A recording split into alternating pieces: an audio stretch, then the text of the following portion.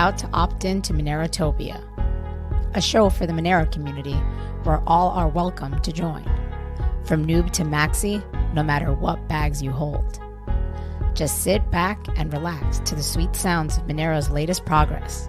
Or if you're feeling inspired, join us on stage. Remember, the only thing that can stop Monero is a false belief that it can be stopped. And if you want to win the revolution faster, we recommend you remove your XMR from all custodial exchanges immediately. Warning, voting accidents are common around here. Don't forget to properly secure your private keys. Monerotopia starts now. All right. What's up, Tux? What's up? Morning, everybody. Man? Good morning. Good morning. All right, we got 15 coming in. We started a little late today. Guys, like and share, Let's get the word out. We really got to get beyond our echo chamber here, right? We got to break through. We need new people to find us. Although I do think that's happening now more than ever. But we got to help make it exponential. Right? I'm seeing a lot of new users, people, things Monero related.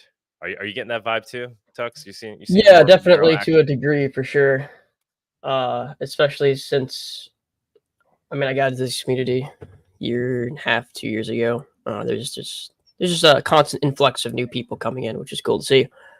But the algorithm might be keeping it down. You never know, especially on YouTube. YouTube is very notorious for being selective about what's allowed to get out. So yeah, we put so much content out there, man, and we've been around for a while. You put a lot of content out, and you have individuals who aren't even that controversial, but by YouTube standards are controversial, who are on the show and stuff. Like the Health Ranger.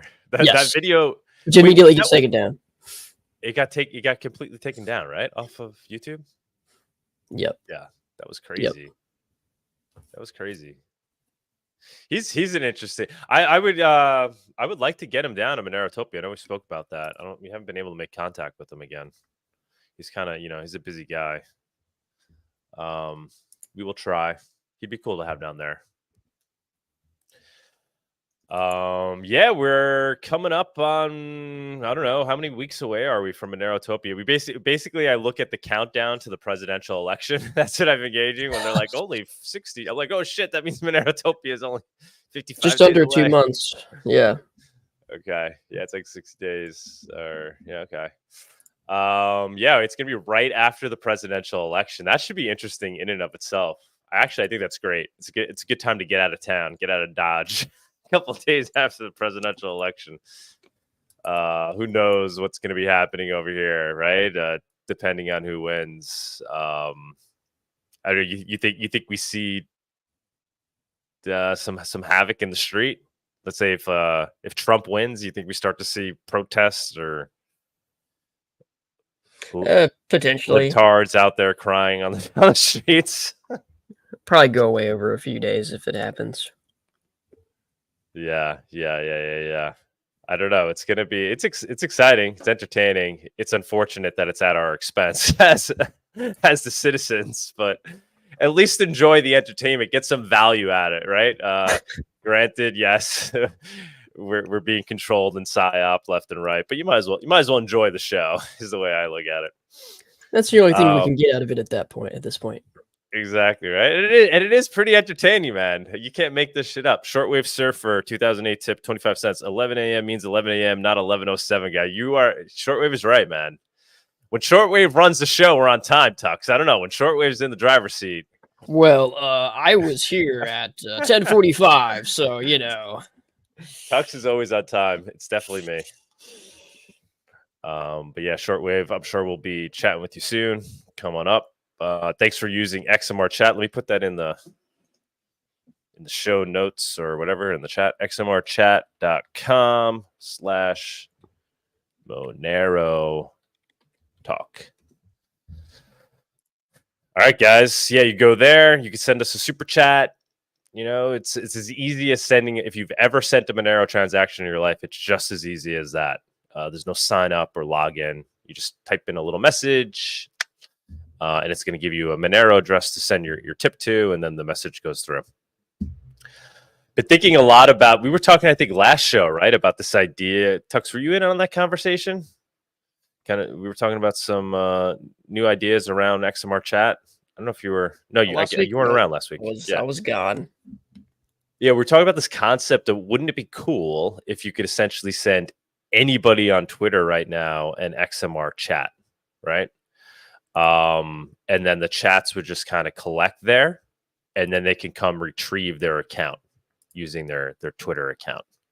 So theoretically, we could, create an XMRchat.com / whatever @Trump, whatever his Twitter is account, start sending him super chats, filling up his, message board on his XMRchat.com account.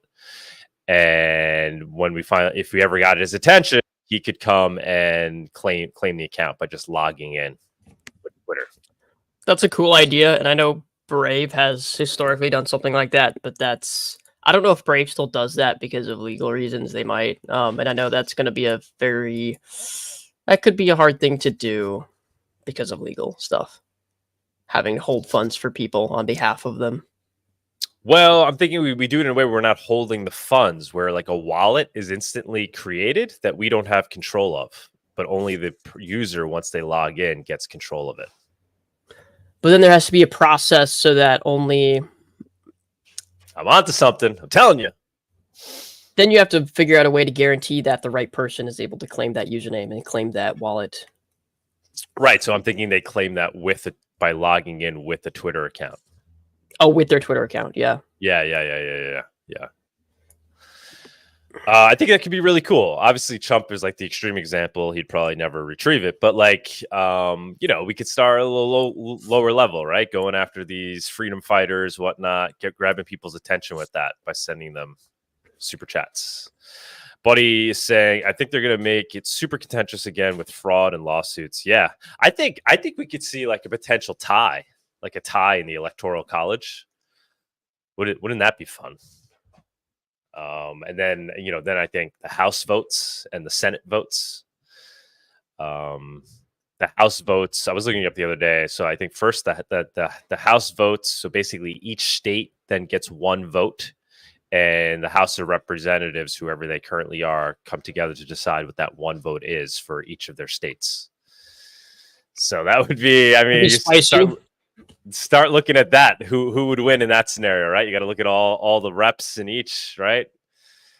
I think there's even some pathway for RFK Jr. to be in the mix at that point, because if there is a tie in the Electoral College, it does go to the secondary process, wherein they vote, I think, on the top three, whoever the top three like candidates are. So even though, as long as he got some amount of electoral votes, he would be in the running to be one of the options that the House can vote on and the Senate can then vote on. That would be the most amazing power play of all. I don't know how that would work. I mean, obviously, I don't see a pathway there. I don't know why the House and Senate would then vote for RFK Jr., but maybe because if they just kept coming to a tie or something, I don't know.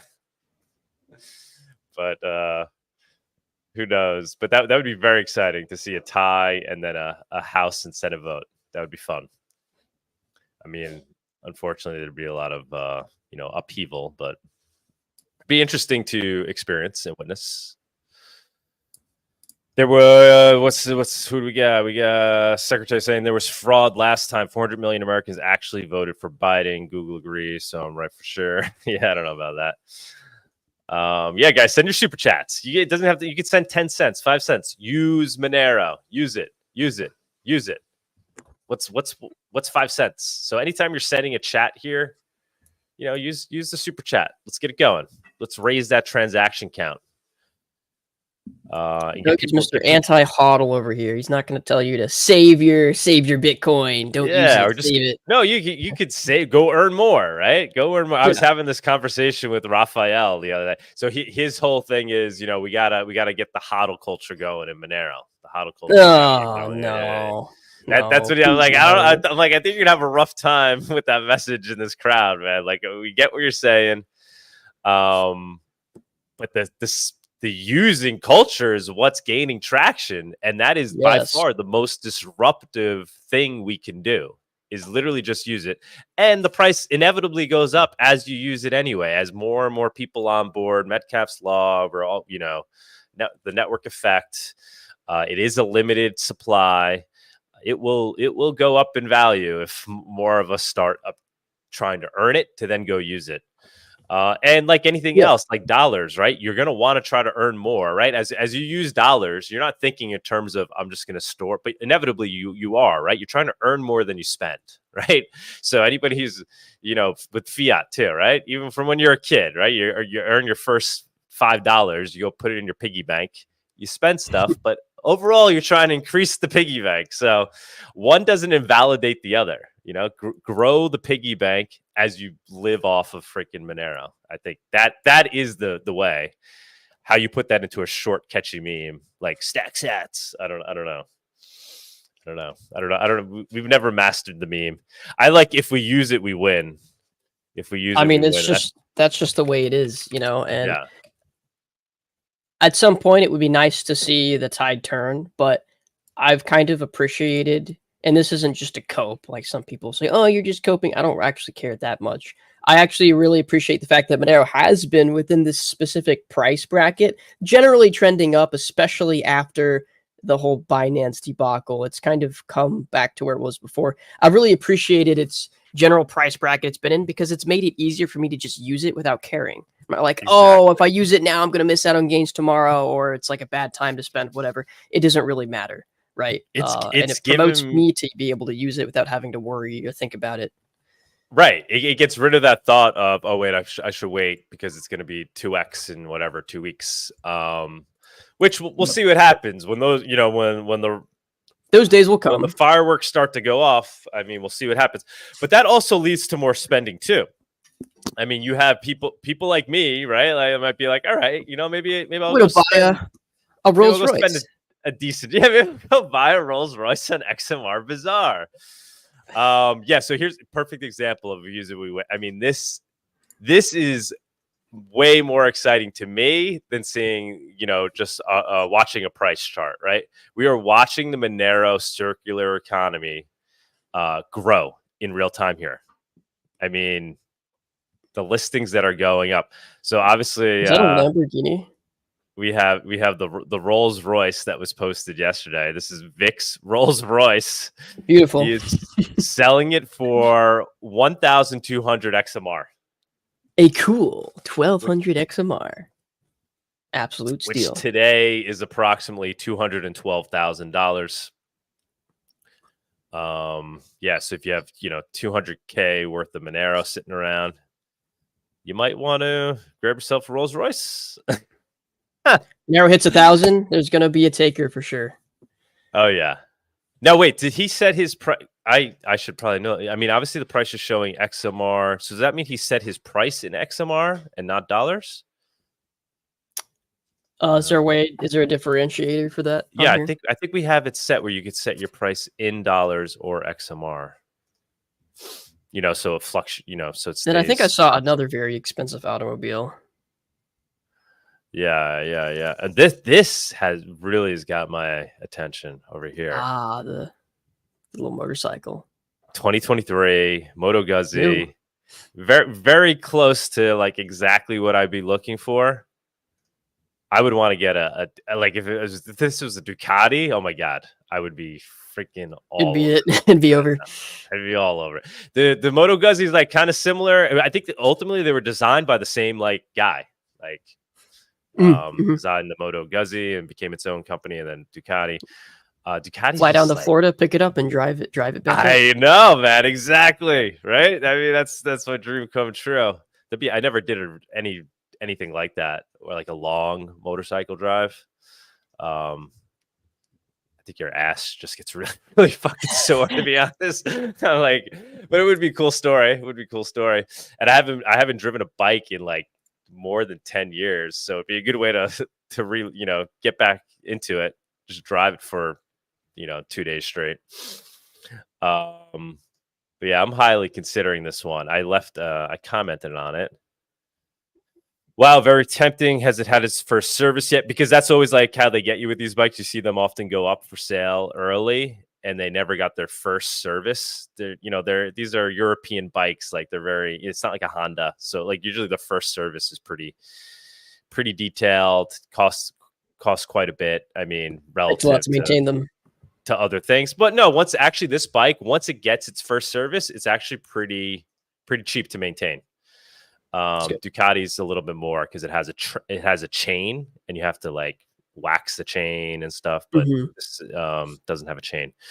So he's saying it did in fact get its first service at 1,000 miles. It looks like it's in very good condition. Very tempting. Is it a fair price for it? Yeah, it's like market value. It's market value. Maybe I'd haggle a bit.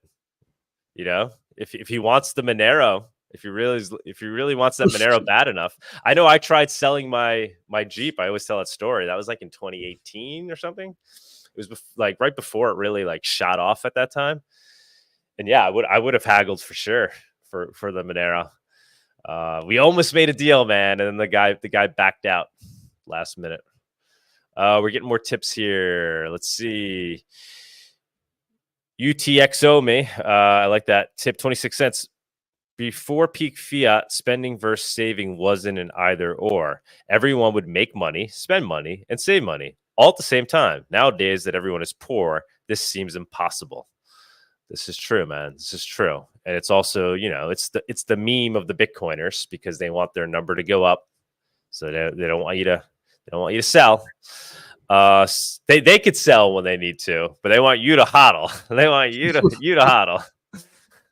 They want you to get your friends to start buying, your grandparents, everybody. Sandy Maxwell tip 50 cents. For the Twitter account stuff, I would say only stick to local regular Joe. We don't need attention from those who should not be named. Meaning like if we started doing the XMRchat on Twitter thing, like not going after. Yeah, I don't know, man. I mean, the cat's out of the bag here. We're out in the open.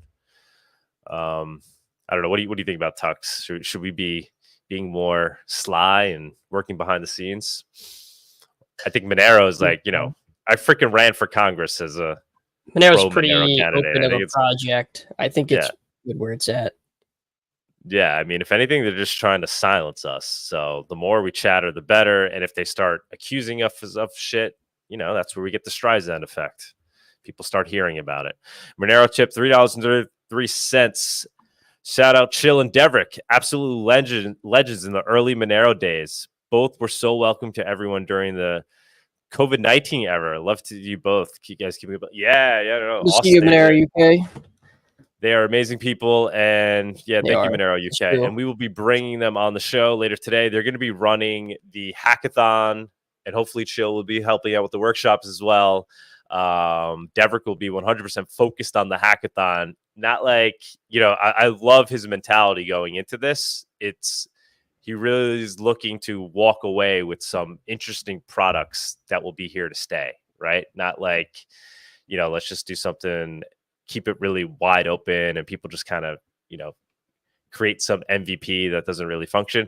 So we're going in with the intent of actually producing some interesting tech by the end of this that the vendors themselves will maybe be using. We'll get into detail on that in a little bit when we bring Deverick and Csilla up, and we'll tell you guys how you can participate as devs in the hackathon. We got a copy. We got 119 live views, guys. Like and share. Everybody should be retweeting this. Like these are easy things to do, and you guys benefit just as much as we do because we all want to see this ecosystem grow. XXS MoneroChat 69 XXX tip 69 cents. How appropriate. What the blank did you just blank say about me, you filthy IRS agent? I'll have you know I graduated top of my class in XMR seals, and I've been involved in numerous secret raids on BTC conferences, and I have been in over 300 boating accidents. All right. Will you be at Monerotopia is the question. XXS MoneroChat 69 XXX. Will you be at Monerotopia?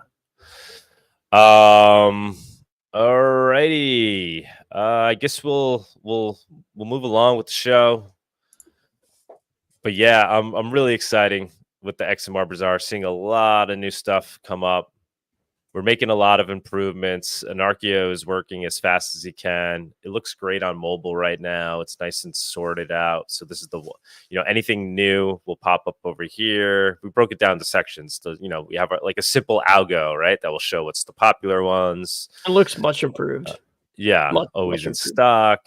And the search, we're working on the search. I think the search kind of sucks right now. So, even if I put in car, like, no cars pop up, right? I could go to automobiles and I could see all the automobiles. Is that a Lamborghini at the bottom?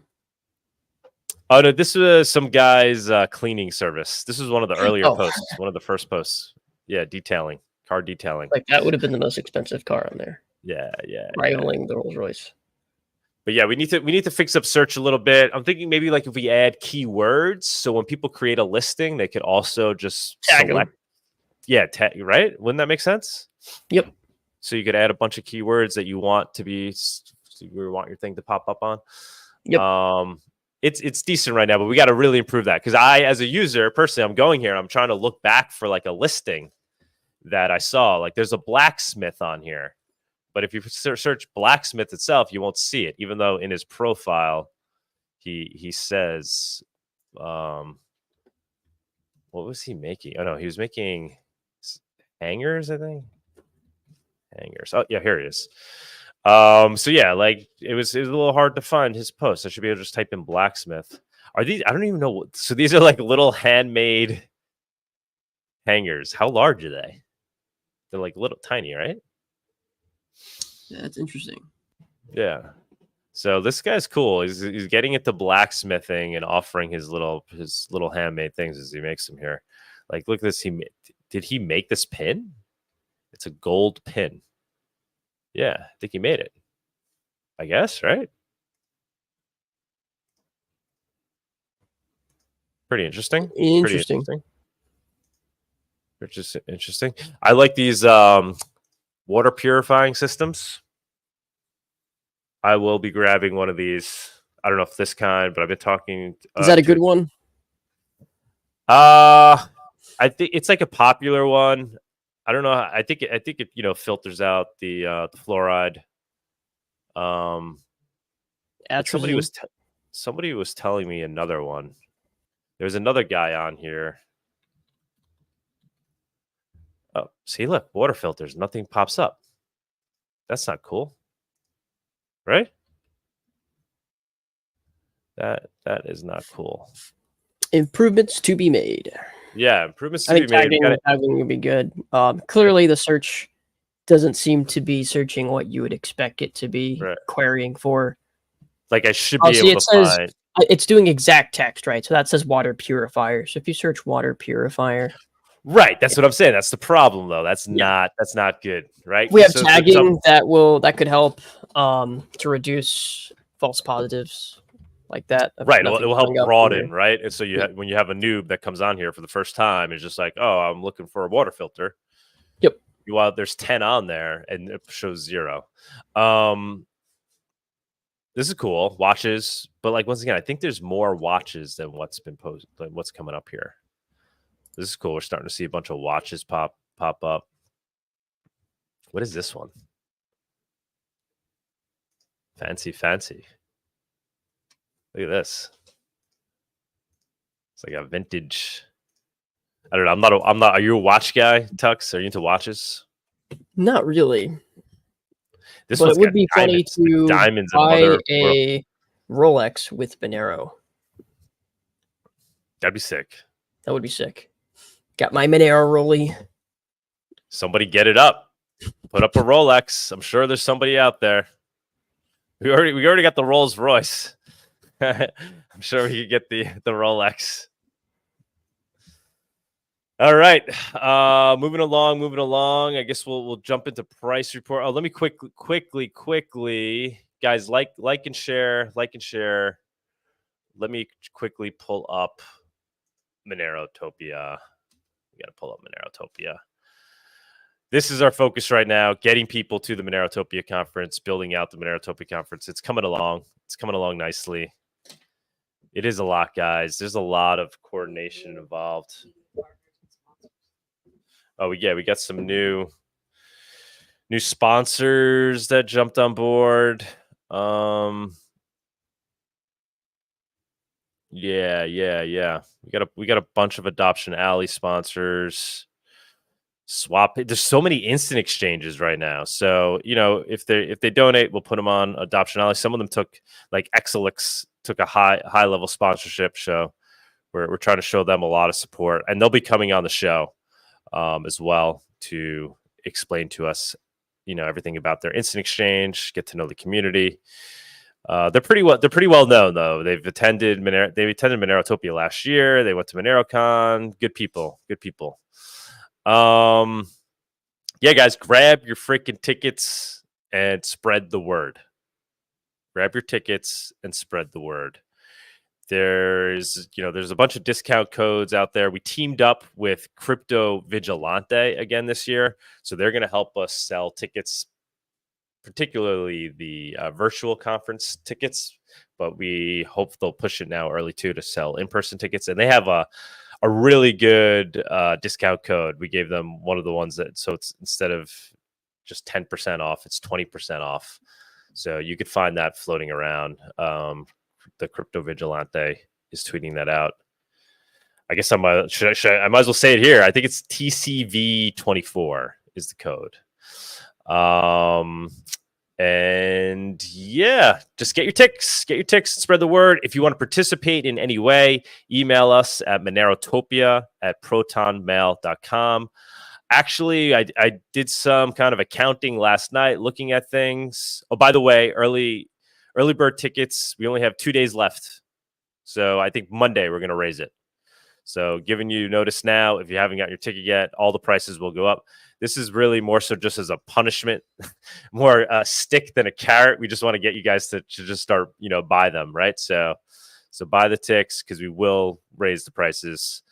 But yeah, I think we have room for more speakers. So I wanted it to be less speakers than last year because last year was so intense. So it's not as, it's like a little more spread out. So we have time to like go to a talk, take a break, hang out with everybody. Last year was like a freaking marathon, right, Tux?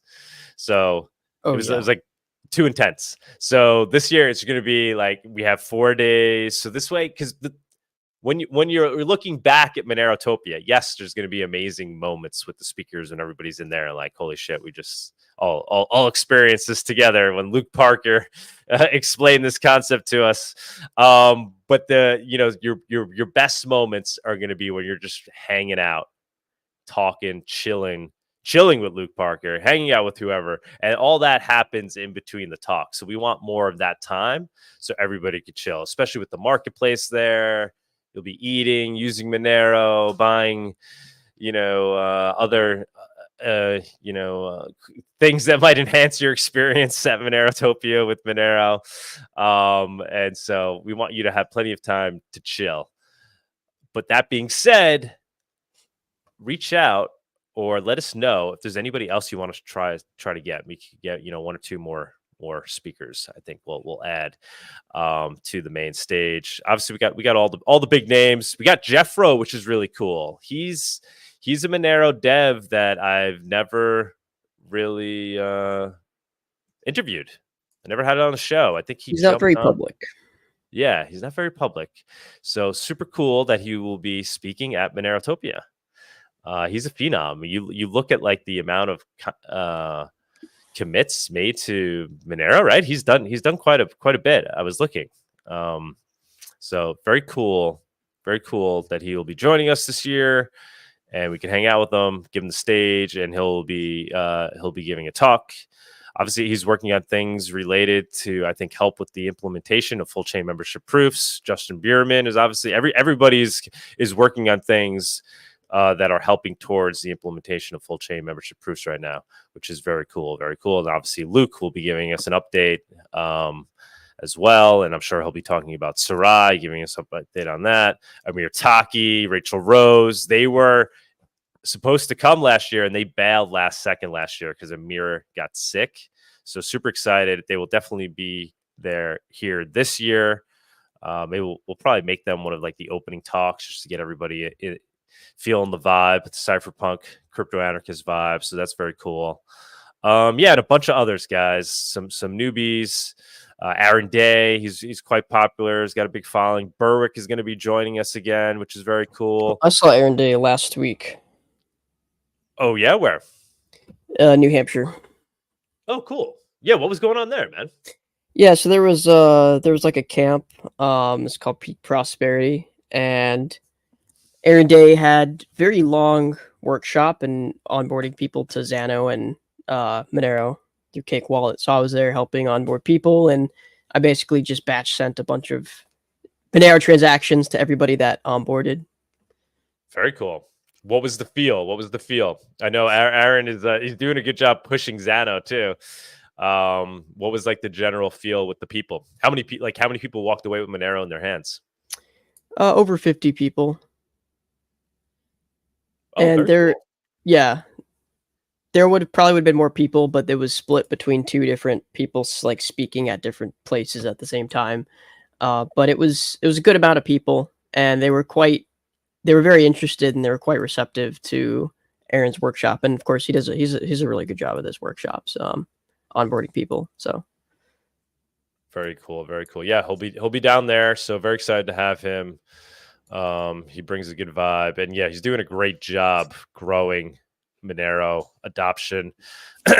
We got to get him to talk about XMR. Was he mentioning XMR Bazaar at all when he's out there? We got to get him doing that. That's it. That's a great way for people to start earning Monero. I got to talk to him get him to start pushing XMR Bazaar. Moonstone Research tip, 25 cents. If you think the recent chain analysis video was concerning, you should see the Monero tracing tool they have available for clients at Moonstone Research. Yeah, we're well aware of it. It's actually pretty cool. It actually gives you a very good visual representation of how Monero works and how ring signatures work. But when FCMP comes out, basically all of that is going to be useless. And I have knowledge on that, so. Ooh, give us the knowledge, man. Give us the knowledge. What do you got? Well, it's just that when FCMP is out, the tools that have been developed will be useless. Okay, yeah. Yep. Yeah, I think I've heard Justin say that as well. Yes, he's probably said that before. Yeah, but I'm sure they'll still be. I mean, is all of the insights just based on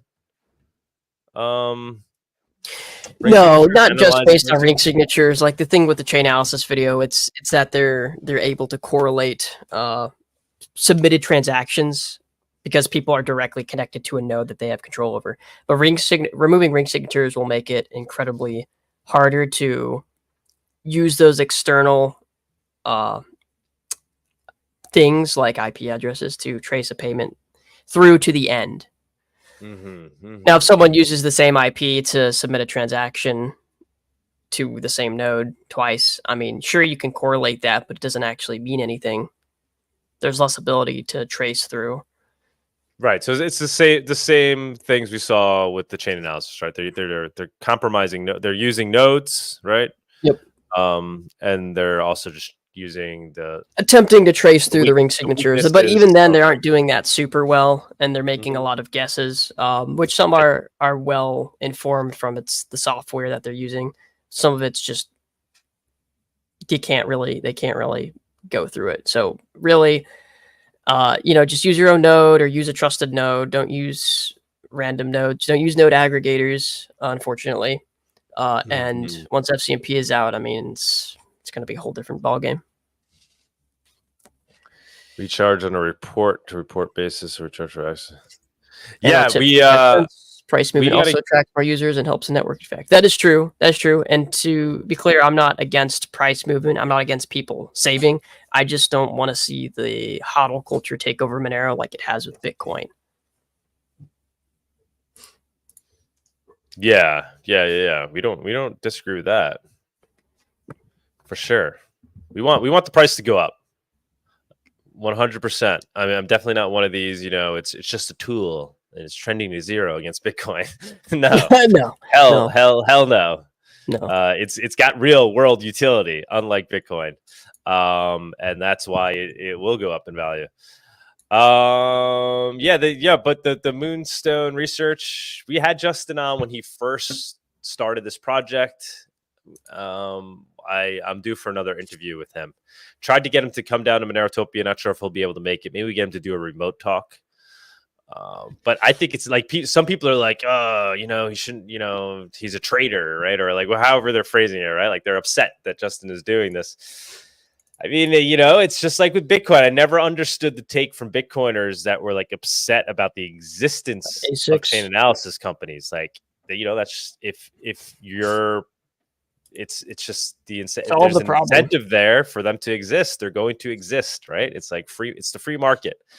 I don't think it's the most ideal scenario, but like through some of if you look in the blog, and you look at specifically the article of trying to trace when the Monero CCS hack happened, it goes to show that even with the medium anonymity set that's given from ring signatures, you can only trace it so far, and at some point you can't trace it any further. There's things you can do, like sending it to an exchange. But clearly, in this case, and this tracing, remember, this is a unique situation too, because they had the person's private. They did. key. They had the wallet. Right. So they had the TX IDs. Yeah. Of the transactions, they couldn't see the recipient, but they had the TX IDs of the transaction. So they had more insight than a passive observer would on the blockchain already. Exactly. So, Yeah. All right.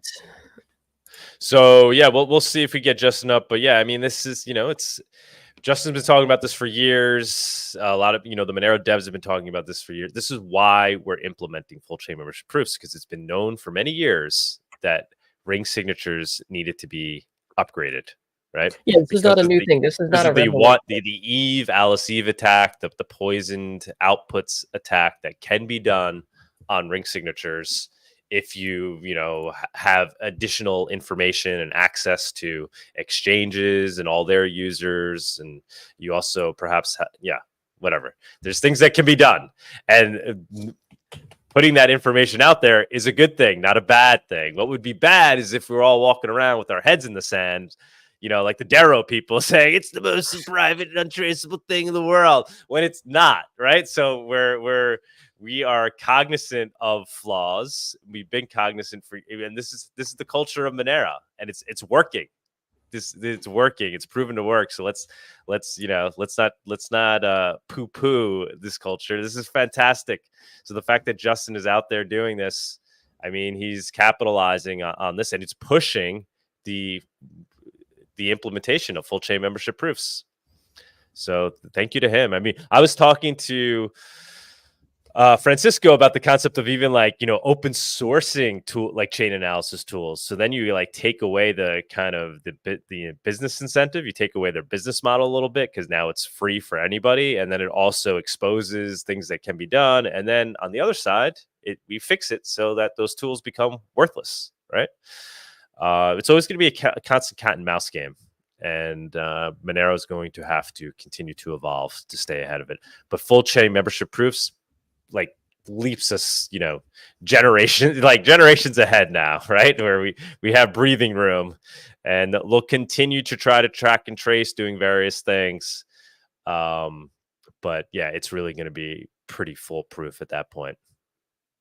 And what Monero has going for it more than any other crypto or any other privacy coin is that it's actually been used for that purpose from day one, and it's private by default. So, all right, we are 40 minutes in already. We have 177 live viewers. Guys, let's keep pumping it up. Like and retweet. Let's get more people, get more eyes on this. We will jump to the price report, and then we'll have Deverick and Chill on. I don't know. Wait, did they want to go on sooner? I don't know. I think Bawdy's probably waiting, so we should just jump. Okay, Bawdy's waiting. All right, let's do price report. Sorry, Deverick and Chill. We'll get you up right after price report. Hopefully, you can hang tight.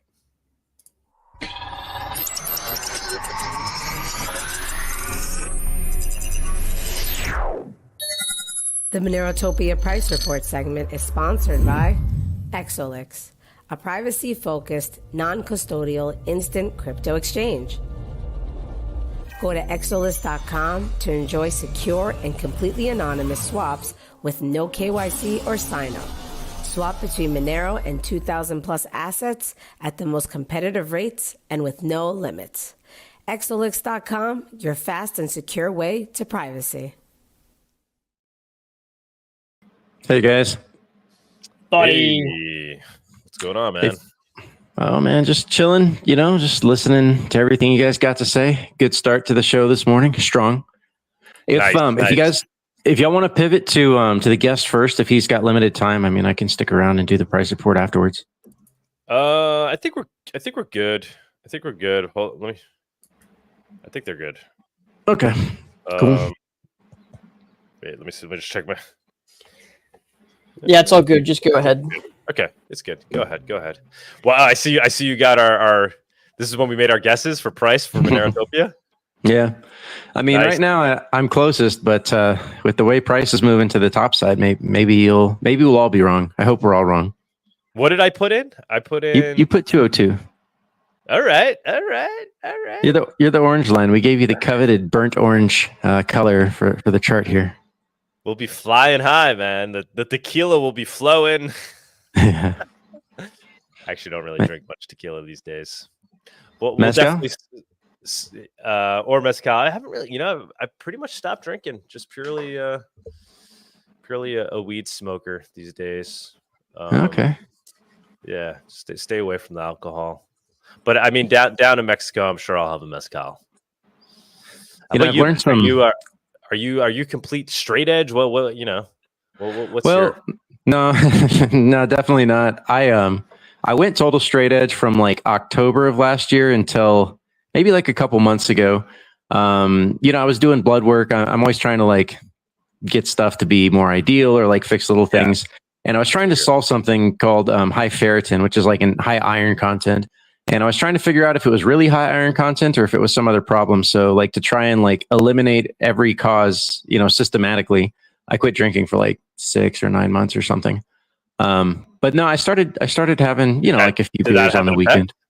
Was that fix your problem or no? No, I still had high ferritin. It turned out to be a high iron thing. I think it's like about 10% of the population has like the natural propensity just to grab as much iron as it can and hang on to it. So you basically have to donate blood to get that down. Oh yeah, okay. I have heard that. Yeah, I've never gone down the starting to just test my blood on a regular basis and look, because that's just that could become a real time sink, right? And then it's like, and you don't really. There's always something, and I feel like psychologically it starts to psych you out a little bit. My thinking is, no matter what my blood is saying or anything, I'm going to be doing ultimately the same things anyway to try to fix it, right?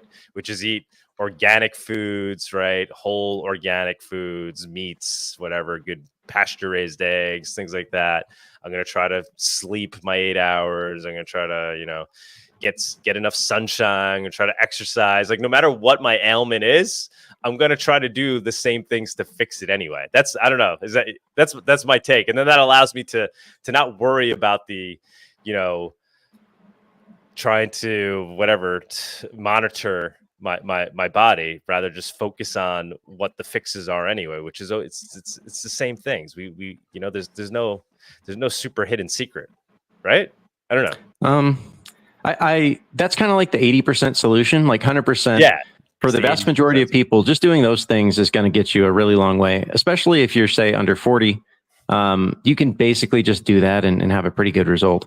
The problem is that like there's these little things that everyone that individuals have, and they start to compound over time. Like, so for example, this high ferritin thing, this high iron content, you won't really notice it. It'll slowly creep up over time, especially if you're like me and you eat just like a shitload of red meat. Like I eat probably 1 kilogram of red meat every day. But since my body has there's your iron. Yeah. Well, the thing is like your iron, like your body should be able to regulate that well, but about 10% of the population doesn't regulate that. You just hang on to as much iron as you can. So if I test it and I know that my ferritin is like double what the maximum recommended, level is, then I know like, oh, I know I need to go give blood. I need to get this iron content down. And I've been able to see it in my blood work and my numbers as I've gotten that down. It like high ferritin is correlated with all sorts of like all-cause mortality. I mean, you're talking heart disease, cancer, insulin resistance, the full gambit. Now, I didn't have like heart disease, insulin resistance, but my fasting insulin levels were higher than I thought where they should be. For a guy that's relatively healthy and works out and all that, is like, wait, why is my insulin slightly high? It should be at the low end of the range, not a few points above. So anyways, I've been able to see all of that start to come back into range. Even things like your free testosterone can be affected by high ferritin. So just in general, my thinking is that as you start to approach 40, you really want to get a blood test at least once a year, because there could be little things that you're not aware of. Maybe you're exposed to some environmental toxin that you weren't aware of. Maybe you have a high sensitivity to like one particular thing. And you just, in a lot of cases, like you won't know unless you measure. So you don't want to psych yourself out about it, but I do think that it's valuable to get your blood work done. Yeah, no, I can't disagree with you there. It's just, yeah, it's the same reason I don't follow the price charts. It's just like, I just got my head down, focus. Like, I don't think it would, I guess if I saw some weird anomaly, like obviously if I had like high mercury, right? They'd be like, oh shit, but shouldn't eat as much freaking tuna. For Bawdy tip 50 cent, dude, don't worry about your high iron thing. You live in Mexico, which is high altitude, so your body needs the iron to get more oxygen. All right, it's interesting. Yeah, I mean, that's definitely a question about like hemoglobin, for example, right? So you're at high altitudes, your body's going to want to have more hemoglobin to deliver more oxygen. Yeah, I mean, when I say high iron, I don't mean like I'm on the high end of the range. I mean, I'm like, whoa, holy shit, you're on the border of recommended to go see a specialist. And it's very interesting. So you said you did fix it though. So what were the tweaks you made to fix it? Well, I kind of did some experimentation, but the primary thing you can do is donate blood. Like for the vast majority of people, if you donate blood 2 or 3 times a year, like anyone that has high ferritin, if you do 2 or 3 times a year, over the years, you'll come down, you'll get back into range, you'll be fine. I was trying to experiment with sauna to see if I could lower it without donating blood. So like I donated blood a couple times. My hemoglobin bounced back in a week, which is like a classic sign that you have a lot of iron. And my ferritin came down a little bit, right? It's like each blood donation is a little bit.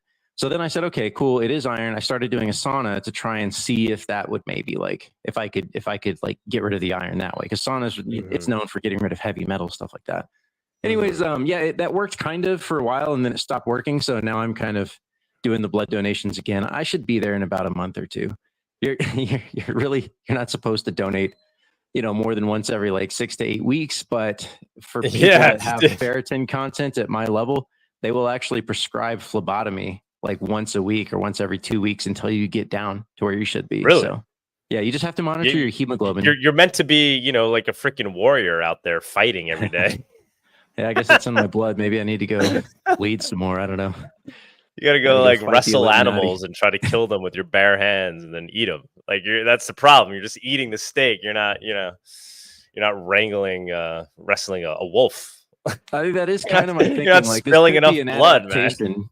It really could be an adaptation for immediate term survival, midterm survival. Oh shit, I just, on a hunt or, I just lost a shitload of blood. Good thing I have high iron content. I can replace that hemoglobin quickly. But yeah, in terms of longevity, in terms of staying young and healthy and, into your 60s, 70s and 80s, well, it's not the best. It's not the best thing. Shit. That's most people have little things like that. Like there's this idea that everyone has like 4 or 5 different genetic mutations that are low level in the population, like 1 to 10% of the population. But the specific ones that you have mean that you should maybe be you should maybe be avoiding particular things, or you should maybe be supplementing in particular ways that most people wouldn't need to. And so if you can figure this out over time, then you can actually extend your lifespan, extend your health span. I would like to add some like health element to Monerotopia, like maybe like a workshop or something. I don't know who would be good to try to get to run something where people can walk away. Would you be down? Yeah. You'd be down to do that? Yeah, I'd give a health workworkshop. Bro, I've been doing I've been experimenting with diet and health since like 2008. So I mean, I'm not. I know, and you know your shit, man. I know you know. Anything you focus on. He has the IQ to back it up. Yeah, and we got another tip here. Lobby a tip to 50 cents. When will the calendar schedule be available? So I don't know. I mean, it's 4 days of nonstop talks and workshops. We'll get it up soon. It's just we got a lot to juggle here. We'll start putting something up, and then it'll be subject to change. But yeah, make all 4 of your days available to be hanging out at Monerotopia. And then the hackathon, we'll get into that once Chill gets up here with Deverick. But we're thinking, that might even start that a day or two earlier, so people can start, getting their projects going. But Bawdy, take it away, man. Take it away. Yeah, let's get into the price. Price has been, well, I mean, we're kind of, as we always say, we're stable coins, so been pretty stable, but price has been moving to the upside for the past, last week. Obviously, the big news is that Jay Powell reduced rates by 50%. We expected this. He said in Jackson Hole last month that this was going to happen. So it's completely unsurprising, but it is in my mind, that's kind of like, that's like the last thing that I wanted to see that was like, hey, this is the confirmation that we are probably looking at some kind of crash coming up here soon. We'll get into the macro stuff later, but yeah, for now we've got our Monero chart here. We are actually trying to bump towards the top side here. Let's drop a couple lines. So right here, right, our local high, we're getting pretty close to that, right? We're just starting to approach that. With the way that Monero's price likes to take its sweet time when it makes movements, it really wouldn't be surprising to touch that line, maybe even bounce above it, do something like that. That kind of thing could happen. In a lot of ways, we've talked about the Bitcoin price, and we've talked about how there's, at this point, the Bitcoin price really needed a lot of consolidation, and to expect it to just sort of ride this trend here, right, to stay in this area. So if we kind of take the correlation of Monero and Bitcoin's price as sort of a proxy for what Monero might do, I'm just saying that it wouldn't be totally surprising if we're not quite at the moment where things are ready to break out to the top side, right? Maybe we need a little bit more sideways consolidation. Hey, who knows? Maybe right around Monerotopia is when the price shoots up. That could happen. That would be cool. We have seen the transaction counts bump up significantly, if I can find them. Here we go. Yeah, so Monero transaction counts just moved up from 20K to above 30K. It's like we just added 10,000 transactions per day, which is cool. I'm not exactly sure where that's going on, but it's probably not any kind of attack. It's probably just organic. If it was an attack, we would probably see something like what we saw here previously, where things just spiked up. So yeah, it just seems like, I guess, people are getting the message, right? They're watching more Monerotopia. Smash the like, by the way, and they're just realizing, hey, why don't I just use Monero? Why am I going to do all of this privacy gymnastics on Bitcoin when I can just use Monero? And I think ultimately that's going to have an effect on the price as people use it. It's just as simple as that. When something is used, you end up with a larger amount of, even if you just wanted to use Monero for a transaction, but you're like a Bitcoiner, or maybe you're a meth head, an Ethereum maximalist, right? But you're like, oh, I need a private transaction. I got to buy some Bibles on the dark web in China. You might, you're going to have some amount of currency for the time period that stays in Monero, right? That value is going to be in Monero, at least for a short time period. So as more people use it, as we get more transactions, that implies a larger amount of funds staying in Monero, a larger amount of value just staying natively in Monero in aggregate over the total population, which implies price increases. Now, we have, in sort of this reverse reaction to the Bitcoin maximalism, just hodl, bro. We've kind of had this reverse reaction of don't buy Monero for investment, don't buy Monero for price. And that's a good kind of reaction. It's it's the metaphorical truth that we're using to try and keep as a bulwark against that kind of mentality of, the degen mentality of just number go up, BlackRock buy my bags.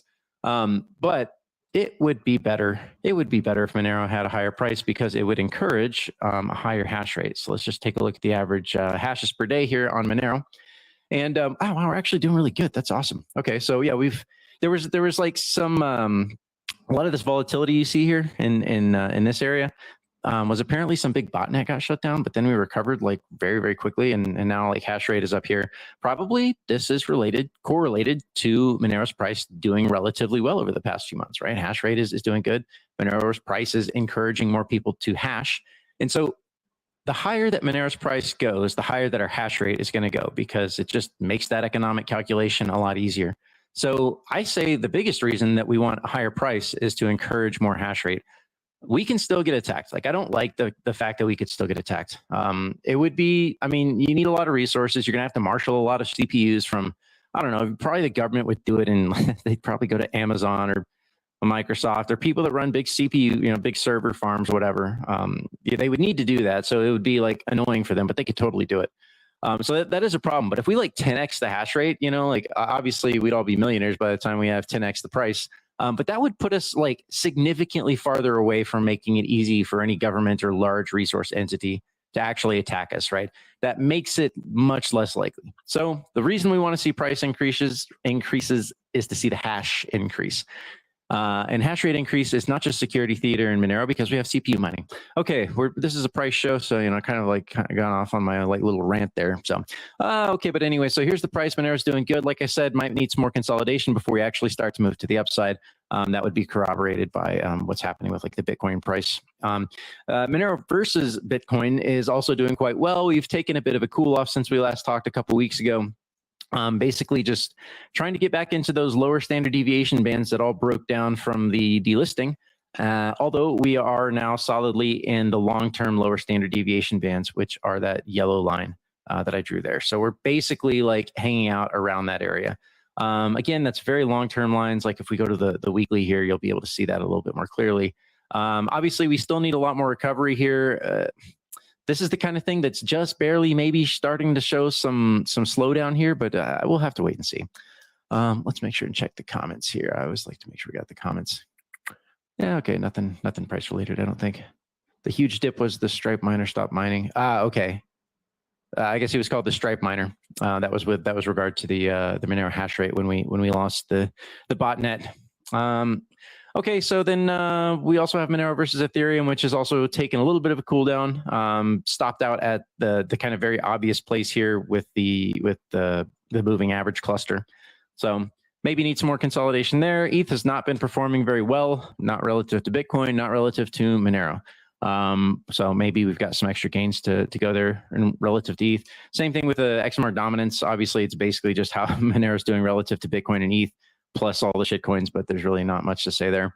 I don't know. One thing I need to check is whether total 2 and total 3 include stable coins or not, because that's kind of like, in some ways it's like you shouldn't include stable coins. In other ways, it's kind of like you should. Like the USDT has taken the currency use case from Bitcoin, like across the world. It doesn't matter if it's Latin America or Russia, people are using Tether, right? And that just gives power to fiat and to the dollar. So it's inexcusable for all the maximalists for all these years that have tried to say that Tether is good. In a way, like it serves a function, and I guess I use it too sometimes, but it's an unfortunate reality when we were supposed to have scalability. At least if we had scalability on Bitcoin, I could be like, all right, whatever, at least it's scalable, but there's not even that, like no privacy and not even scalable. All right. Anyways, enough trashing Bitcoin. Xano has had some big gains, as we saw for the past couple of weeks. It's really just consolidating at these levels. It looks like that's a big appetite. You've gone 3x. It might be hard to find new buyers in the short immediate term, but consolidation here and a positive crypto market probably spells more gains for Xano in the long term. I don't know what it's going to do in the short term, but looks to me like it's consolidating. I can't tell you if that's a top or bottom or whatever that is. Firo is actually convincing me now that it might be in a bottoming pattern. It's done enough chop down here at these levels to make me think, hey, actually, it seems to be establishing these lower standard deviation bands. I don't know how well you guys can see that. Let's zoom in. So these band clusters down here, those lower standard deviation band clusters. So we had like this oscillation. You would almost call this like a W bottom, but maybe it's like a double W bottoming pattern, which is something I just made up. But anyways, Firo might be able to convince me here that it's actually bottoming. You might look to acquire a little bit on dips here and see if you can't get something, make some of that work for you. I wouldn't put any significant amount of money there. Pirate Chain doing nothing, just kind of flat. Looks like it's flatlined for a little bit here. Although we say flatline, but I mean, this thing is actually moving up, 20% from these oscillations. So I don't know if it had liquidity, and maybe it does, maybe it doesn't. I wouldn't expect that it does, but if it has liquidity, these wicks and these oscillations, you could probably, I mean, that's a lot of noise here. You could probably use that in some kind of trading strategy, but I don't know how far you could get with it if they don't have liquidity. Maybe they do. I've never checked it, but it's an idea. If you're a DJ and you just want to like try and take advantage of the volatility happening there. Darrow's trying to make a comeback slowly. It's not really doing much, although I mean it's up like 50% from the bottom. So this might be a bottoming pattern as well. I would figure anyone that wanted to sell Darrow is probably mostly already sold by now, right? Like probably most people have already panic dumped. So yeah, I mean, I don't know. Maybe they'll fix their chain, or maybe they already have. I just don't care. Like I don't care about Darrow. Like I never thought they would be anything good, anyways. Like they just did dumb things. Like when you release bulletproofs before the math audit is done, that's irresponsible. It's fucking irresponsible. And I don't need to review the cryptography. If I know that, then I know not to actually invest in that project as like a real long-term thing. It would just be like a price thing. So yeah, okay. We got Kevin here. He says that $177 looks like an interesting price point for Monero. When moon? We will moon on February. Let's just say February.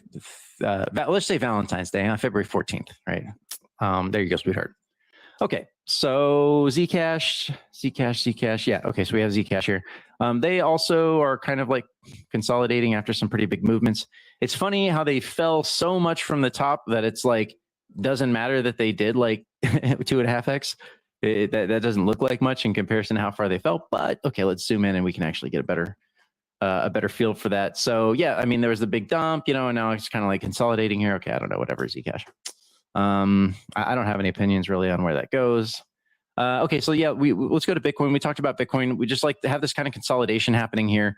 I think that this is likely to continue. It could be the case that there's more gains on the way. The Fed just lowered rates, but I feel like, I mean, there are more gains on the way. It just could, could take longer than we would hope, right? Let's take a look at the wave magic on this one. The wave magic actually spells a very similar picture. When we look at the blue bands, right, the clusters of upper standard deviations. So effectively, these blue bands here are just kind of like compressing, right? They're getting more and more narrow. And I would imagine that in steady state conditions, right, absent some broader market crash, you could basically just expect Bitcoin to continue ranging in these bands for some period of time. Eventually, it will break to the upside. That will probably be concurrent with some new liquidity expansion. Yeah, we'll talk more about the liquidity expansion later. I have a lot of ideas on that. Someone asked earlier about Ethereum versus Bitcoin. I got to be honest, guys, this is a missed call on my part, and it makes me sad because I hate missing calls. I really did think that the ETF was going to push a little bit more funds into Ethereum, but relative to Bitcoin, it just hasn't mattered, right? It's down like, from that moment, it's down like 30% now. And this chart, like, it just doesn't look like a good chart. Like, as much as I would like to think this chart's going to come back to the upside, I mean, it broke down the obvious pattern. It broke down the falling wedge. And like, honestly, this chart could reasonably fall all the way to these lower standard deviations, like, especially if we get a tail risk event, right? And I think that's a reasonable possibility. Like, we could get some kind of big market crash. Maybe it tries to like come back and then we get a market crash and actually hits that spot. I still think that Ethereum is going to outperform Bitcoin. It's going to get back to these levels at least. I used to think that let me rephrase this. I still think it's very possible that Ethereum gains market cap parity with Bitcoin. However, Solana has stolen a significant amount of the degeneracy from Ethereum, right? Ethereum was like the degen chain where you can get all the ERC20 tokens and do all this cool shit. But then Solana came along and just stole a lot of that thunder, right? The memes are on Solana now. People are like doing the Solana degeneracy. So I think Ethereum has lost a lot of its price potential to Solana. And that's a big miss on my part, realistically speaking. That's actually something that was pretty predictable in hindsight. But it could have been predictable without hindsight. Like, you could have used foresight to say, Solana was a big player. You can see all the meme degeneracy is developing there. They've got all the stuff going on. And to know that that's going to steal some of Ethereum's market cap. So, I missed that one. But whatever. What are you going to do, right? You're going to miss some of them. Let's take a look at the Z-scores. So XMR is actually performing relatively better over the past, let's just say like 3 weeks here. And a lot of that was generated by when the crypto market was going down, Monero was holding steady. And so we had pretty good relative price performance overall, while the rest of the crypto market was languishing. They're starting to catch up now, but Monero is actually keeping up at the moment. So yeah, relatively speaking, Monero's done good. Who are the big winners lately? I guess AVAX did pretty good, and BNB. Okay, and Dogcoin. All right, our favorite. Is it Dog? No. Sorry, Bitcoin. They're actually all doing pretty good. We're not going to dwell too long on that, but yeah. So Monero currently top performer over the past few weeks. Okay, now let's go to the macro stuff. We'll start with gold, because I'm sure that watching this gold chart is making a lot of people happy. Let's drop down here to the daily, where we can see how good gold has done lately. Effectively, we broke out of this wedge. We're kind of like approaching this other wedge here. So this spot right there is a very interesting spot. We'll go to the monthly so that you can see why. Effectively, that is that's a resistance line that we draw from going all the way back to 1980, if you can believe it, right? So this line right here, we just connect the two tops from 1980 and then 2011, right? These are big macro blow off tops. And we're effectively touching that. And you can see that this is a big macro rising wedge on the order of 4 decades, 40 years, guys. This chart pattern has been in the making. So are we going to break it immediately right now? Probably not. It's difficult to think that gold is just going to smash to the upside, break all these resistances without respecting them in the slightest. Here's a slight side note. When it comes to resistances and strong points on the chart that you're like, hey, that's a spot that everyone's going to look at and say that's strong resistance. Could be the previous all-time high, whatever. Whenever you break a very strong resistance without respecting it, you just smash through it like it wasn't there. Very often is the case on the way down, you'll bust through that resistance without respecting it either. So when you hit resistance, it's a good thing to see a pause, to see some pullback, to see a little bit of resistance at that spot. You want to see that because it establishes that as a new place, right? People take their profits, all the traders, they're doing all their thing, and then eventually the market's going to resettle and decide, okay, well, we are ready to go up now, and then it'll go up. So that on the way back down, if there is a way back down, sometimes there's not, many times there's not. But on the way back down, you'll respect that resistance because it was previous resistance. Again, a lot of this is psychological. But yeah, so we're basically zooming back here into the daily. We're very, very close to these resistance levels. And this was a spot that I was saying, hey, this wouldn't be a bad spot to take some profit. It wouldn't be so much taking profit as it would be like, I'm going to pivot some of these gains into some other type of asset, right? So maybe it's real estate. They're lowering rates, so now people are going to want to start buying houses again, right? Maybe that the stockpile, the buildup of all the houses that are on the market, maybe those start moving. Perhaps this generates positive movement in housing prices. That could happen, right? So you might actually use that to put a down payment on a house or something like that. That wouldn't be bad money management overall, right? When you have big gains and it's a growing percentage of your stack, you typically reallocate that to some other part of your life that's important to you. So at any rate, I'm not saying that this thing is not going to go to the top side. In fact, if it is, it could very well break. We could actually see it break this with a wick to the top side and then come back down. I don't know what the timing on that looks like. So I do kind of want to start theorizing on some of the timing here. So as we talked about, the Fed started lowering rates. Let's see here. What do we got? Okay, yeah. So we've got the Fed is now lowering rates. You can see this white line right here. That was them dropping rates 0.5%. You can see that the bond market already knew that the Fed was dropping rates because the bond market has already been going to the downside. Oh, by the way, look at the inversion. We are already, at least in part of the way that we measure this, the yield curve is already not inverted partially. The red line still kind of needs to get above this to sort of confirm. But overall, this is the pattern we've talked about for months, really for years, actually. We're looking for this thing to spike violently to the upside as the Fed continues to lower rates and bonds start to crash towards the downside. That's one of the big signs that a crash is imminent. Let's take a little bit of a closer look at that. So what we have here is the S&P 500 in the candles, and then the federal funds rate is in white. And I wanted to look at this because you want to be able to say, how long after the Fed starts lowering rates could it be until the market shows us some kind of big crash? So let's go back here to the crash of 2020. I almost said it. I almost said the prohibited word. I almost got us banned. Okay, so one thing you'll notice is that the Fed started lowering rates right here. And then the market actually continued going up. It took a while, right? That was like, I don't know how many days that would be. It looks like to me about maybe like 70 days or like 60 days. It took a month or so before the market actually like made new all-time highs. And then the thing just continued marching higher until that thing happened at the end of February, beginning of March, and then the market just crashed. Overall, that was 140 days from when the Fed started lowering rates till we actually hit a real market crash. So, okay, 140 days. We'll keep that in our mind. If we go back here to 2008, 2008 was a little bit different. It's kind of arbitrary. Where do you want to say, okay, the market crashed, quote unquote. But the Fed started lowering rates right here, which is, we can see that's where we drew that line. In the case of 2008, what I did instead was I said, okay, we actually made another all-time high, which is what happened in 2019, 2020. There was another all-time high made. And then things came down. Instead, what I did here is I said, okay, where did we fall out of trend, right? You kind of had this like support line here, and we fell out of trend about 108 days later. Well, we could, maybe that's a little bit too far, but we could say, let's just say 100 days, right?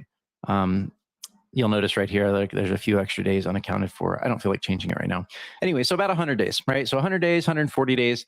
And then the .com is actually even harder. And again, we're seeing this change because markets learn, right? Markets are learning that when the Fed lowers rates, a crash could be coming.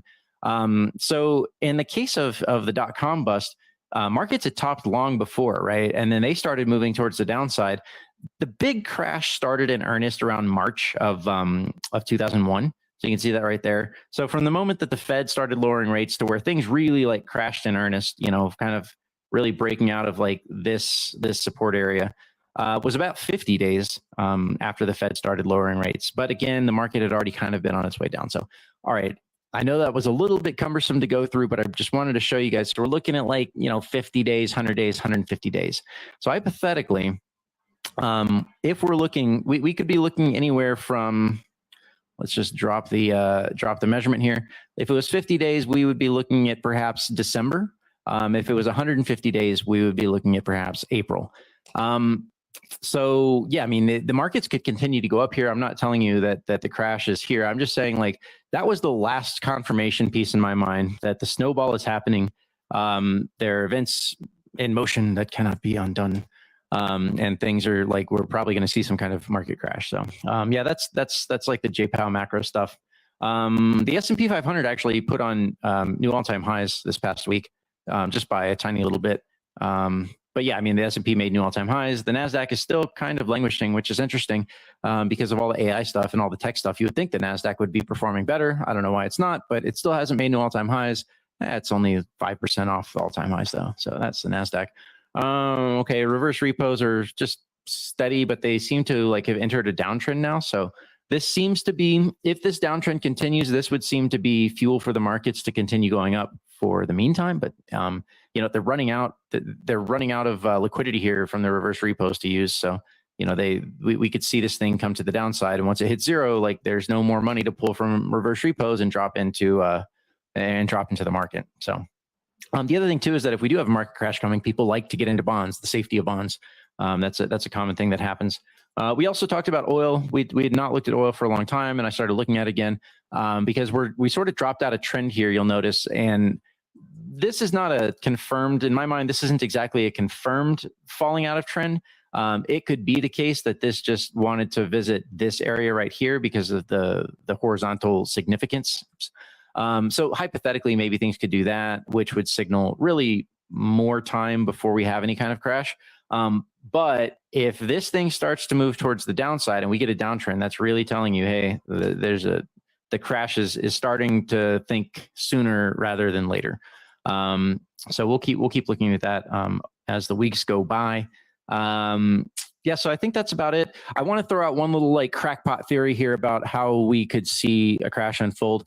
Guys, as you know, I see Coke and Pepsi when I look at Kamala and Trump. Maybe Trump is more like a useful idiot that like believes his own authority and then like woke up kind of like Musk was like, oh, wow, it looks like they're censoring people, and like, oh, it seems like the government might be nefarious. So maybe that happened with Trump and all the stuff, the medical stuff from 2020, who knows, right? But nevertheless, I still see it as like this Coke versus Pepsi thing. I don't think that necessarily it's like there's two sides of this agenda. You've got the commie side of the agenda, which the Democrats love to occupy. They just love being commies, socialists, whatever.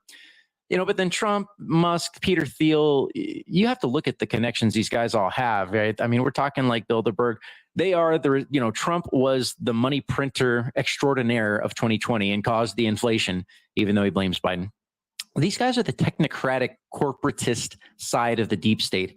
They're also the bordertarian side of the deep state. We need to lock down the borders. It's like, well, the borders are already locked down. The terrorist government is importing terrorists so that they can disrupt society. That's really the problem. It's not a question about the borders as much as it is about importing terrorists intentionally. But the right, the Republicans occupy this like bordertarian side to beef up the military so that they can oppress you better. They can get all their robot dogs. I don't know if you've seen those guys, but those robot dogs walking around have actually been used in America now to bust in doors and stuff. So it's like, okay, you've got the two sides of the technocracy of the deep state of the lockdown people, and they're both just doing different things, right? So the side on the right beefs up the military, does the border, and then advances the technocratic agenda. So why do I say all that? Because if there's some kind of crash coming, and I think that there is, it would make a lot of sense in this polarized environment that Kamala, as a lame duck, because I think why would they do the assassinations if Trump wasn't meant to get elected and do some stuff in office?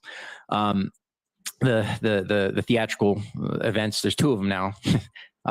So it would be very, very useful, I think, for the technocratic deep state to have Kamala do some of the things that Trump absolutely couldn't do because they'd be unpopular. Maybe she'd do them in like December as a lame duck, or late November, maybe like the first days of January. And then Trump would come in and say, oh my God, what a terrible mismanagement of this whole crisis. It's just terrible. We're gonna change this and do all the good stuff, right? But he's just going to do the other side of that technocratic deep state. So you get the commie implementation emergency measures from Kamala, and then you get the technocratic implementations from Trump, and you get like everything that you wanted, right? So I look at that and I think to myself, wouldn't it be convenient if there was a December crisis crash, right? Because they're going to need an excuse to do the liquidity expansion. So I am starting to narrow down my time scale here to something between, let's just say, November and March. My thinking is between November and March would be perfect timing for the next major false flag crisis. Could be cyber attack, could be whatever. Keep in mind, that is my like completely unhinged ranting ideas, trying to sort of like synthesize from a nebula. I'm cloud watching from like this nebulous cloud of what could be going on, looking at a bunch of squiggles on charts, and then like thinking about the macro stuff. Like, I just want to let you guys know, like, obviously that's kind of that's crackpot speculation, but in my personal mind, that's where I'm looking at. Now, let's take a look at this in terms of like, what can you do if there's a big crash coming? And the Fed is like, we're going to start expanding the balance sheet again, and we're going to rescue the market. We're dropping rates, to 2% or back to zero, whatever. This is not financial advice, and I actually do have to say that here. But an idea that you could do is to take out something like a home equity loan, max out your credit cards, whatever. Like, whatever you need to do to get access to money. And like, if I was 20 something and I was looking, like say 21, and I was looking to just like absolutely YOLO at an early point in my life, I would 100% do this. I would take as much credit as I could in any crash event. And the moment that J Power, whoever says they're going to intervene and rescue the market, I am maximizing every loan I can possibly get and dropping it into cryptocurrency. That's like, that could just be a massive windfall for you. Like, it is near zero risk. When the Fed says we're going to intervene in this market crash, that is a near zero risk moment. And that is what the entire financial bro sector does. They take leveraged loans, they print new money, because that's what you're doing. You're printing new money. They all do it. And the market has to go up. It's like math. Like the market mathematically must go up when that happens. So think about it ahead of time. Say, hey, how am I going to get access to capital, to liquidity? How am I going to take loans? How am I going to print my own money and invest that into high risk assets that can yield me, 2, 3, 4, 5, 10x? And then obviously pay those loans back. And in that case, you actually might, we won't talk about this. Forget that last part.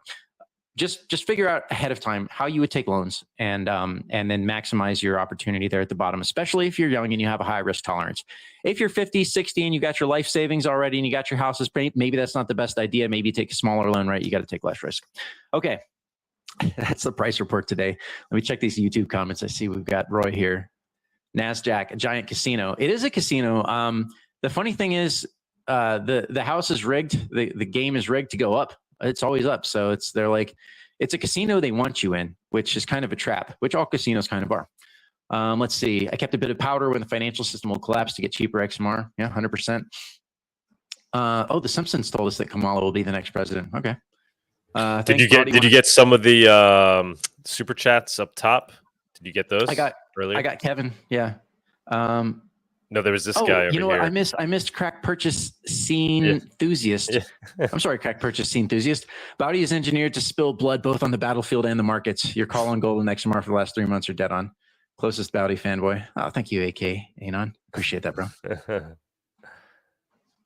then I don't know if you got this one too. Oh, you got Kev. Kev tipped 25 cents. 177 looks interesting price point for Monero. When Moon, yeah, you got that one. All right, yeah, I couldn't agree with you more with the Coke Pepsi. That's always how I explain it to my child. It's a clever, it's a not so clever trick that America keeps falling for. The surveillance state wins in the end. Coke and They're the ones that keep gaining ground. Why we lose it. All right, man. Anything else? No, that's enough ranting for one day. Okay, no, fantastic. That was great. Thanks, Bawdy. Thank you so much, man. Fantastic job as always. Always the best takes. Let's keep it moving though. We got a big show ahead. We got Csilla and Deverick coming up as special guests. Bawdy, thank you so much, man. Stick around if you can. I'll be here. Awesome. Then we'll do the news after Csilla and Deverick, and then we'll do viewers on stage. All right. Guest segment. Like and share, guys. Like and share. The Monerotopia guest segment is sponsored by Cake Wallet. Store, send, receive, and exchange your Monero and Bitcoin safely on iOS and Android too. Cake Wallet is open source, and you always control your own keys.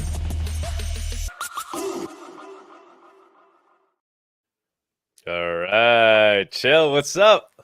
Hey. Deverick, what's going on, man?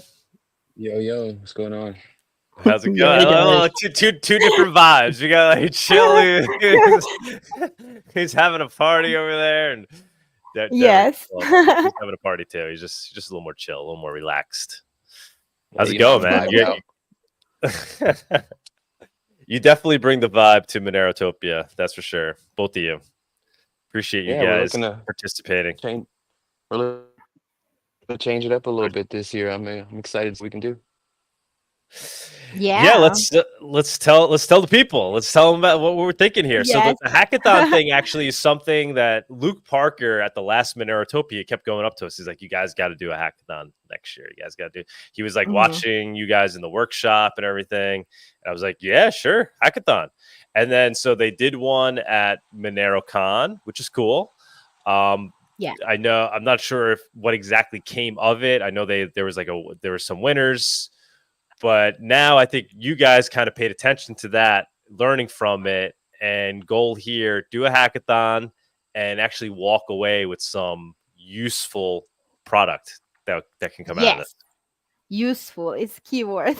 Right, not just theoretical, but actually like a working thing, like a real improvement in the Monero space that could be used by the community by the end of all this. We want to create ground zero to have a little sanctuary for innovation within the Monero ecosystem at Monerotopia.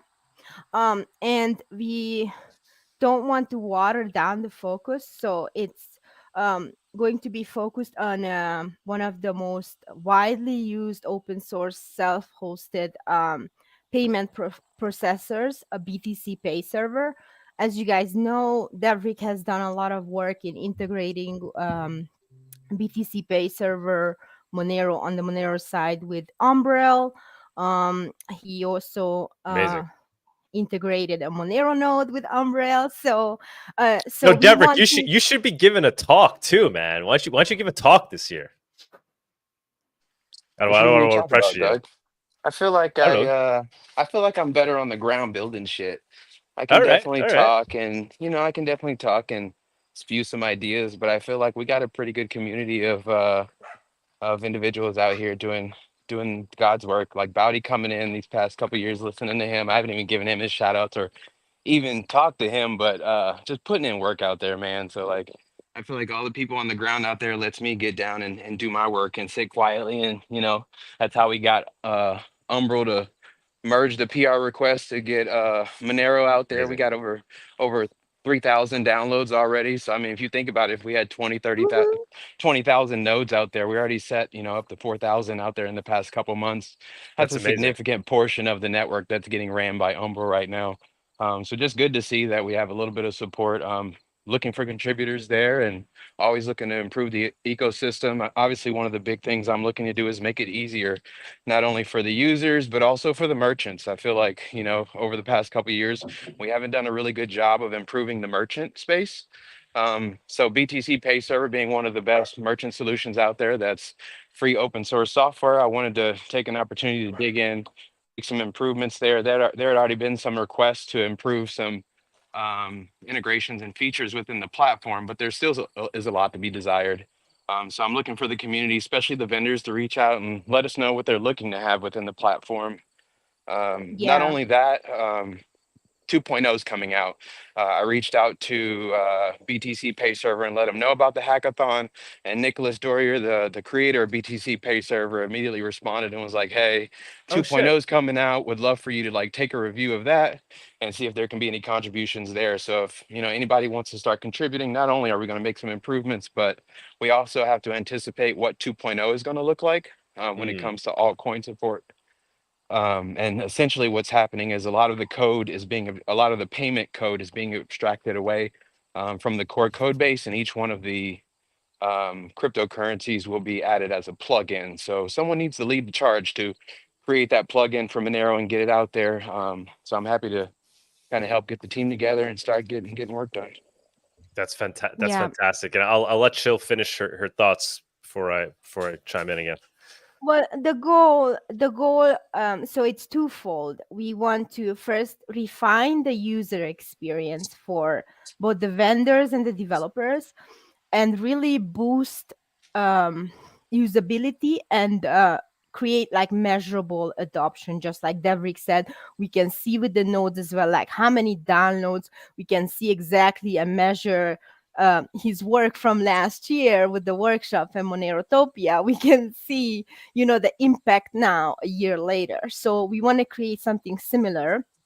And secondly, we also want to, bring together privacy nerds, developers whose, our hearts are beating for the same cause. And we want to, create a little group of these, pioneering individuals who are interested overall in improving BTC Pay Server, integration to Umbrel and maybe future, Monero node.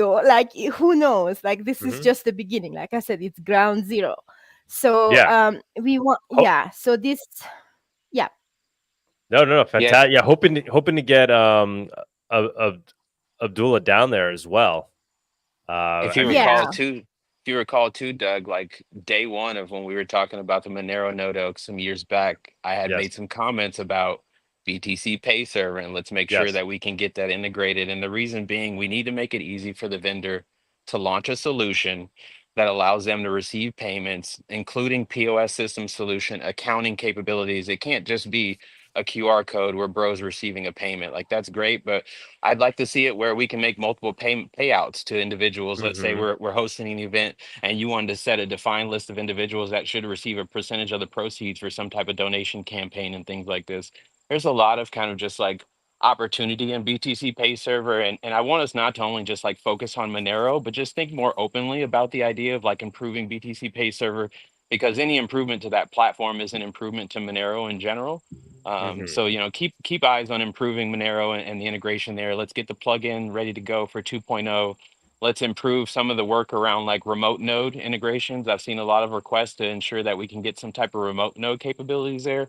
That way, if a merchant wanted to run BTC Pay Server for some type of event or even within their shop, they don't necessarily have to run a node. Or that's what I was going to ask. They run it remotely, right? Let's say they run the node at home, but they don't want to run it in the shop. There's a lot of opportunity, kind of diversify your architecture.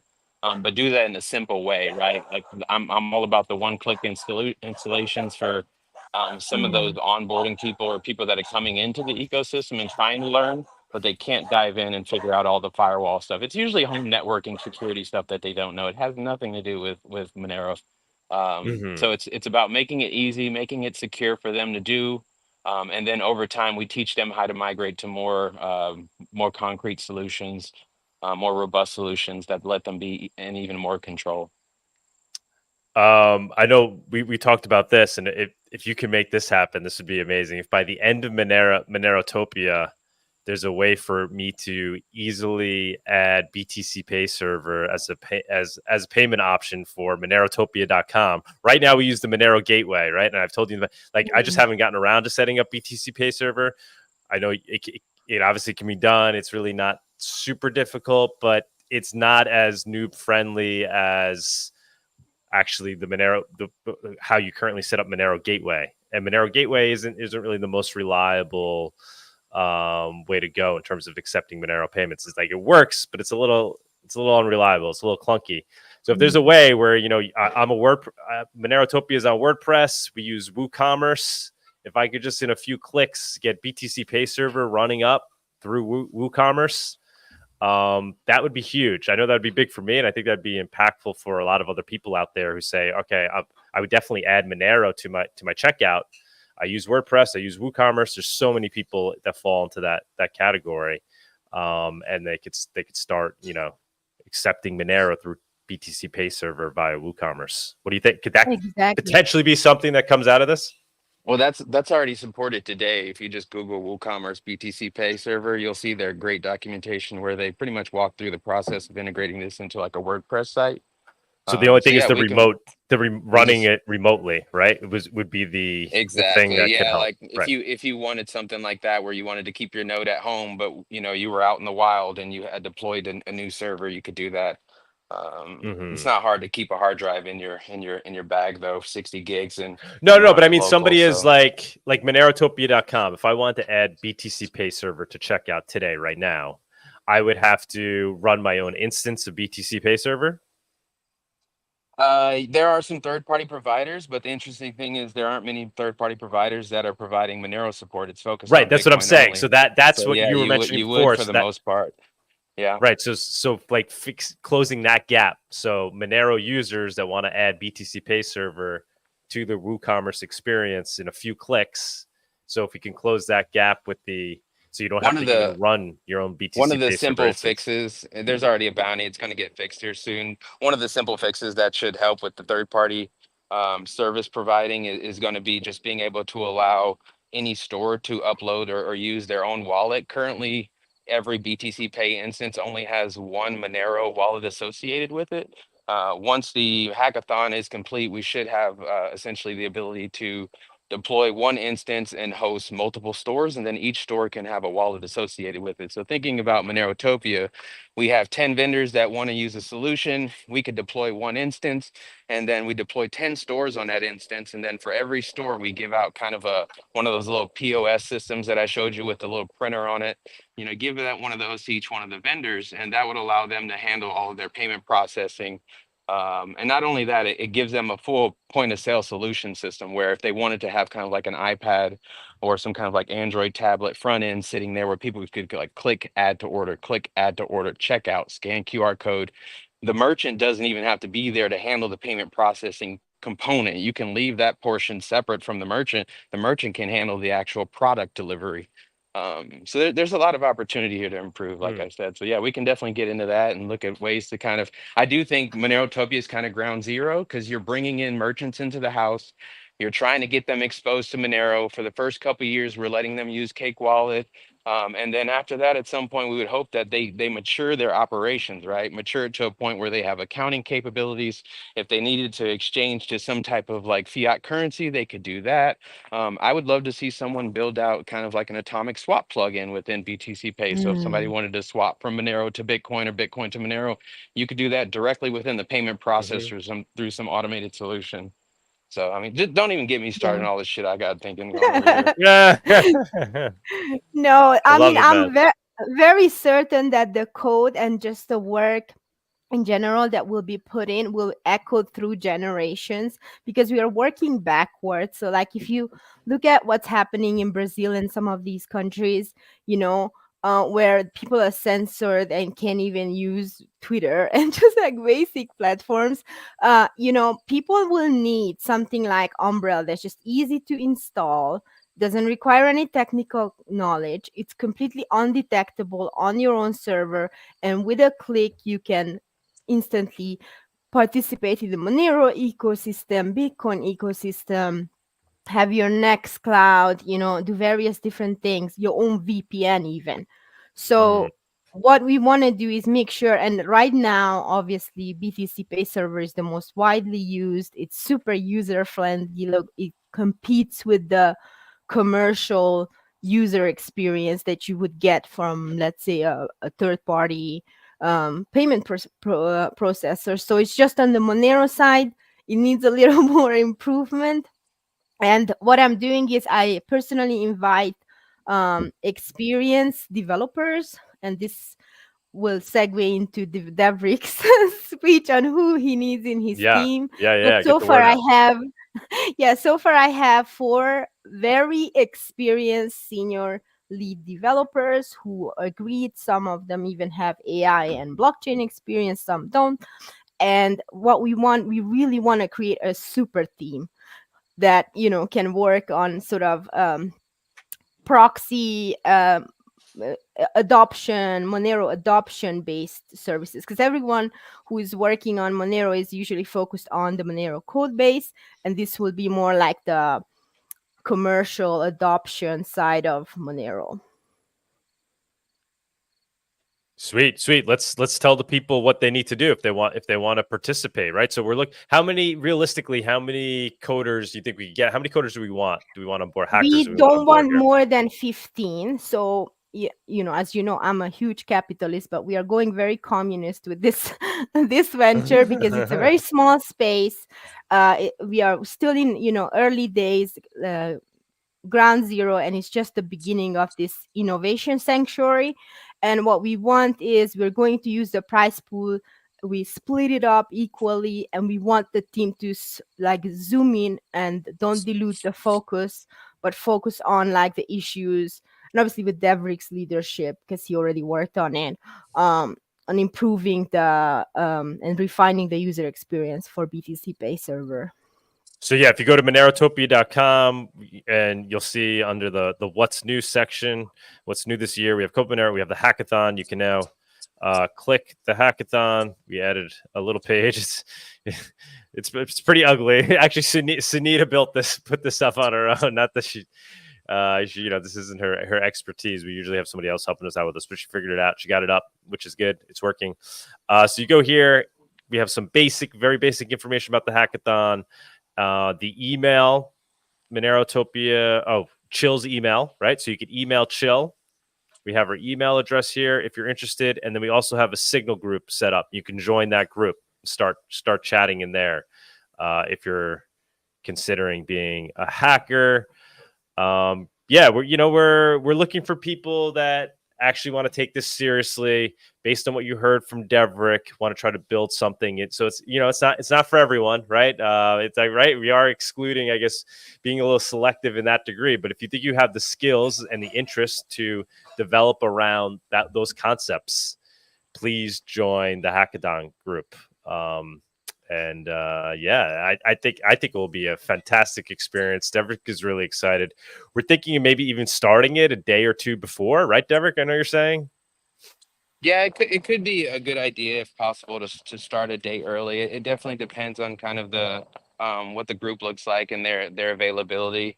But starting a day early would give us the opportunity, ideally, to kind of get the work done a bit earlier. That way, not only they can enjoy the conference, but also leading up to the end of the conference, maybe we do some type of presentation of the new deployed changes. Ideally, we could even have some type of vendor that could experience what those changes look like and give us a bit of feedback so we can continue kind of improving the experience. All right. Yeah, very good. I think I was showing the wrong page before. Yeah, here's the page. We got Chill's email here, and then we have a link to the Signal group. So guys, go ahead and enjoy. So just to mention too, this will be published on Devfolio. I'm just waiting on them to approve the hackathon. That was the same service that was used to host MoneroCon. Went ahead and took that as the option this year. So we'll get more information put up on that Devfolio site once that's published, and we'll make sure to link that on the webpage here as well. If you do have any other questions related to the hackathon, feel free to reach out. I'm typically most active on Twitter. So I'll be there, but yeah, definitely reach out. .NET experience, I would say, is a good have, or necessarily not necessarily a must, but definitely a good have. Fantastic. Yeah, there will be a prize, right? We haven't figured out exactly what the amount will be. But will be a prize, and we're thinking about. We might as well talk about this out in the open, guys. Like, you guys are watching things get organized live here, and input is welcome. We're thinking about maybe doing like a hacker house, like renting an Airbnb, right? Because then people have somewhere, like Deverick was saying. Initially, in my mind, it was like, oh, it's happening at the venue where we had the workshops. And there was like, no, bro, that's stupid. Like, it may look cool, but if you actually want people to produce something, they're going to need to be able to collaborate in a quiet space. So either we were going to try to get like a little like office to rent, like in very close walking distance to the venue, where people can go and collaborate over there, or we're thinking maybe even just an Airbnb, like a large Airbnb, like a building, where we can have, six rooms, whatever, 10 beds. People can come stay there. It could be walking distance to the venue.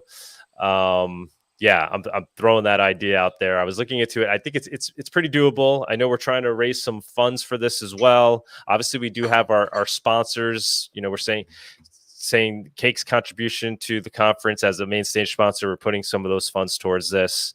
Coin Cards we're putting all the sponsorship money they gave us towards this, because they're actually, I know they had mentioned, I think, interest in BTC Pay server development.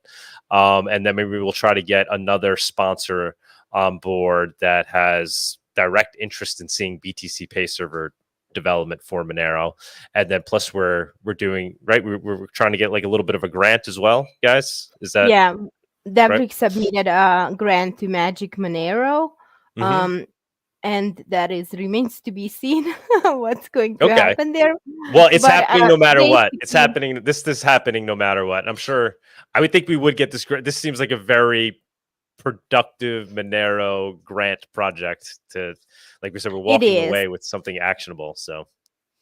Yeah, it's as Monero related as it gets, and we really focused on impact.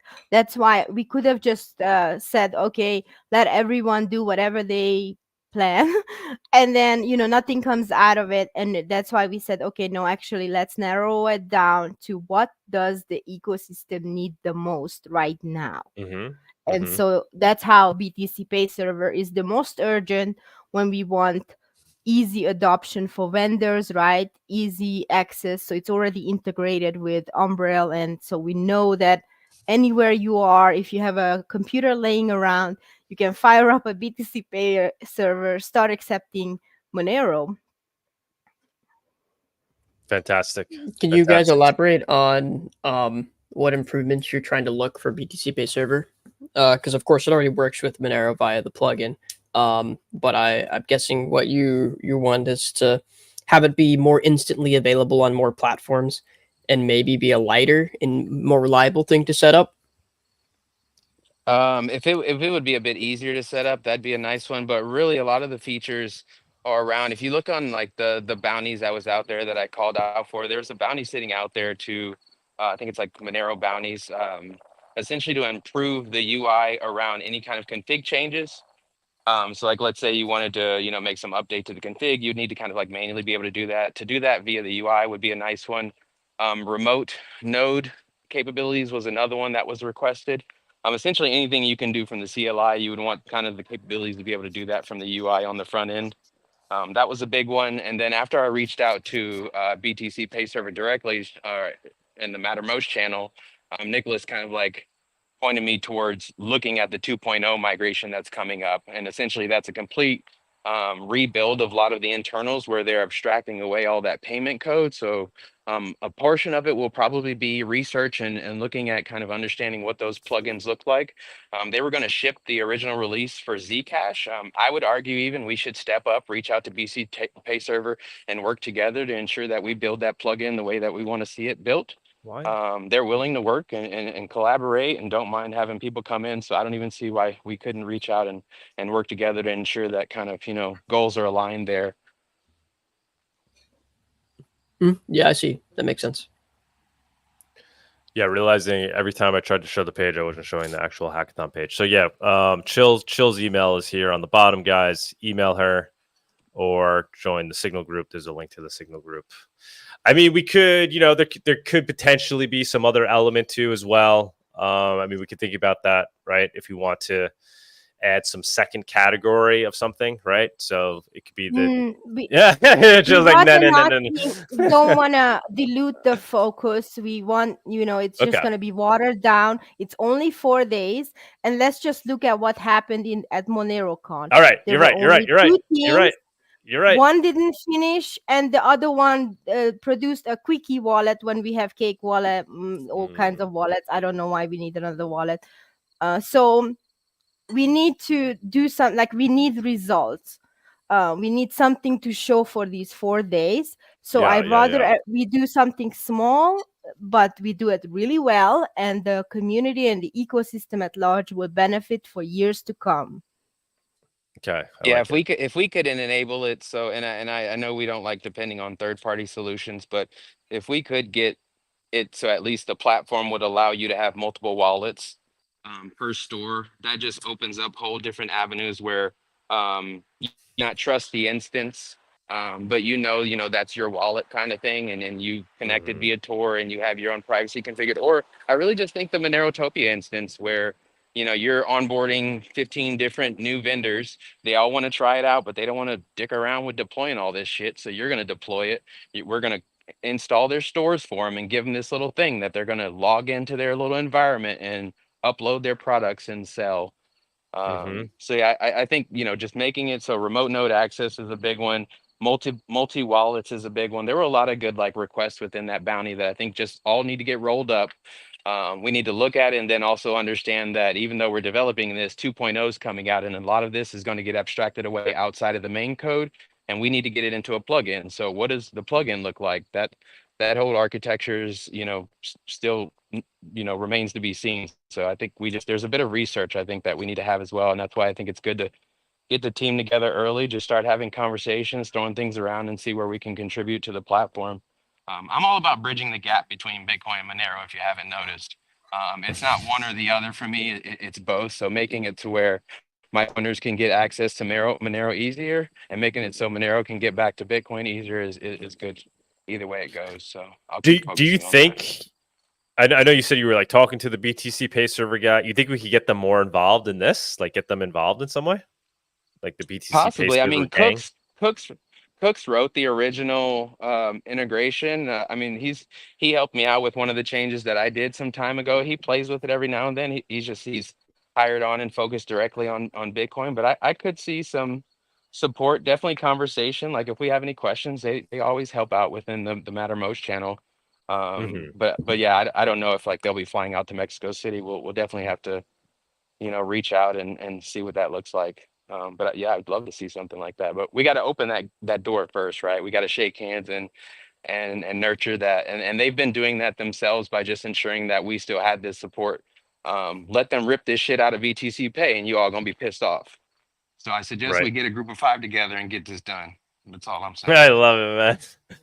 I love it. We're doing it. We're doing it. I'm on board. You should be so proud, dog, because I don't even think you recognized and acknowledged within yourself that this is already part of Monerotopia legacy from last year, all the nodes and Deverick's work and the workshops. No, I do. We're already seeing results, and we're just going to see even more results after this hackathon.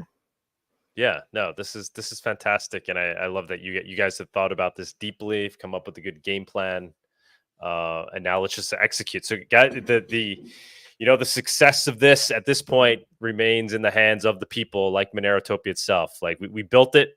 Now all you have to do is come, guys. And I like the idea of the hackathon house. What do you guys think of the hackathon house? Is that I'm looking at that. I think I might try to. I think I might stay there myself because then it justifies it even more.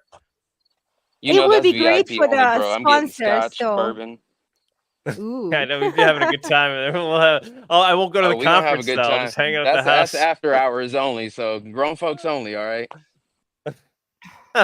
Yeah, because one of my secret goals, and this is not included in any of the writing, is for the team, for the hacking team, to really bond together and get attached to these projects so that post-event they can improve and work on it, and there's some sort of post-hackathon collaboration.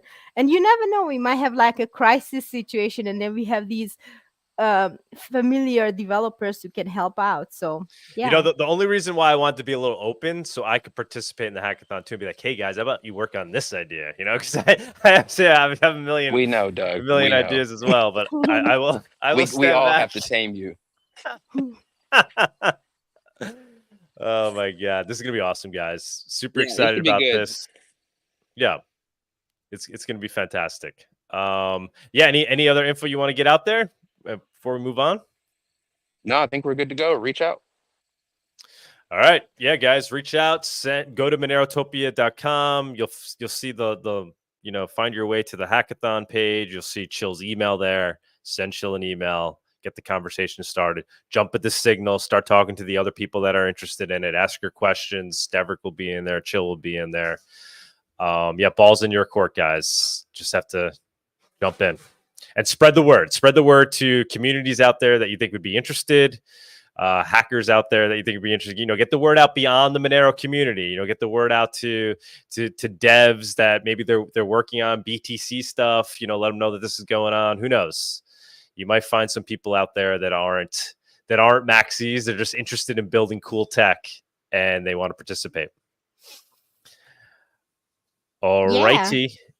We will leave it at that. Thank you guys so much. Chill and Deverick, a pleasure as always. And we'll move it on. Thank you. Thanks, guys. Appreciate it.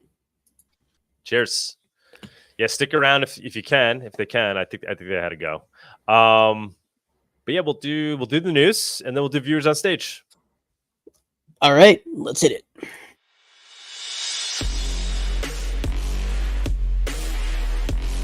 The Monerotopia Weekly News segment is sponsored by WizardSwap.io, a non-custodial cryptocurrency exchange. All right. We gotta get Wizard Swap up here one of these days too.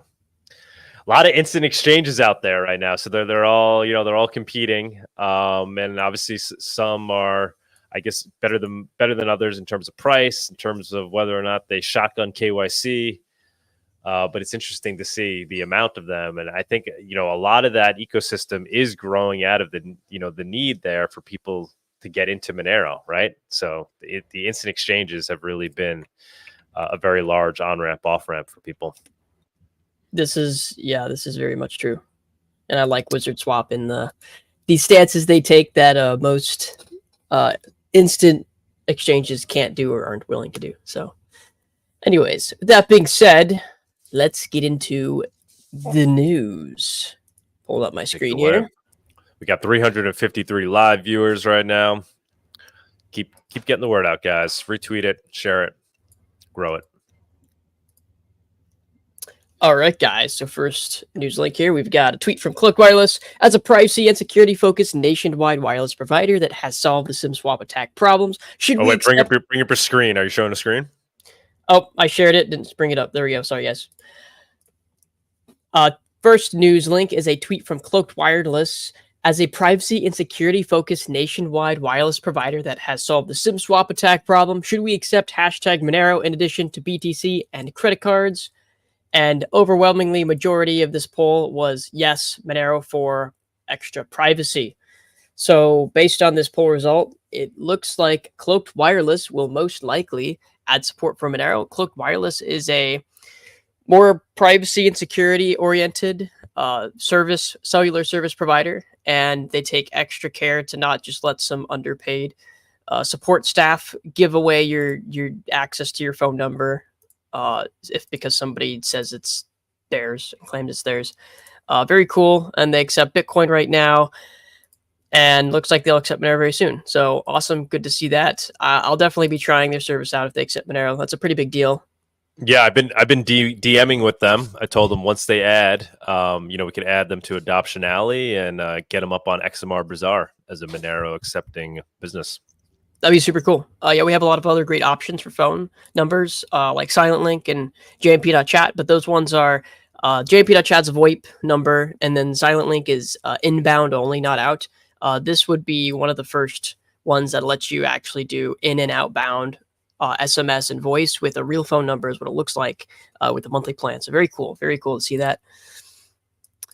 Next up, we got a tweet from Jeremy Kaufman. I saw this one earlier this week. It's pretty funny. I'll go ahead and play this video. The FBI visited my house today for free speech acts they knew were not crimes. You can see the shame on their faces. This is the Democratic regime manifest. Let's play this video.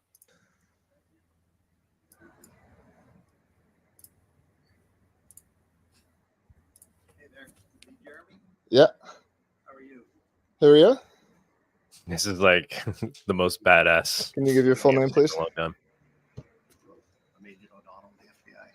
Is that sufficient to identify as only one O'Donnell affiliated with the FBI? In New Hampshire, yes.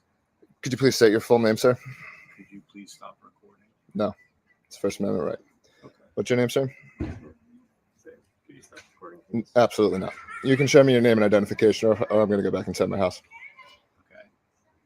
I don't really want to broadcast my. Oh, this is going out right after you guys walk away. So that's why I'm not going to. So you can show me your name or ID. You can walk away. We just want to talk to I'm not going to talk to people who claim to be federal agents unless they can show me identification. Okay. Well, you see our badges. I need to see. Is your full name on that badge? No. I'd like to see something with your full name, or I'm not going to talk to you. I prefer you not to broadcast. This will be going online as soon as you walk away. Well, all I want to do is talk to you about a post that was made, and if you Well, happen to be the one that made the I want to talk to you about you guys coming here. Say you make a salary of, I don't know what, low 100K? You guys making six figures? Factor in 50% expenses, overhead, maybe 100% expenses. Talking about burning a couple $100 an hour just here, let alone all the time you guys are spending to investigate something that you know is not against the law, right? Like So you're not familiar with. saying it is. So then why would you come? Because we wanted to make sure that there weren't any. No, you're coming because you're part of a regime that does this kind of thing when you know laws aren't being broken. And that's an embarrassment, man. Didn't you guys read the Constitution? Do you not believe in America? Like, how do you do your jobs and go home? We appreciate it. You're walking away because nothing we did is against the law. And you guys are fuckheads that try to act like bullies. And I hope you go home and are embarrassed. You can't even say your name on camera because you know that what you're doing is embarrassing. You know Americans that believe in the Constitution think you're laughable. And you go home and you think about what you did today. Go home and think about it, you cowards. Oh my God. Drive away. Drive away. Thank you for your time. You're not welcome. You should be embarrassed. Embarrassing. You guys are embarrassing. This is insane. I mean, he really nailed it. He owned that moment. We've had Jeremy Kaufman on the show before. He's awesome. He's the creator of Library, which the SEC went after. Yep, and he's one of the original founders of the Free State Project, if I remember correctly. Yes. Yep. Yes. Yeah, it's funny how he treated them like little children, like, Dad, go to your room. Don't think about what you've done. It's great. They were coming to his house. The way he owned that conversation, because they're like, we're here to talk to you about and then he just stopped him right there. He's like, well, I'm here to talk to you about this. And that was it. He just owned it at that point.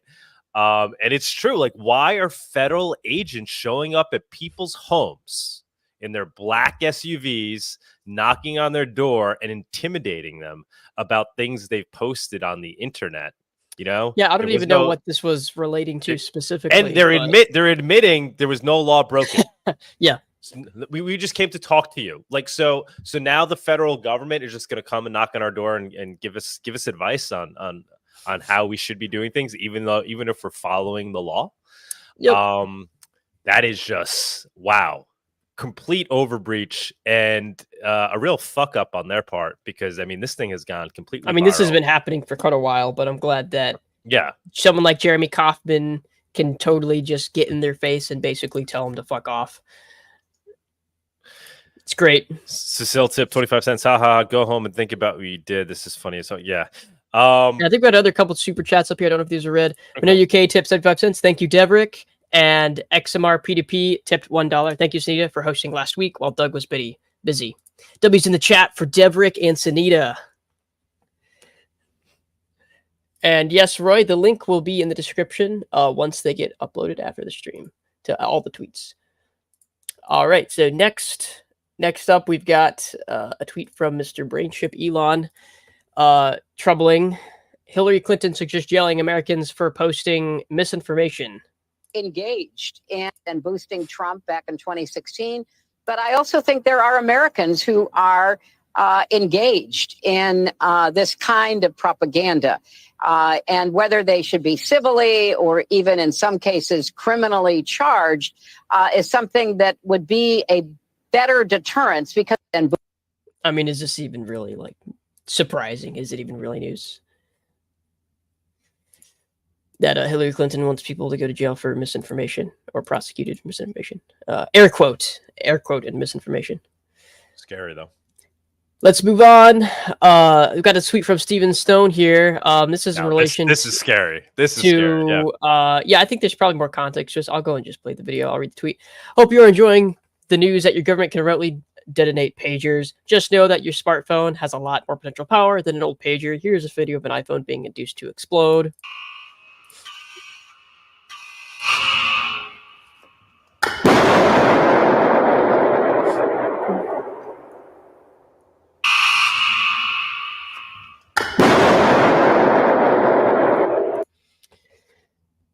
So this is in reference to what happened over this past week, where I guess some Hezbollah people who were part of Hezbollah working for Iran everyone's seen the clip at this point. They had a pager and it just basically blew up in their hands very violently, and people are figuring out exactly how that happened, what was going on there. Did they blow up the battery? Was it did it have bombs inside of it? And I'm not the person to be able to speak on that. I think in all I know is current research, it's kind of been determined that it was a supply chain hack. I think that's what it looks like. For sure, phones were coming out of Hungary.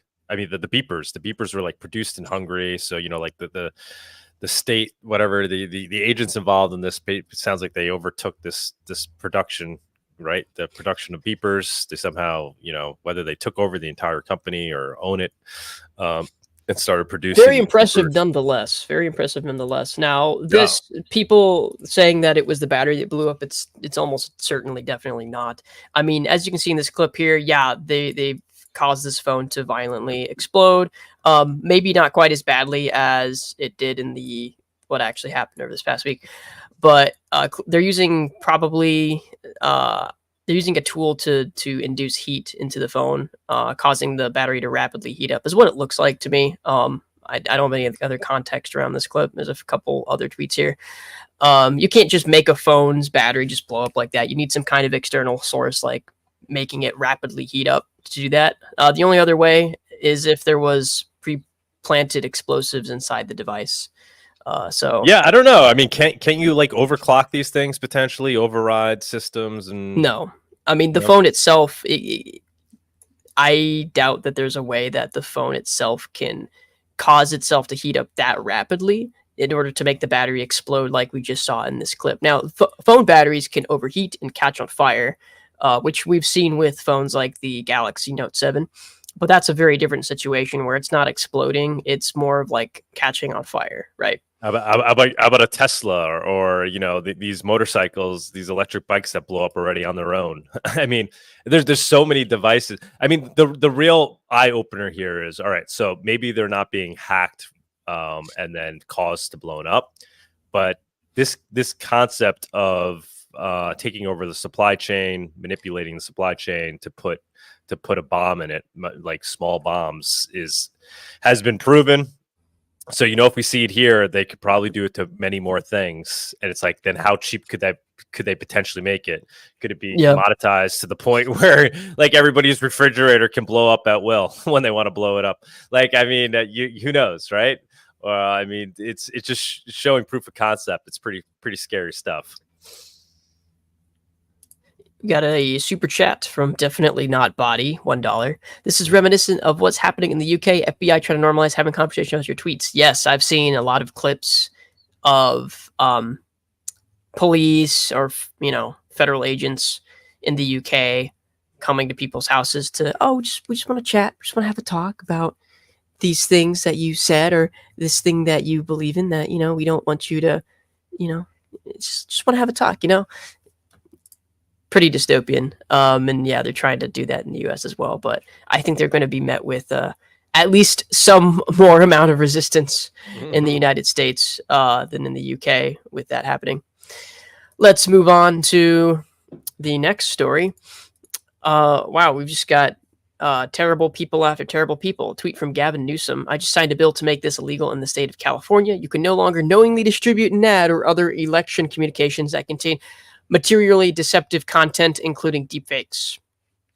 Manipulating a voice in an ad like this one should be illegal. I'll be signing a bill in a matter of weeks to make sure it is. Elon Musk retweets altered Kamala Harris campaign ad. Which, this, as far as I understand, is just a parody, and probably obviously a parody. And I guess Gavin Newsom wants to make this illegal in California, so no more parodies, guys. You can't be funny anymore. That is like one of the most important aspects of free speech, right? Is protecting the ability to parody. Right? Yep. If you can't parody things, you can't make fun of things, you can't comment on things. You've been silenced in terms of being able to speak out against shit you don't agree with. We got a tweet from Monero Bowl here. Lightning is over. And we're showing a picture of a graph of nodes, channels, network capacity, and capacity per channel. So I guess the amount of channels suddenly dropped off for some reason. And the amount of nodes has also rapidly dropped off. I imagine this is due to the closing of several, if this is true, probably the closing of several Lightning apps that people have had to migrate away from, and network capacity's gone way down. And I guess this chart comes from this website, bitcoinvisuals.com. Not sure how they're measuring stuff or if it's accurate. I think we got a reply from Seth here. Pretty sure that's a bug on the site. Doesn't seem to make sense. It doesn't match other LN metrics like this, so maybe it's not true. As Memples Without Space reporting something totally different results, where we actually have a large spike in Lightning Network nodes. So whichever one it is, I have no idea. But who cares? LN sucks. Who cares? That's kind of my take. I'm just like, whatever. Just use Monero. Yes. Next up, I got a tweet from Hakan. Prosecutors appear to be able to de-anonymize Tor by tapping servers for years and doing timing analysis. I don't think this is anything new. In one case, Ricochet related to CSAM, they did this 4 times, ordered telco provider to identify customer connecting to entry node. This isn't really anything. Okay, this is all in German. I don't even know if I can open this. Maybe Brave will translate for me. I don't think this is anything new. I mean, this has been known about for a long time, is that you can do network timing attacks and you can obtain the IP of someone entering via an entry node and try to correlate with timing attacks. I mean, it's the same thing with VPNs. It's just a lot harder with Tor. If Deverick's still around when we get to viewers on stage, I think he has some good insights into Tor. You might want to. I mean, maybe if he wants to chime on that. Yeah. Let's go to, oh yay, a clip from Michael Saylor. You're imagining a world where the governments and the banks are going away. They aren't going away, Saylor.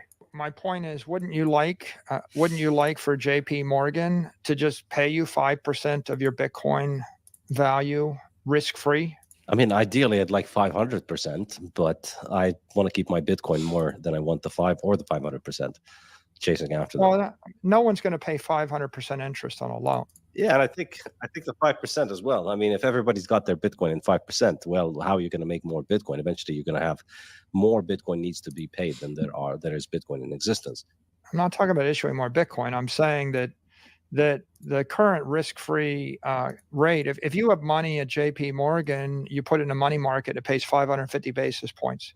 So wouldn't you like to get 550 basis points on your Bitcoin balance without converting it to dollars, right? Right now, you have to convert it to U.S. Treasuries to get 550 basis points. But if you do it, it's effectively risk-free. I mean, it's pretty close to risk-free. It's not. I don't think it's risk-free. I think it works with fiat. Once the U.S. government fails, the U.S. government's not going to let J.P. Morgan fail. Yeah, but the U.S. government has already failed several times over the last century. In 1934, they defaulted on gold. In 1971, they defaulted again on gold. Okay, well, fine. So now you're going all maxi on me. But if that's the point, let me just make the point that there's no way that El Salvador is going to pay their expenses without selling their Bitcoin if no one's willing to give them yield on the Bitcoin.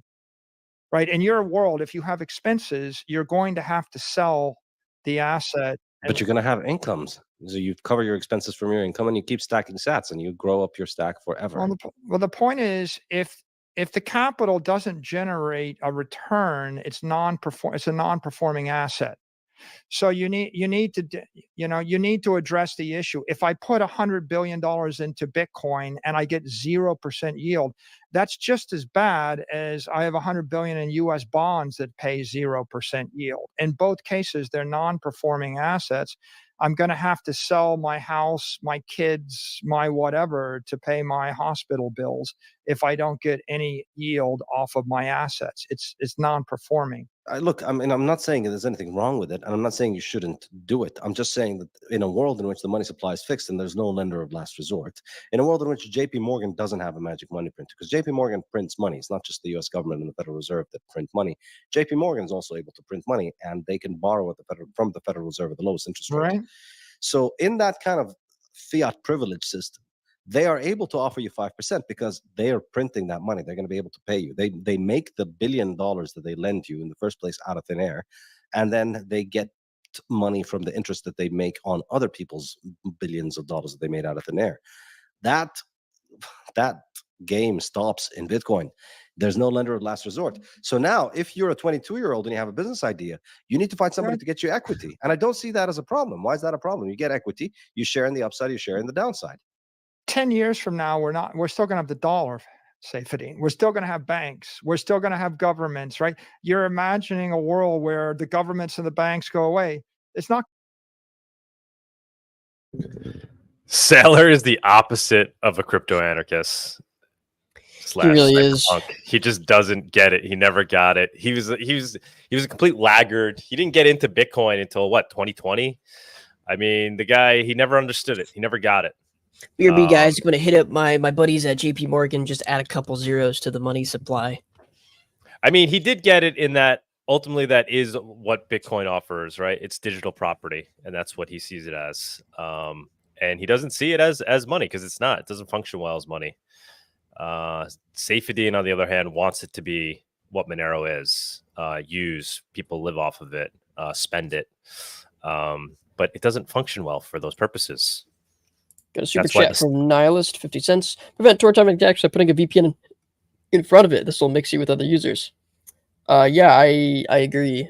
This is a surprisingly controversial opinion to have in some spaces. But yeah, I think it can benefit you using a VPN in front of Tor if you're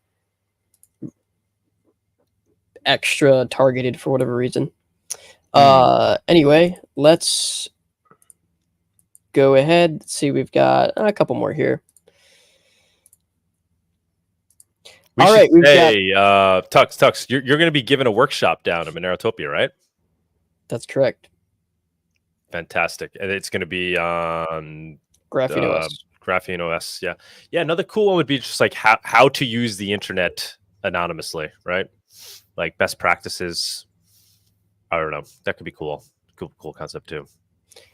I mean, like part of the reason why it's the like using VPN in front of Tor thing is controversial is because like the people who set up Tor and want people to use Tor, they want it to be like normal users using Tor. But if everyone's using a VPN, then it kind of, I guess in a way, devalues the air quote normal user using Tor.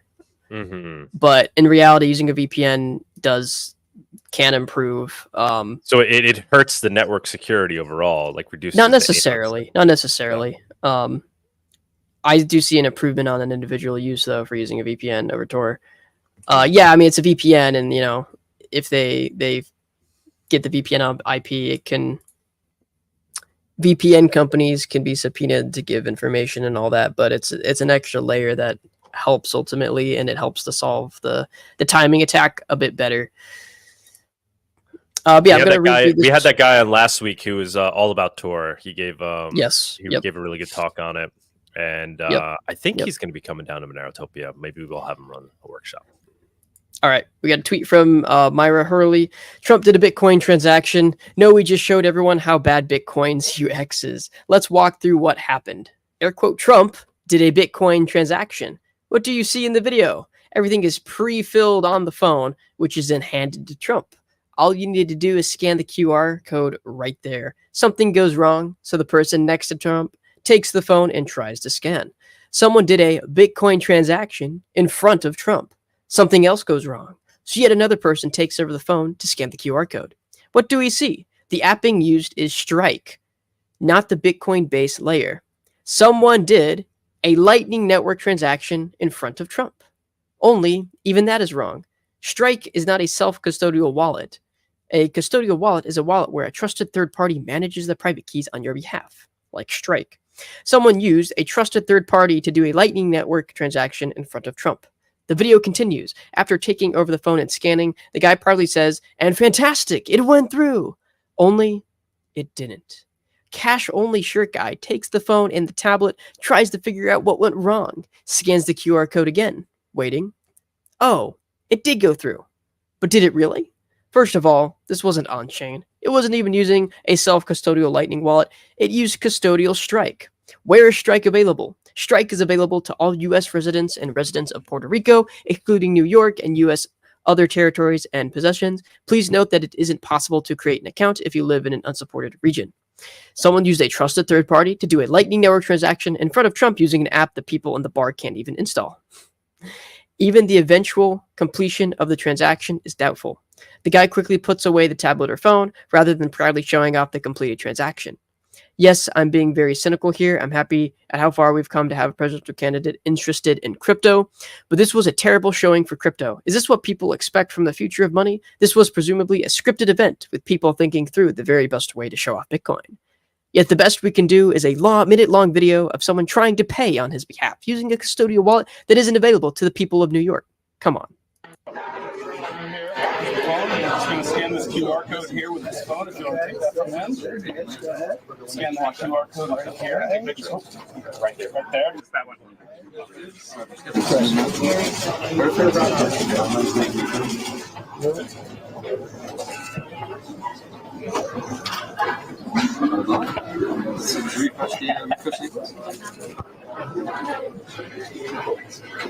It's like text difficult. All right. And fantastic, it went through.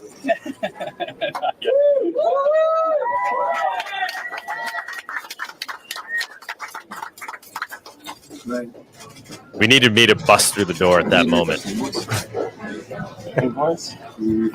Oh, it did go through. All right, we're done. Perfect. The first transaction by a president on the Bitcoin protocol.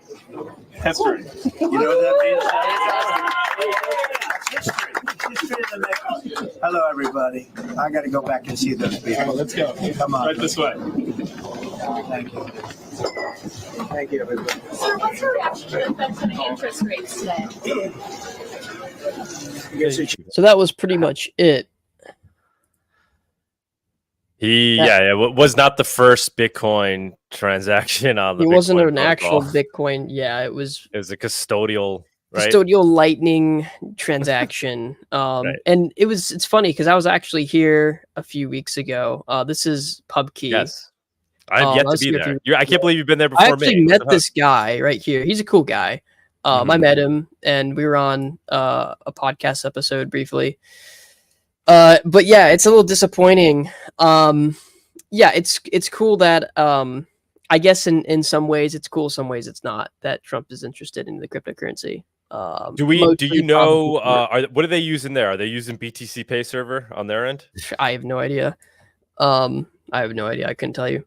You didn't buy anything there. You didn't buy beer. I didn't pay for it myself. Whatever. Yeah, I have no idea what it was. Because maybe I could just hang out there and get him to add Monero. You know.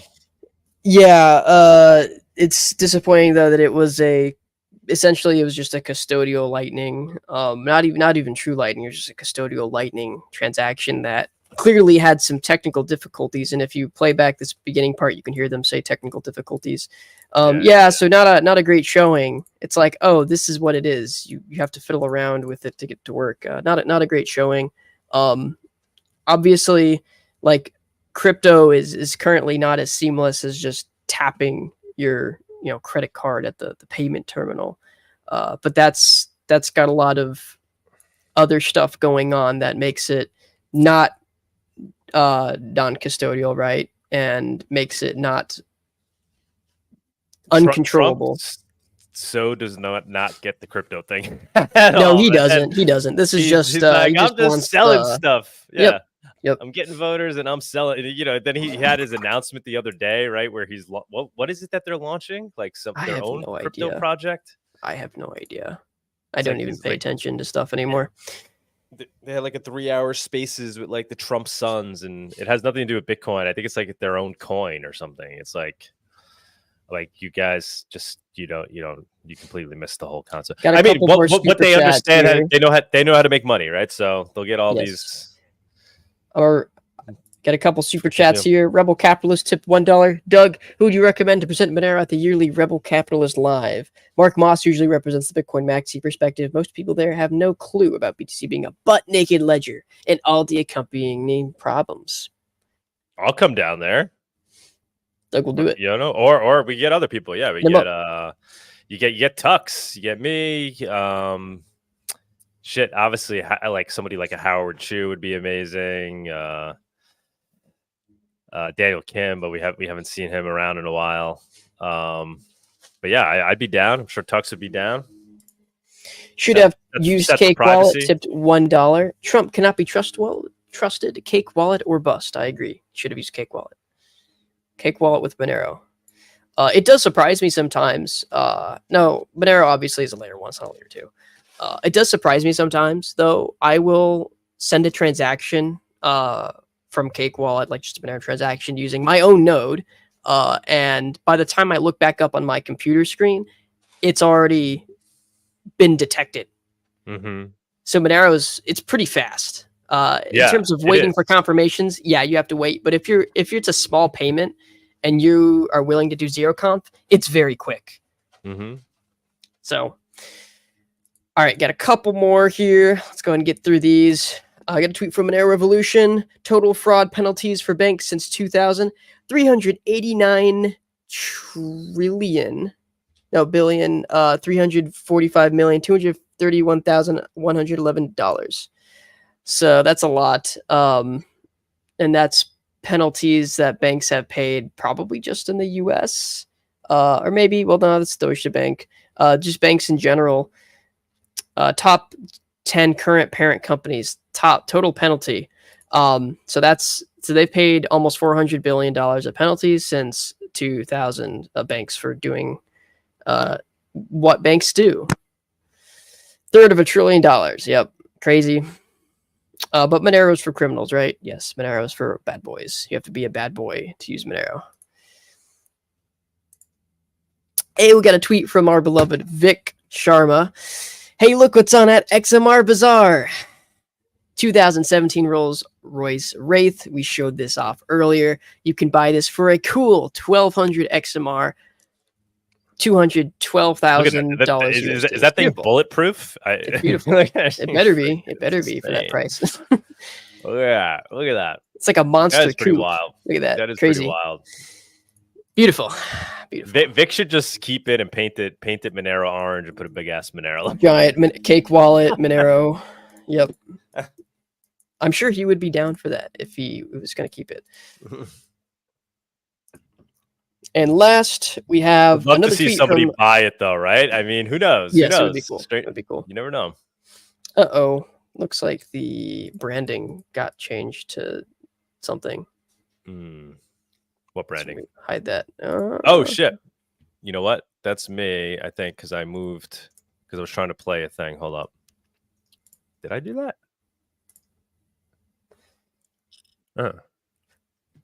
Whatever. I'm gonna read this off anyway. There we go. I fixed it. Last one is a tweet from Vic. Once again, fully air-gapped Monero transaction in Cake Wallet. So this is Vic showing off very, very, very early features and stuff as usual. This is an app that Cake is developing that will be basically an air-gapped app that'll work with Cake Wallet using the same live QR code protocol that works with Monero. So this is similar to what Moneruju, what they call it, their kick. No, what are they calling it? No, it's not actually. Well, we'll add later on. We'll add support. But Sidekick is using like basically the Ledger protocol with Bluetooth. We'll add support for that later on. This is more of what Monero is doing, which is live QR codes that you scan. So it's truly air gapped. Yep. And so the idea is that you can have your cold storage wallet be like a Graphene OS phone, and you just, keep it offline, and you can use that to sign your transactions. And the main point of developing a separate app to do this is that we can remove the network permission from the second app altogether, right? So even though if you use Graphene OS, you can manually disable network access for apps. If you don't use Graphene OS, you can't even do that. With this new app, it won't even have network permission at all. It'll just be purely offline, which will be the point. Would people theoretically be able to use an iPhone for their offline phone for this, or no? They could if they wanted to. If they really, they could if they really wanted to. I'd recommend having like a Graphene OS, newer Graphene OS phone for something like this, personally. But yeah, you could use whatever you wanted, really. Yeah, so for those who don't totally understand what we're talking about, I mean, that basically could become your new hardware wallet. So like a graphene phone that's just dedicated, it's offline, Yep. it's holding your private keys, your seed, and then whenever you go to spend Monero on your live device, your other phone, you would sign the transaction with this offline phone that's dedicated to just hold your keys. And now you've effectively have a nice hardware wallet for Monero.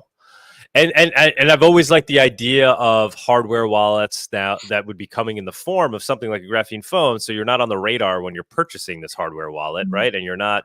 Yeah, there's less a chance of like a supply chain attack specific to a hardware wallet, and there's less chance of having like a specific attack relating to retrieving crypto keys because it's a phone, right? It's a phone. It's not like you see someone's ledger sitting out, right? And you're like, oh yeah, that probably has like tens of thousands, maybe millions of dollars on it. You could just have a spare phone just sitting around somewhere.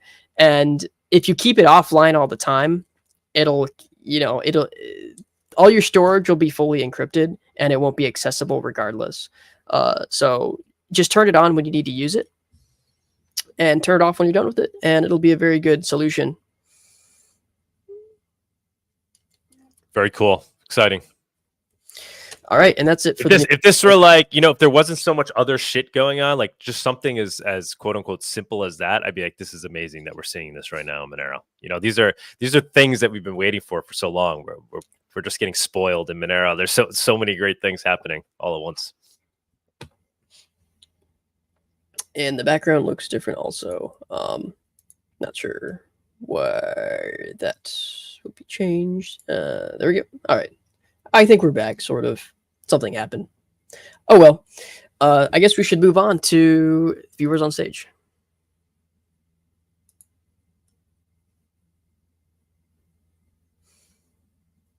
Yeah, before we. Oh, sorry. Go ahead.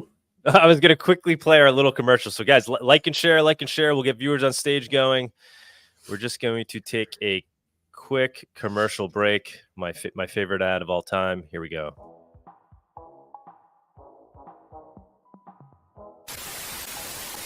Are you interested in privacy, freedom, technology, and Monero? Come to the conference that has it all, MoneroTopia 2024.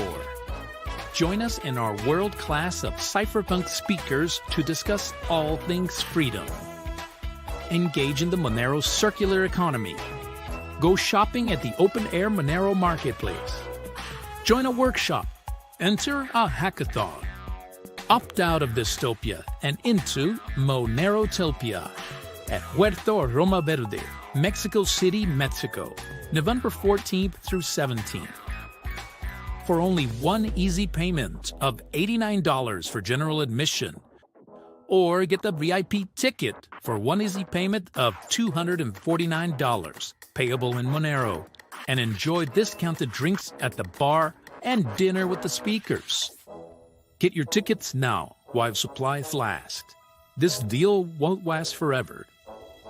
Get your tickets now at MoneroTopia.com. Enter promo code 1-800-MoneroTopia to get 10% off your order. Incredible. Whoa. That gets a wow from me. Incredible. Thank you, Untraceable, for that.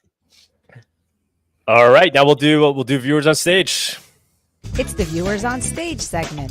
It's that time where we invite you, the viewers, up on stage to comment on anything you've heard so far today, ask the guest a question, or maybe talk about one of the news topics. Come on down. Hey guys, welcome. Got a last kid on Bawdy, Deverick, and Nihilist. Comrade Blinn, I regret to inform you, but you do not have a microphone or camera connected, so I cannot bring you up. I just wanted to note the Plumbus vibes on the Monerotopia commercial. Amazing. Yes, it's a great detail. Like, I don't know if you guys watch Rick and Morty, but they've got this whole interdimensional cable episode where one of the commercials is about the Plumbus. They're like, a Plumbus, everybody has one, but nobody knows how it's made. Feels Plumbus-esque. That was the peak of the show, in my opinion, was the two like sketch comedy episodes, Interdimensional Cable 1 and 2. Like, I don't know. I most of the shows I'm not really that entertained by, but those two were amazing. Yeah, somehow their ability to just like throw random stuff in there that actually like that's just hilarious. It's pretty incredible because like random humor, you know, I don't normally like Family Guy does a pretty good job, but a lot of random humor, I'm kind of like, it's a bit too random. The Two Brothers sketch was my favorite. Me too, man. 100%. That was so funny to me, but it's just absolutely hilarious. But so I have got to know what other people are thinking about the Trump transaction thing, because I thought, like, in my opinion, it was the lowest Bitcoin has ever gotten. And I'm sure the gentlemen who are doing their best to try to promote Bitcoin and everything, you know, they're probably great people or whatever. But in my opinion, it's like peak groveling meets peak politics meets like everything wrong with the Bitcoin network, all for everyone to see. And it was basically like a Fox News commercial for how awful Bitcoin's usability is. And I don't know, to me, it's like 2012 me would absolutely be devastated if I saw some. I mean, at this point in my life, I think it's hilarious, but I'm saying, like, you know, in 2012, 2013, that would have been an absolute disaster for like my view of what was supposed to be Bitcoin. There's some level of like peak libertarian vibes going on in that whole thing that happened. Like pedo stash is not in vogue anymore. And then you've got like crypto homeless on the right. And they're probably like you said, they're probably totally fine individuals, but like you're next to this guy that was the president and might be the next president, and you're trying to put your best foot forward. And so you use an application that's not actually the thing that you're promoting in a place that people can't use the application, presenting yourselves in a way that's like that's not going to be appealing to 90% of the Ironically, people that it's see just worse if they were. It's worse than if they were just using like on chain. I mean, maybe they wanted to see it not just go through, but be like, oh, it's done, right? Because you could detect a Bitcoin pending transaction pretty quickly, even if you have to wait for confirmation. But I mean, custodial Lightning, man, it's like really, it's such a bad look. There's really another thing that I find to be really interesting about this, which is, okay, so let's say, because there are like the maxis out there that admit that this is an absolute travesty, right? Which good on them, they're being honest. But then my question becomes, okay, let's say they did it on chain. I think Trump can afford the transaction fee, right? So let's say they did it on chain. Now, does that Bitcoin output become worth more than every other output on chain, except for maybe like the first Satoshi transaction or whatever? Because now it's like, okay, well, if somebody figures it out, I see why not. It's like it's going to become like a special sat. It's the Trump sat. I have the Trump sat. That's the first presidential transaction, and I have it now. And what about if you wanted to buy it as a whole transaction? And it's like, okay, so if you're going to stand on the idea that the underpinning ledger is this like transparent ledger that is just like peak. And then my other question is like, I wonder if the Trump legal team, like their tech professional, is like, well, actually, no, since we're in New York, we could get into some trouble if we download a wallet in New York to do a transaction. And so all of these jurisdictional things came up in the meeting that I'm sure Trump had nothing to do with. And it's just like every single level of this, even though I think politics is a total clown show and it's a complete waste of time. And it's like you said, Coke and Pepsi, poisonous. You should. I mean, but just think too, if he did it, if he did it on chain, and then somebody can now potentially see how he spends his next Bitcoin transaction. I mean, it could be horrible. It could be a horrible scenario. All right, guys, I'm going to read a couple super chats here. Kev Tip, 25 cents, 230 million. Hack suspects were arrested in Miami. The attackers used social engineering to trick the victim. The victim was an early Bitcoin adopter. I think this is from a while ago, wasn't it? I think it was pretty recent. Was it pretty I feel recent? like I only read that recently, but maybe I'm just behind the curve here. Well, I mean, yeah, they could figure out the guy was an early Bitcoin adopter because they could end up, they could see how much Bitcoin he had if his address ever became public. And then DL tipped $1. Thanks for another great show. Keep it up. Thank you, DL. The only other thing about the Trump transaction that's like, I mean, the theory crafting side of it, right? So let's say they built an on-chain wallet. And let's say they went through the trouble of securing some Bitcoin. What would they probably do? They would probably try to buy it off of an exchange. So once again, you find your jurisdictional laws, and then it's like, okay, so they created this wallet for the purposes of acquiring Bitcoin, and then they bought it off of an exchange, and then they used it at this, I don't know, bar or whatever it is. And now, like, does that mean that that bar is going to have all of the social engineering being deployed against it to try to get a hold of that output? And like, so would that cause that establishment to now become a massive target for the purposes of getting that specific output? Would that output eventually become like a stolen Van Gogh painting where like even if you had it, no one would want to touch it because it's like illegal? And now does it have to be like cleaned by the government, right? And so would the Trump administration then become the people who like tried to seize the assets so they could wash it, so they could put it in a museum somewhere? I mean, like the whole thing is just like, there is absolutely no way for this system to work.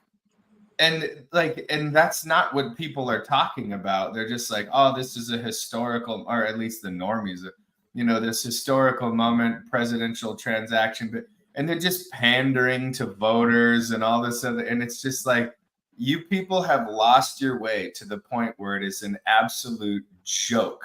Like, nothing about the reality of this situation makes any sense for your whole message at all. And then the sailor thing ties into that too. The earlier and I won't even go into that because like we have other people that I would love to hear talk. But so yeah, you make a good point that they kind of missed an opportunity to monetize that transaction. They could have done it on chain and made a rare sat out of it. They could have totally like NFT'd it.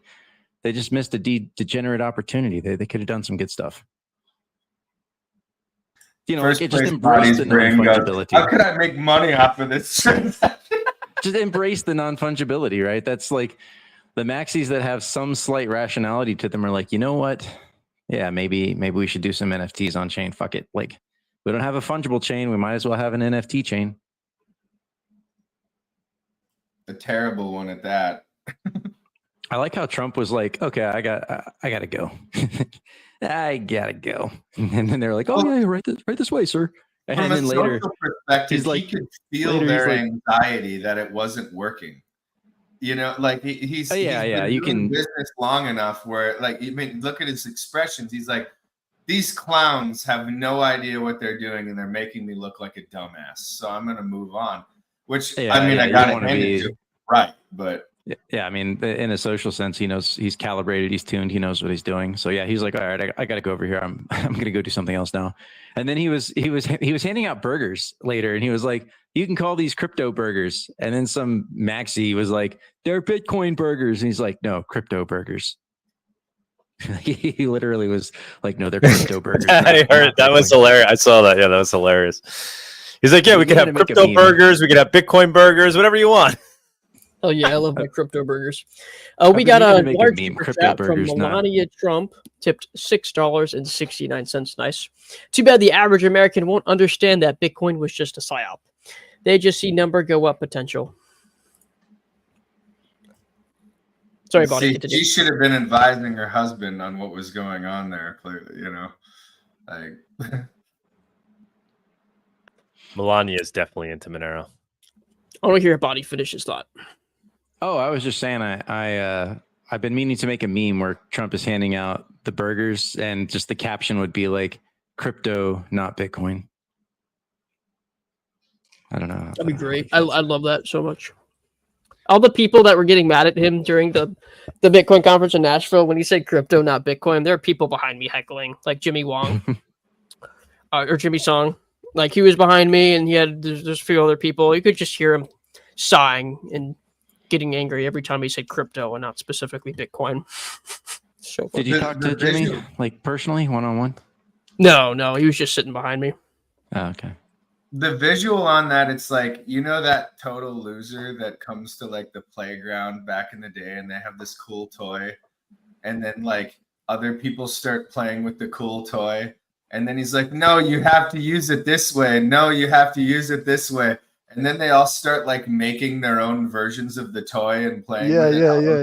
And then they all go and have fun with their toys. And then the original guy is sitting there with his shitty toy, like, I did it first. And it's like they have become that total playground loser that they probably were back then anyway. Like, it's the maxi cult is like all that's left is the people that no one wants to hang out with. I think it's a good statement for the fact that you should use the thing as simple as possible, you know, because if it's over one hoop, over the other hoop, and like, for example, with the Diffie-Hellman key exchange, it's just one line. It's A times B is equal to B times A. That's it. And why make it more complicated? You know, that shouldn't be the deal. And there's a cost related to everything that you do on top, and more and more, and yeah. For real. Yeah, there's a lot to be said for, like, especially when it comes to adoption. I hear all of these ideas often from Bitcoin maximalists, like, we're gonna go to businesses, and or kind of like Sailor was doing, we're gonna help them change some of their corporate balance sheet into Bitcoin and then turn it into a yield generating asset. And it's like, man, I can tell you 90%, 99% of businesses, regular businesses, okay, maybe MicroStrategies, public companies are a different question, but regular businesses on the ground are not thinking, how do I convert my balance sheet so that I can avoid inflation? They're like, how can I make payroll next month? Like, do I need to take a loan to make payroll next month? Oh, cool. We had extra profit for the past quarter. I can reinvest that into some new equipment. And it's like, if you have to go evangelize for it, and you have to go like convince someone and like induct them into your paradigm and teach them about fiat and do all like, no one's going to adopt that except for a few like diehards, cypherpunks. It has to be something that people could just use. Like, hey, download this app. Trust me, it's easy. Download it. Let me send you some. Oh, cool. Like, yeah, send me back some Monero, pay me back for dinner, whatever. Like, it has to actually add value to people's lives and help them do something that they either couldn't do otherwise. Or, on some small level resonate with like a philosophical idea that they have. Like, yeah, why do the banks get to print money? I don't know. Or like, I don't know, PayPal has been like turning people's accounts off. You know what? Here, download this app. They can't ever turn you off. Like, it has to be simple. It has to be like 1-2 step. And for those of you who don't understand how real what Bawdy is saying right now is, I think it's like 90% or 95% of all of the world's employers, and it makes up the vast majority of all of the employees. Like your sub $20 million businesses. Well, I've done the finance for $50+ million businesses. And the thing is it's way less than you would think when you're actually dealing with it, where like the margins that they're operating on and how much they can allocate to savings and all of this other stuff. Like, this is a cartoon. When they're selling you this idea that they're going to start stockpiling, well, as Warren Buffett used to say, cash is trash. No, a business is trying to reinvest in assets. A business is trying to diversify their location strategies or move to a wider jurisdictional operate. Like, they're trying to expand. They're not trying to hoard. And then when people are like, oh, income producing asset, like it's going to generate X amount of returns over X amount of time. It's like, they obviously don't understand that you have to turn over like tens of thousands of dollars to make a few hundred in most business models. And the idea that you're going to hoard capital to make like 5% a year or 7% a year or whatever as a business strategy for anything like sub 20 billion or whatever is such a joke. Like, they clearly, because that would pay what? Like, if you have 10 million people or $10 million and you have like a 5% margin, you could hire what, like 3 people on your returns or something like that. It makes no sense. Like, all of the things that these people are saying are such a joke. And like they live in their own delusion if they actually think that people are going to start hoarding capital for a tiny return on their investment in your typical small to medium sized business. It's nonsense.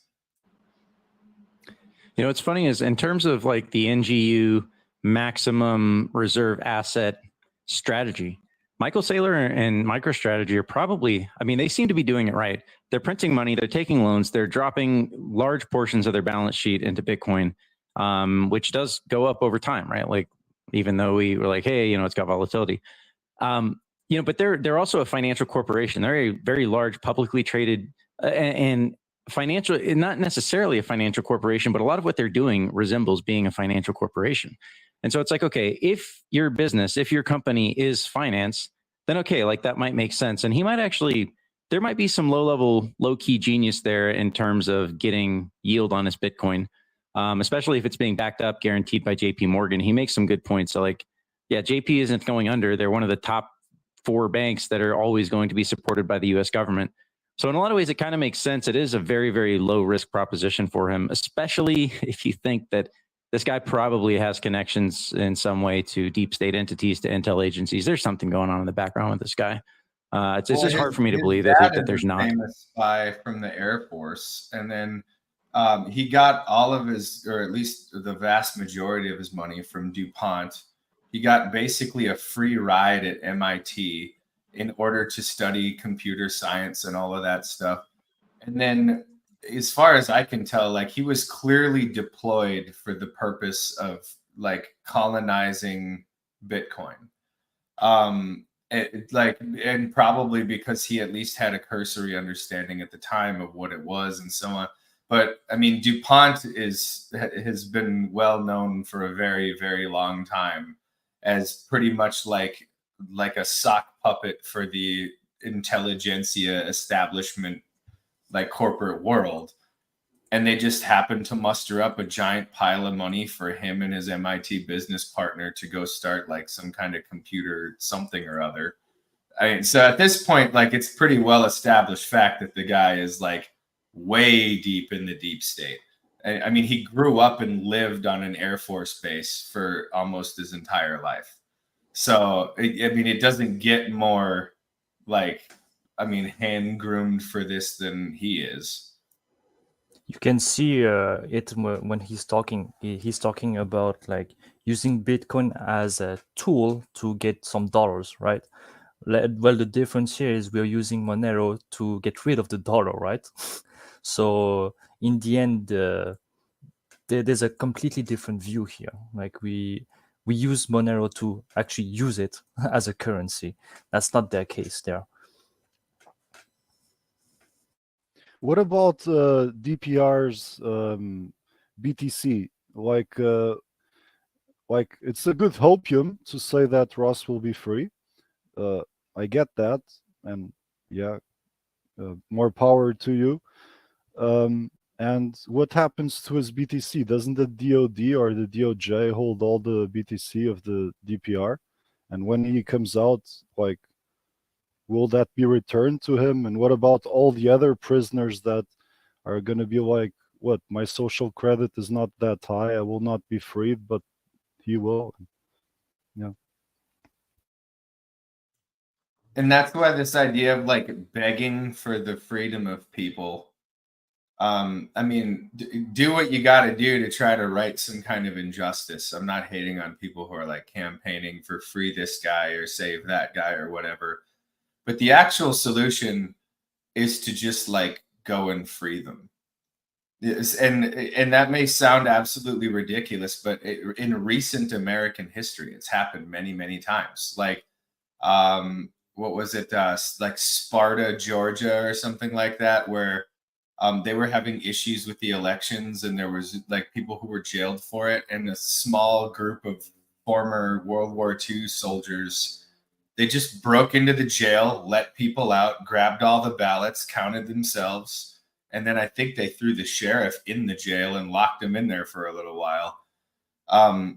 Because all the rest of this is all an illusion, people. Like you have a bunch of people, they put their magic suits on, and then all of a sudden they have like the right to tell you what to do or whatever. It's like, the magic suit is not the person that gave the cop the power. It's the fact that they're willing to flex on you and you're willing to take it.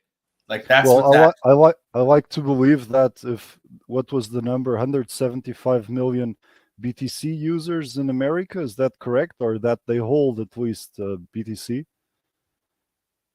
Like if that there would be 100 million Monero users in America, I would like to believe that there would be like this, like, because it is violence. You should like. As I said before, it's not about getting them out. It's about freeing them by us wanting to get in.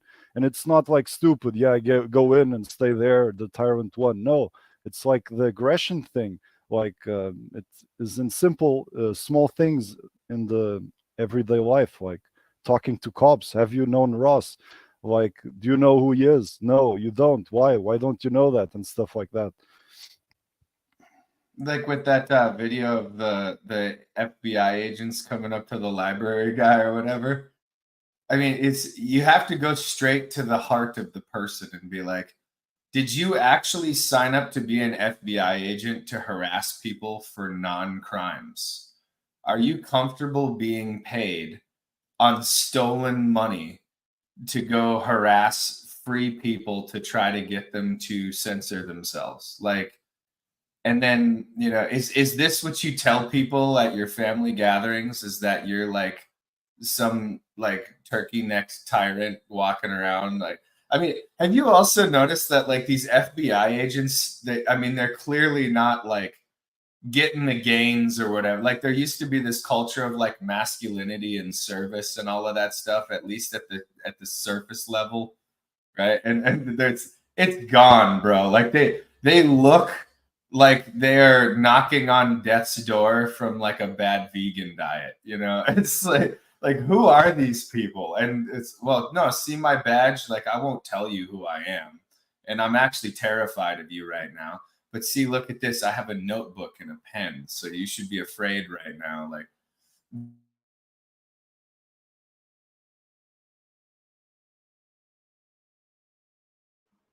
yeah, didn't we have a question for Deverick earlier? I can't remember what it was, but Doug or Tux, one of you had said you wanted to get his take on one of the news things we were talking about. I think it was.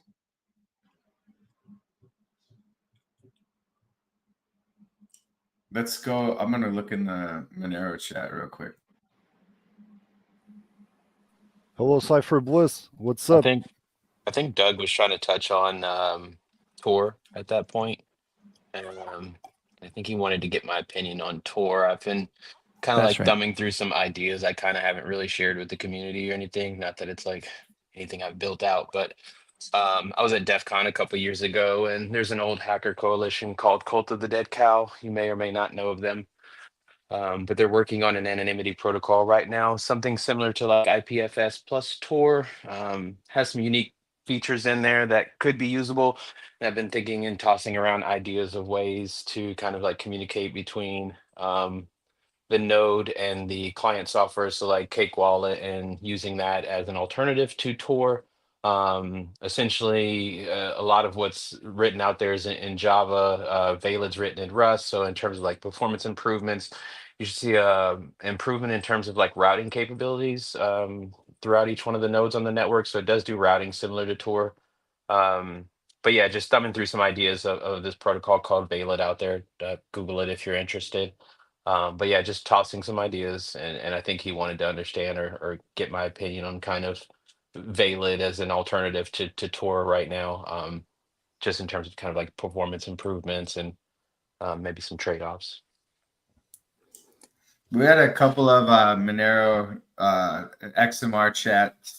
I'll read them. So I can't put them up because I don't have that. But so DL says the fact that the whole country treats a Fed rate cut announcement like news of the moon landing shows how beholden we are to our masters. Bawdy, do you have anything to say about that? Maybe.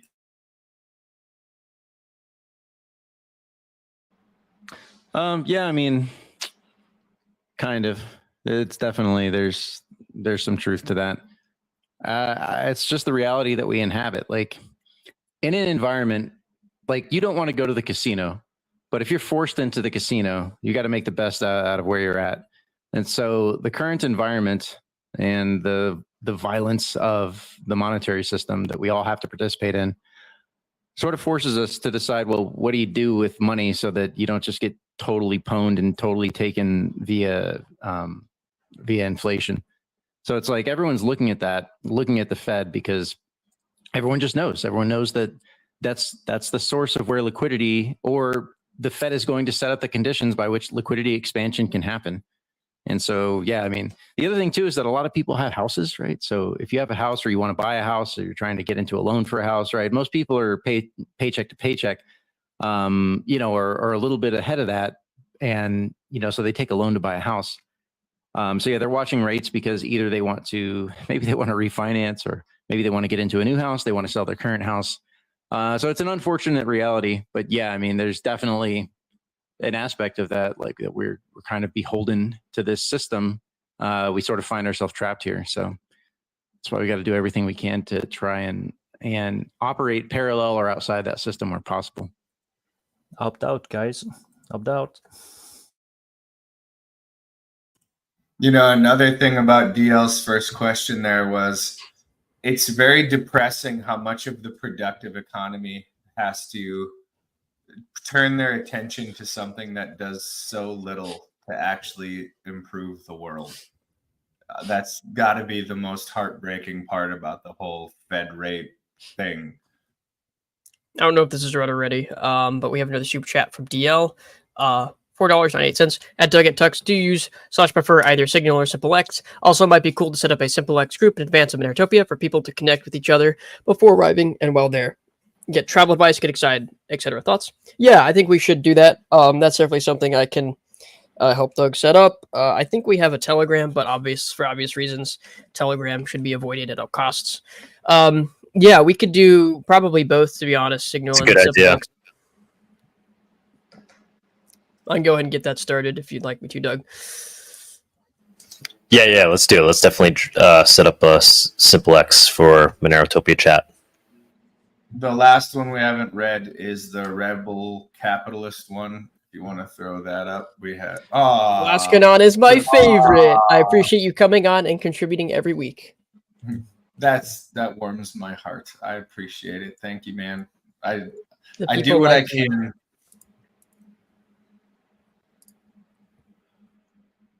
Ja, hej, Slave Blocker. Boa noite. Tudo bem? Hello, man. What's up? You just called me out earlier, so I said hi back. Yeah. I've tried SimpleX on desktop. It was kind of buggy.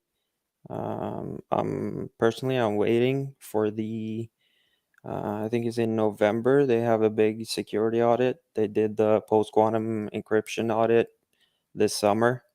So I'm kind of like waiting. They got some issues, or I don't know if it's issues, but some concerns with how they're getting funding and all of that. So I'm just on the fence on SimpleX for now, but I'm not against having a SimpleX group for sure.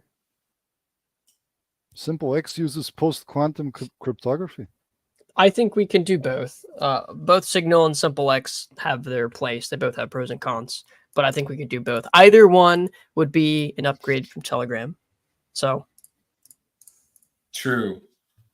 Either one would be. Do you have any concerns with SimpleX, like privacy, security, the VC funding, anything? Hot Bob tipped $1.23. Rate should be determined by the free market, not some group of crows. Rates for what? Rates for like Federal Reserve rates, interest rates. Yep, I agree. Sorry, for would be. In an honest monetary system, we would see rates would be much higher in an honest monetary system, where you can't just like arbitrarily print the underlying unit of account. But yeah, because of the way the system is, they can just like artificially keep rates low and inflate the money supply. Yeah, sorry, go ahead, Tux. About the SimpleX thing. I just wanted Cypherboss to finish what he was saying. No, he was asking you, bro. Yeah. What'd you ask me?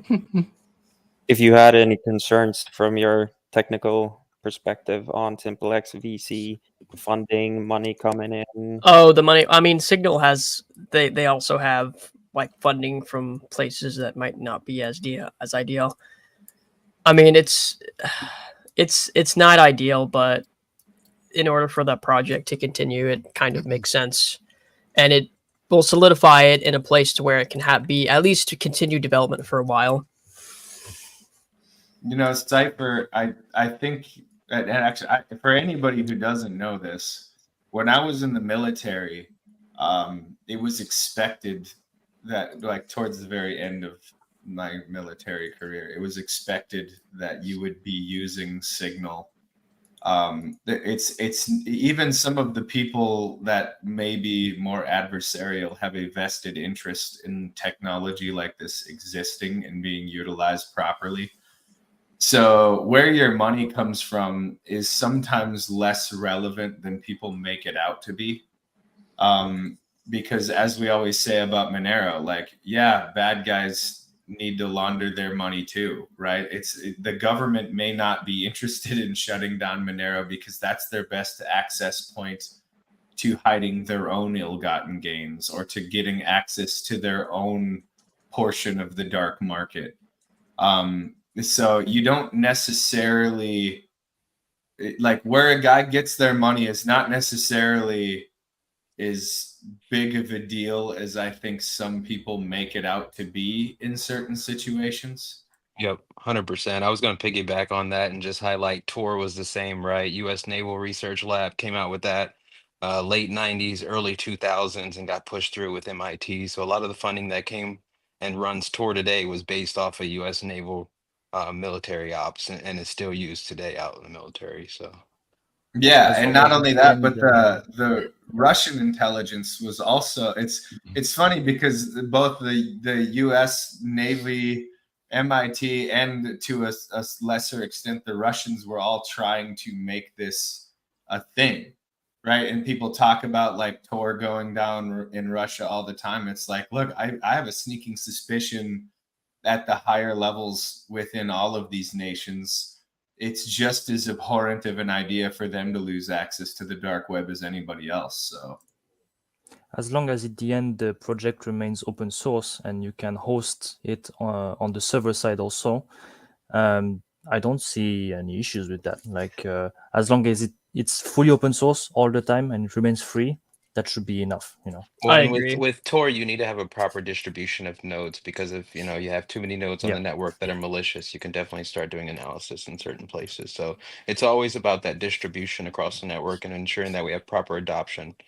Run your Tor relays if you can, run Snowflake if you can, do what you can to participate in the network if you're not already. Run your everything if you can. Weren't the feds coming and shutting down exit servers? Like it seems like they tried pretty hard to make sure that they were the ones controlling the exit servers, but running a relay is like should break that connection between the entrance and the exit. But yeah, I mean, it seems like they were trying to control the exit servers.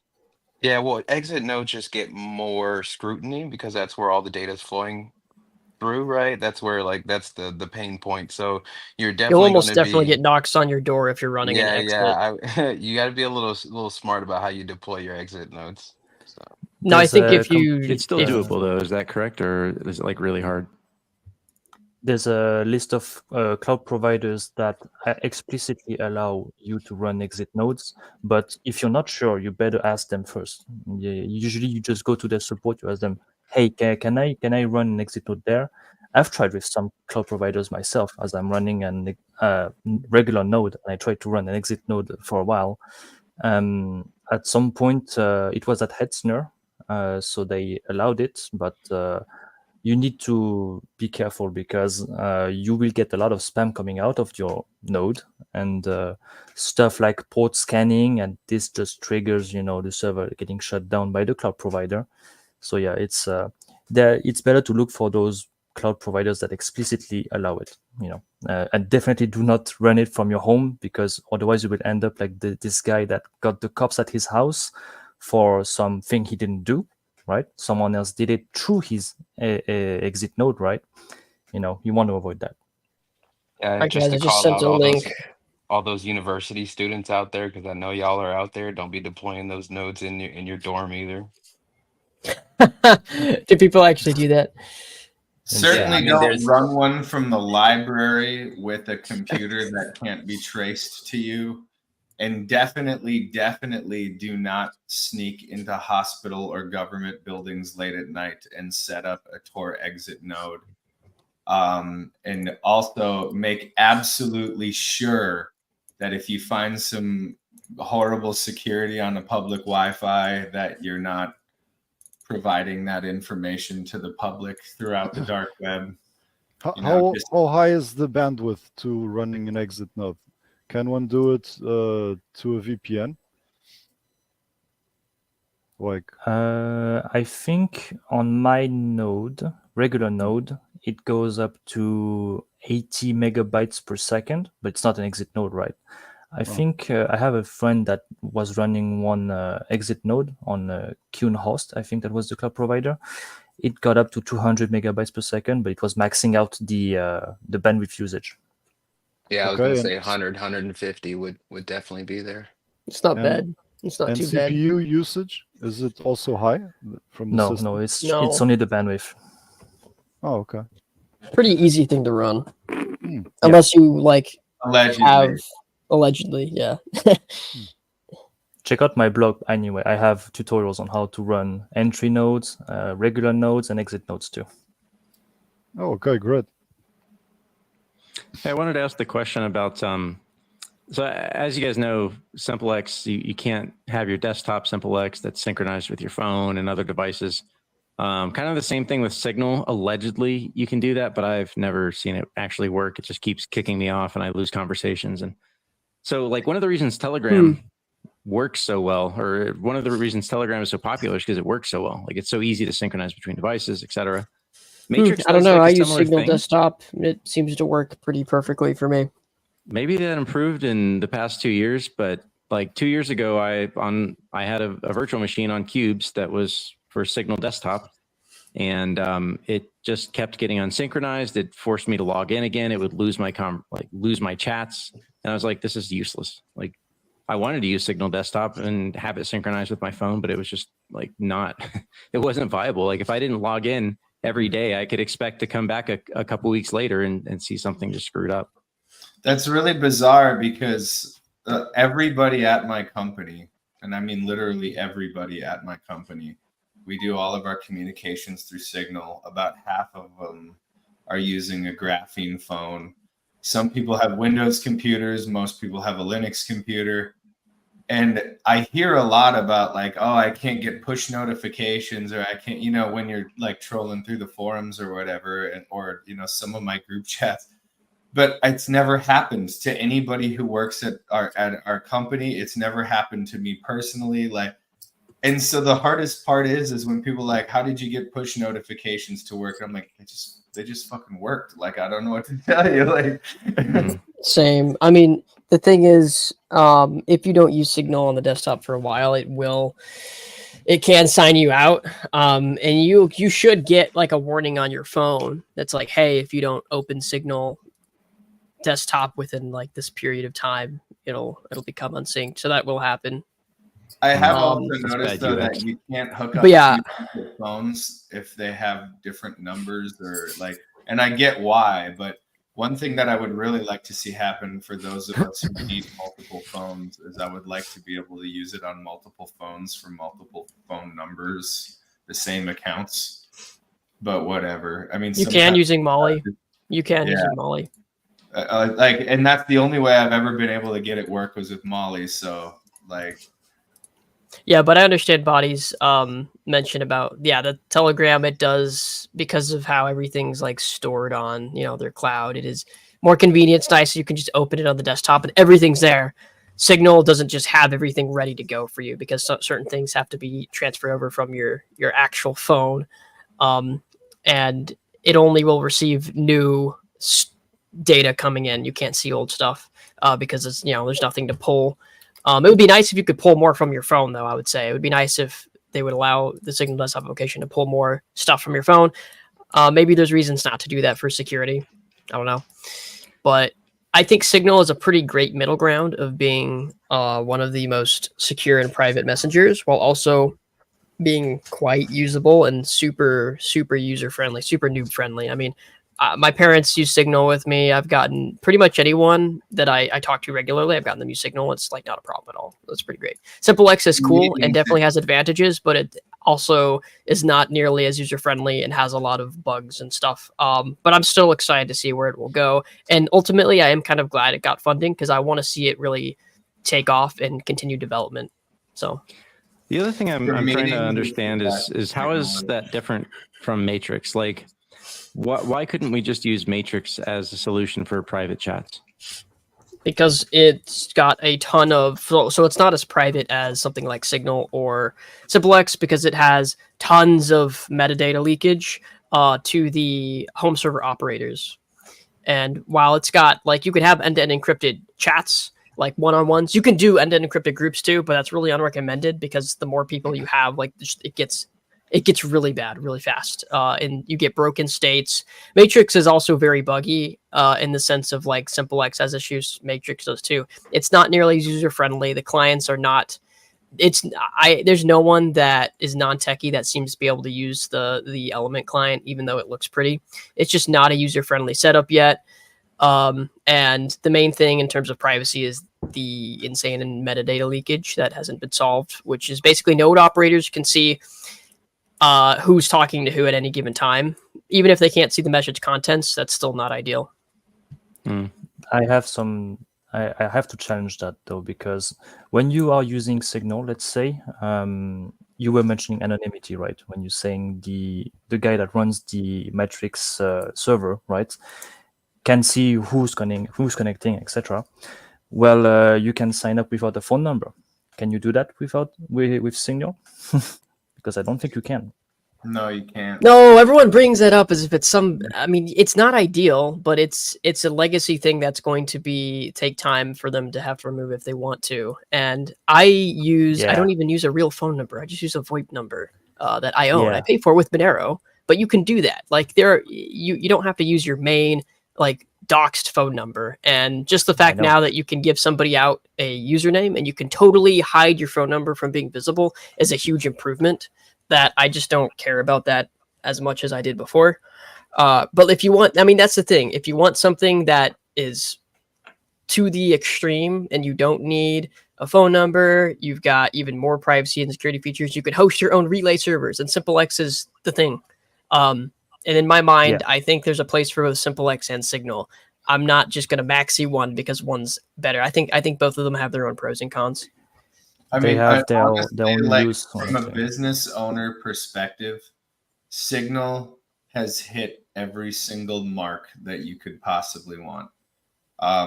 It has tremendous privacy guarantees. It does meeting calls really well. You can revisit messages that you've sent before. You can make groups on allocating them on like a function to function basis. Signal is, in my opinion, from the idea of running a business, and especially like if I have a new business partner, they can download an app, they can use it in 5 minutes unless they need to like recover the phone number, and then they can immediately start chatting with me privately. I can know it's them, like it's definitely many orders of magnitude above, especially just like calling or text messages. But then on top of that, like versus what email, like it's so much better than It's not the same thing. You're comparing email with instant messaging, but what I'm saying is, when it comes to OPSEC, when it's just public use, like you're mentioning in a business, you don't care. As long as it works, it's fine, right? But when you want to use it privately, so for private use, the requirement is open source and preferably self-hostable. And you will see that it's not possible with Signal, for instance. But when you want to take it up further and you want to have anonymous use, you need to have it on top of that. You need to give as less info about yourself as possible. And you have, on one hand, an app that asks for your phone number. And we all know that 99.99% of people out there have only a SIM card on them, right? And this is clearly identifying them with... So what? The point is that messages can't be tied back to your specific phone number anyway. It's not like Telegram. Yeah, but from an OPSEC point of view, if you're at all remotely concerned about that, just use SimpleX. That's the point I'm trying to get across. They both have their own use case. I'm not advocating Signals like the end all be all. What I'm saying is that people gripe about it too much when if they need something more, just use SimpleX. Signal solves. Go ahead. Yeah, let me finish. What I meant to say is it's usable for private use, but not for anonymous use. And when you want to have it anonymous use, you would go with Matrix. It's possible to have anonymous use with it, but it's clearly, as you said, it's not for the non-techies. And SimpleX, I think, is the next big step here. Like you don't even need a username, no phone number, nothing. That's clearly ideal. They just need to work on making it user-friendly, I think, noob-friendly. And then I think there's a big potential there, yeah. I use Signal anonymously. Yeah. So for one, yes, it is possible to use Signal anonymously, but number two, most people are not going to be able to do it. But then Most people aren't going to be able to. They're not going to know how, but you can. The point I'm making is that you can. And one big thing that people don't take into account is that Signal is one of the only, if not the only, app that allows you to use end-to-end encrypted group calls. Now, Element supposedly has, or Matrix supposedly has, this newer feature, which I've tested. I don't know if they've actually fully integrated into their client yet that can do end-to-end encrypted group calls, but Matrix and Element client are just buggy and never really seem to become, it's getting better, but it's just not been a great thing to use over time. Telegram, I don't know. I couldn't say. Telegram does have end-to-end encrypted one-on-one calls, but they're rolling their own crypto, and I don't even know if that applies to group calls. But Signal has really good end-to-end encrypted group calls that just work. So that's kind of a big deal. I think it's important for the purposes of this show to make sure that the listener who may not be well-versed in the technicals of what we're discussing here. So first off, what Nihilist is saying is there is an anonymity issue with Signal that for the average user, that is true. But we are talking about a very, very high level of operational security that is not necessary for the vast majority of threat models out there. So, and what I mean by that is you have to be like an internationally wanted fugitive on the run or in a jurisdiction where that government agency is interested in seeing you dead or alive, right? But for the purposes of things like corporate espionage or, maintaining a very high level of privacy or not having your information leaked to your cell network provider or your, IP provider or whatever, Signal does an excellent job. And so if you are currently using text messages and phone calls to do your communication, it is an extremely easy step with a lot of fruit. Okay, it will drastically improve your situation to switch to Signal at the very least, because it's used exactly the same way as you're used to with your cell phone. It's used exactly the same way you're used to with your text messages. And even if you're using an iPhone or some kind of Google Android or whatever, it is a huge, huge upgrade to your privacy levels to switch to Signal as much as you can. Okay. So for the general viewing audience, that is a really good first start. Like, it's a really good first step. It's easy to do to switch to Signal. Now, if you want the highest level of threat model protection, then I would start with that first step of at least switching to Signal, and I would make an attempt to be better versed in things like Matrix and SimpleX, because there are different use cases for both of them. But you're going to find very quickly that a lot of people that you might want to communicate with, they are going to struggle with things like Element or Matrix or with things like SimpleX because they're not there yet. And that is what is being discussed in this conversation for any tech normies out there is step one, do literally anything but texts and phone calls that upgrades your security. Signal is a great start. So please, for anyone listening, if you care about privacy, stop using SMS text messages and phone calls. Make the switch to something better. Signal is easy to use. But that said, knowing how to use something like SimpleX, knowing how to use Tor instead of a VPN, all of these other things is an extraordinarily powerful tool if you want to take it to the next level. So I hope for the viewing audience out there that adds some security. First, start with something other than text messages. Start with something other than emails that gives you a higher level of privacy. and work your way up from there. Yes, please, for God's sake, do not use SMS. It's like broadcasting all your transactions into the public, basically. And I cringe every time I receive one. Thankfully, I don't very often. I'm going to show this clip just because this was tweeted. This was mentioned a little bit ago about some Trump coin thing, and this was tweeted just a little bit ago. So I'm going to show this just so we can have a funny reaction. Hello, everyone. I have something incredible to share today. We are announcing the launch of Trump coins, a true symbol of American greatness. Trump coins are designed by me and minted right here in the USA. This beautiful limited edition coin commemorates our movement, our fight for freedom, prosperity, and putting America first. We always put America first.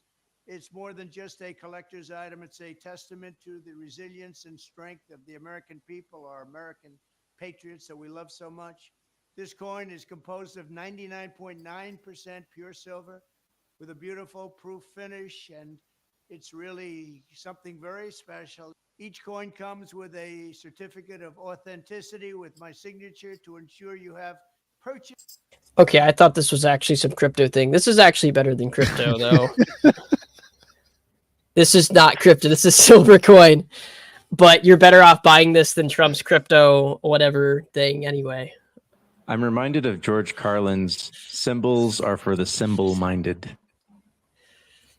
I still wouldn't buy it, but you're better off buying this than whatever pump and dump thing was being sold a few days ago. What type of coin do you have, Slaveblocker? The silver coin, is it like Maple, Krugerrand? Well, this is a Krugerrand. Nothing special. I remember when Klaus, our great friend, and Christine as well, Klaus was saying like 3 years ago, all these politicians belong to us. We penetrated their cabinets. And I wanted to iterate on the idea of last show that it would be really a great thing to gamify that idea. Like all of the people on this show, like try to dust politicians and have them claim XMR. Like the donations or bribes, it would be a mediatic bribe to the politicians. And there would be like, I don't use X, so I don't know how it is, but the politician would be on the web on his page of X, would receive the link. He would then claim his XMR, the seed would be unlocked, and then there would be a proof back on his page that he claimed it. And then whoever dusts more politicians, I'm talking about huge amounts, 5 piconeros or something for the politicians. Yeah, whoever dusts more politicians wins. That would be great. All right, guys, I did create a Signal group, and I sent the link in the chat in the comments. I'm going to create a Simple X one as well. I'll go and send the link for that, so you can use whichever one you prefer. Can I make the case for centralized exchanges, or is that like swearing in church? That would be amazing and highly welcome on this show. We are open to pretty much all ideas, as long as you can say make a good whatever case you for want, it. man. Say Okay. whatever you want. So I know that when the listing on different exchanges went away, people celebrated it, and I got it. I understand. Like, you don't want to depend on centralized exchanges to have money freedom, but I had a few points that I wanted to just mention, and hoping you can give some feedback. So we're getting Monero into the economy. Like it's very difficult if the people, quote unquote, they're not mining themselves and they're not mining several XMR a month. It's kind of difficult without the exchanges. And let's say if I ask my neighbor if he wants me to fix his roof for XMR, and he says, yeah, great. Where do I get this XMR? Well, you got to mine with a lot of computer power for many months, or you can buy Litecoin on a centralized exchange, then swap it on a site or an app like Cake Wallet for XMR, or you could buy it directly from Kraken if that's available, and then, or you could buy XMR with fiat from a friend who has a Kraken account, who has a centralized exchange account, and then you can send it to me to get your roof fixed. Or Yeah. you could buy your Monero with fiat directly from a decentralized exchange, such as Havino. Yeah, Destroying a lot of that. The problem with that is if my neighbor, if I'm gonna fix his roof for, let's say, $1,500, it's gonna be a little difficult to get $1,500 from a decentralized trade. And if someone sends $1,500 from one country to another, not only do you have the fees and the third parties and all of that, but I think if I received these transactions that are substantial or even smaller, I think my bank would go, hey, where are these exchanges, or where are these transactions coming from? Who are you transacting with? But if Yeah, you there are different fiat payments that are less susceptible to being stopped. For instance, you mentioned the bank payments, right? I like it because it's very convenient, but I cannot do bulk trades. Like I cannot just trade 3,000 euros monthly, right? It's not possible for me, at least. But if I wanted to do the same amount and not raise any suspicion, I could try with cash by mail, for instance, and that would be a much harder way to stop my transaction. But if I withdraw $1,500 from, I mean, I can't even do it from an ATM. I would have to go several times to do it. If I go to the bank and I say I want 1,500, or where I am, it's around 1,800 US dollars in my local currency, they're gonna say, if you want more than that, you gotta give us a reason. You gotta fill out some paperwork and all of that bullshit. I've done this in the past, and I asked for maybe 3,000 US, and they said, "Oh no, we can't give it to you. You can only get 20,000 or 2,000." And then I had to like come back next week to get the rest, and they were asking like, "What are you using this for?" And I'm saying it's none of your business, but they have to ask in order to give out the money. And I think the point is there that it's going to be very difficult without centralized exchanges. And if you're very tech savvy and you spend a considerable amount of time and resources mining, then cool, then you got some Monero to use. But most people, we're trying to get most people to use it. That's not going to happen. And if you get a lot of Monero from mining, okay, but for everyone else, it's not gonna work. I think we need the centralized exchanges to get the money out into the economy. It needs to get out to the people from the exchanges. If you want to buy $1,000 worth of XMR, it's going to be difficult on a decentralized exchange. If you do it, your bank might ask some questions, and depends on the payment option, really. Yeah. I got a couple of super chats. I'm going to read real quick. Sorry, guys. Short Surfer 2009 tip 25 cents. So Reno is hitting an all-time high monthly trades today or tomorrow, 200 trades per month and growing. Cool. Yeah, that's definitely a way for on off ramping your XMR. And then one more, Dustin S tip 50 cents. We aren't buying Monero anymore. We are earning it. Well, it depends. It's still kind of hard to earn a lot. I don't buy it. Like people say, "Oh, just work for it. Just work for Yeah, Monero." it's not that easy. but You have to be lucky enough to work for a company that'll pay you in crypto, or you have to do you have to sell a bunch of stuff on XMR Bazaar. Yeah, Yeah, and I my agree. neighbor doesn't have Monero to pay me $1,500 to fix the roof. So like a just work for Monero, that only works if the other party actually has Monero. But if you send $1,000 to a centralized exchange, the bank is going to go, oh, he's probably investing in Bitcoin or Dogecoin. And if you receive, then they're also not going to bother you. And you can on-ramp and off-ramp $100,000 worth of XMR. Like if you're a multi-millionaire listening to this and you like freedom, maybe you should buy $100,000 worth of Monero on Kraken, and then you can enter that into the economy, into the centralized exchange. You're not going to be able to do that with a decentralized exchange. And let's say, to be a little pragmatic in terms of price, if the price goes up dramatically, if XMR goes to $10,000 and you have 10 XMR and you got $20,000 in debt,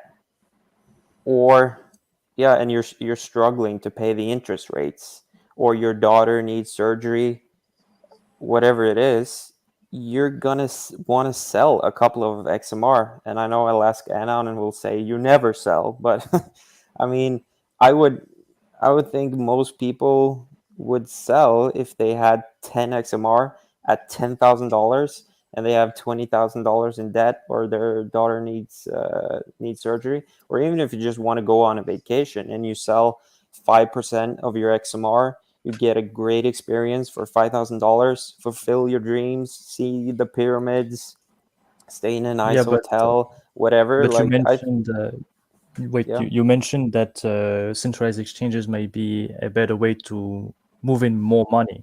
But what's telling you they're not going to stop your transaction due to the high amount of money, just like a bank would do, right? I think it's much more likely that they will stop it, actually, due to their financial regulations. And yeah, my plan to get much Monero, a high amount of Monero, which I planned before, was to buy with bank transfers on Havino, was 500-ish transactions, 500 euros per transaction in Havino, fiat to Monero, and I did it like once a month or so. So after those 3 months, let's say, I would be able to pay someone 1,500 in one go, right? So, but yeah, due to the fact that I need to use the bank to move the money, I need to respect the amount per month I can move, right? I cannot go above that, otherwise they will ask me, and I will, I will have to explain, and it's a shit show. Yeah, so I think Cypher Bliss makes a reasonably decent case here for sometimes that you'd want to use a corporate exchange. I feel like a lot depends on who you are, depends on your bank. Some banks absolutely hate crypto. If they suspect you're buying crypto, they'll shut your account down. Yeah. There's definitely going to be limits, as you mentioned. If you're trying to acquire $100,000, $500,000 worth of Monero, doing it over Haveno is probably not, unless you're going to split that up into a bunch of different payments, which itself is kind of its own ass pain. It's additional friction to have to do that. That's a good problem to have. Yeah, right. I feel like exchanges are like centralized exchanges. In a way, you can't trust them with obviously not in a way, you definitely can't trust them with your privacy. They're reporting chain analysis, they're reporting to the government, they're keeping records. But generally speaking, if you go with the tried and true big ones, you should reasonably be able to trust them with your money, right? They shouldn't just run away with your money, and you have recourse. So like, particularly if you're a corporation, if you're a corporate entity, and you're already have asked for the permission of the government to operate and do the things that you're doing. Like, it's one thing if you're operating your own personal business. It's another if you're running like a larger corporate entity, in which case that kind of makes sense. Connect to the exchanges. You're already doing your reporting. You're already filing all your taxes. You might as well just connect to the exchange. There's the privacy is already gone. So you might as well just use Kraken. That's an officially sanctioned, regulated exchange if you're trying to move, especially if you're trying to move large amounts of money. If you're an individual that's trying to move a large amount of money into crypto, buying $500,000 or something, yeah, you might want to also still go with Kraken. You might want to use a larger regulated exchange for that. I feel like if you're not like, if you're just a like normie U.S. citizen, you should be able to use Haveno to acquire a few $100, $1,000, even a few $1,000s of crypto at a time. And most normies aren't going to be buying $10, $20, $50,000 of crypto at a time. Not all of us are Big Sharma. Yeah. So I feel like, there's a good case to be made occasionally for using exchanges. But I think most people, you really are better off going to crypto conferences, using Haveno, trying to work for it. Like there's a bunch of different ways, and you can find a way that works for you. But yeah, so I mean, I think most of your case there was reasonable. DL tip 25 cents. SEX provides amazing utility that DEXs don't and maybe never can. Indisputable. But we must have DEXs because reality is that bad governments and central authorities have and do use SEX to abuse users. Utility is pointless if you're dead or in jail. Yep. Yeah, I think they both have a case, but I am excited for the future of DEXs like Sarai. I definitely support decentralized exchanges.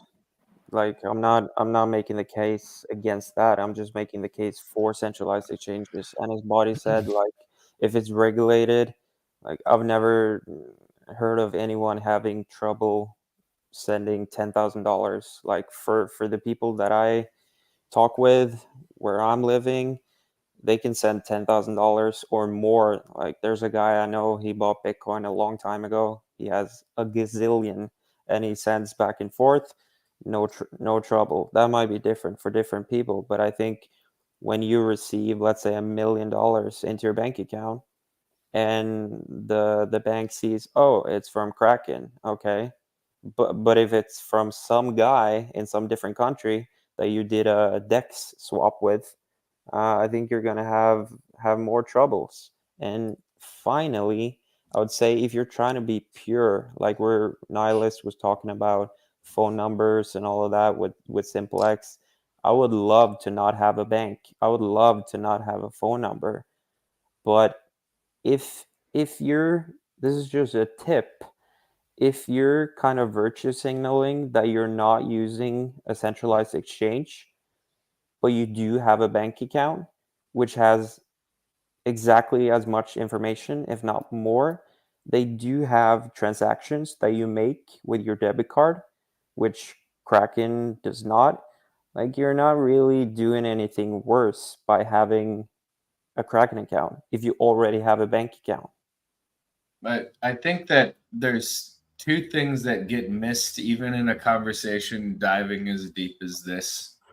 And it almost feels like every week I'm turning into a broken record, but I am legitimately concerned about how podcasts such as this one, we undermine our own arguments when we fail to recognize the technical illiteracy of the average person.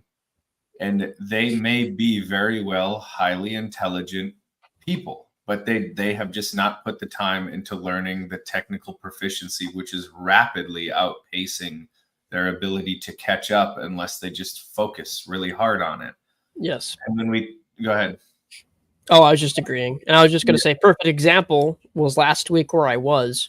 It was a large group of middle-aged to older guys who, very smart people in very interesting fields, but they're not technically savvy at all. So having something, being able to tell someone, yeah, just sign up for Kraken, you can buy Monero. That's incredible, right? It's not the most ideal scenario, but being able to just tell someone to do that, that's a great way to just onboard somebody quickly who just wants to buy some here and there, or wants to even buy a lot. They want to move a lot of funds, and sure. And there's another thing about this that I think is even more important about what Cypher Bliss has said that I like. So the best, in my opinion, the absolute best way for Monero to have massive adoption really, really quickly would be if many, many companies started offering the ability to get a certain portion of your paycheck in Monero. And where did they get that Monero from? Exactly. That company would probably link their bank account to an exchange, almost certainly Kraken. They would make regular deposits. They would take custody of that Monero. They would have a list of Monero wallets that employee is willing to receive. And they would even want a view key. They would want to be able to prove that they paid that employee that Monero as per the contractual obligation. And I think when people say, oh man, there would be all of this paper trail, it's like there's already a paper trail that this person made that money. And there's a very high likelihood that if that person decided to purchase Monero, there would be a paper trail for that too. You've actually reduced the legal implications of all of this stuff. And then on top of that, now instead of one person being onboarded, you have several people being onboarded, and it's with a regular, consistent dollar cost averaging mechanism. I've explored the idea of doing things like this myself, where it would be very interesting to me to see, okay, well, if I did offer my employees, I will pay you a certain amount in either the crypto of your choice or the precious metal of your choice, just like you do with a 401k or whatever, which all of this should in theory be legal. That's such a strong case for a centralized exchange. And another thing about that is, like, when we talk about a circular economy, and we talk about on and off ramping and stuff, and people mention, okay, well, at what point and how do we infiltrate enough people having access to this crypto where, well, this is a point in time where we're just far enough into a certain point in history where we don't have a living memory, but we're just close enough to a certain point in history where you can still get records of a simple fact, which is it was not that long ago when multiple currencies were used and synonymous with a certain value. So what I mean by that is, 20 francs and $20 and 20 pesos were all just shy of an ounce of gold. They were all pegged to gold. They were all measured in gold. They all had equal units of gold in the physical gold version of their currency, and so on. It was not that long ago where people would, so if you had a $20 gold coin and you went to France, it's spent the same way as, a 20 franc or a 20 peso, because it was just understood how the coins were minted and how they. And the thing is crypto and gold offer that kind of pegged exchange rate. And it's not hard to do the math, and it's not hard to infiltrate the consciousness of the individual. So we're probably not actually looking at a situation where having access to the Monero directly is a requirement for being paid in Monero. Now, I don't know what that's going to look like, but you want to know something interesting? That's ahead. exactly how Cake is able to easily and quickly pay out anybody with Monero is, well, using Kraken, like you said. Yeah, it's so vital. And, some of the arguments that Michael Saylor has made about like, oh, the banks aren't going anywhere. Well, in a way that's true. It's just they're going to go back to their original role as monetary exchange functions if we force it. And that is, in a sense, a more productive thing to do within civilization than the nightmares they're unleashing upon us right now. But the other thing is when people like Michael Saylor talk about an institution or a government as though it's a human being, it's like weird, right? Because the people running JP Morgan in 10 years, most of them are probably going to be different. The people running the government are going to be mostly different. And they're people that just put the sock puppet on their hand and continue to talk using the sock puppet's voice. It's not the same people. It's just, it has the same label. It has the same brand, right? And so the JP Morgan of 10 years that may be more of an actual exchange facilitator is not the same JP Morgan as the one that's probably, it's hard to prove this, but they're probably shareholders in the Federal Reserve. They're probably, conspiring to mess with interest rates. We know that they're fixing the gold and silver prices and so on. Like that may not be who they are in 10 years. That may not even be an option for them in 10 years. But as Cypher, I think, is alluding to, when we like high horse our way into the fiery furnace of hell by like shaming people into getting their hands on Monero, we are certainly undermining our own argument. And when we set the technological knowledge base threshold for using Monero high, we are also undermining our own cause. This is one of the reasons why I absolutely adore Cake Wallet. I have never had a problem getting somebody to download Cake Wallet and start using Monero. And it kind of reminds me of the Signal thing that we were talking about before. Anything is better than nothing. Get these people away from the system that they're in, right? I wanted to make a point upon Cypher Bliss thing of centralized exchanges. If you use the bank because you need to get paid because of your job, let's say you make 30K a year or something, or 50 or whatever. If you cash out all the time, and then you have like the breathing room where you can buy crypto without being hassled by the tax authority. Like, let's say you withdraw the 30K a year and you spend them all, and then you get like plus 10K for some reason, trading or whatever from XMRbazaar.com. Then you can take that cash and buy Monero on the centralized exchange, and the tax authority will ask, where did that money come from? And you will say, well, it is within the bounds of what I earned, so I don't have to pay. There is no hassle there, you see. That's an advantage of cashing out. At least for me, I see it like that. Thanks for the suggestion, DL. I did go ahead and put that paste bin in the comments. So if you guys want to join the Simplex group, just open that paste bin. You can copy the very large link, so you can join the Simplex Monerotopia group. And to anyone who's not sure, if there are people out there who are less technical than me, like there's one place Monero comes from. Only one place. It's mining. I'm not the guy to explain all the math and cryptography around it, but it comes from mining, computers.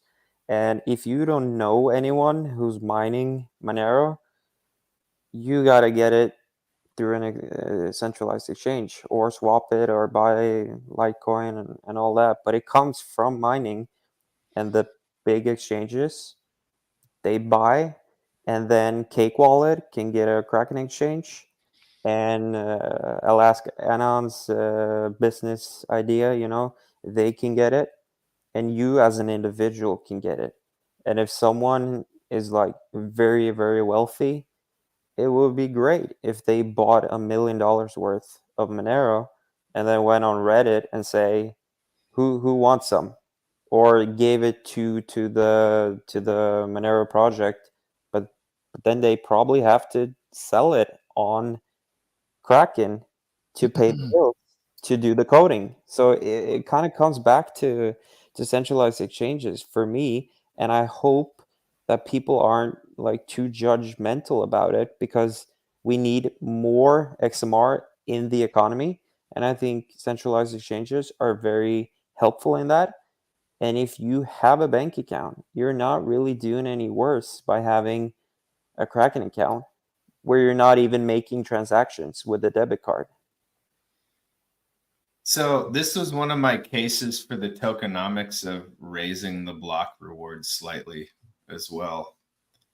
And I like, as far as network security, there's also the argument to be made there. But I think as far as like the price, the network security price is definitely a better solution.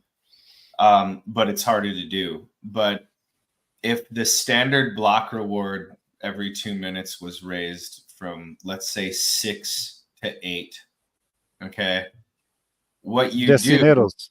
Decineros, you mean? Well, 0.6 to 0.8 XMR. Yeah, decineros, yes. So 8 decineros. If you raise the block reward by that little bit, you're opening up the I guess like the market access to smaller organizations.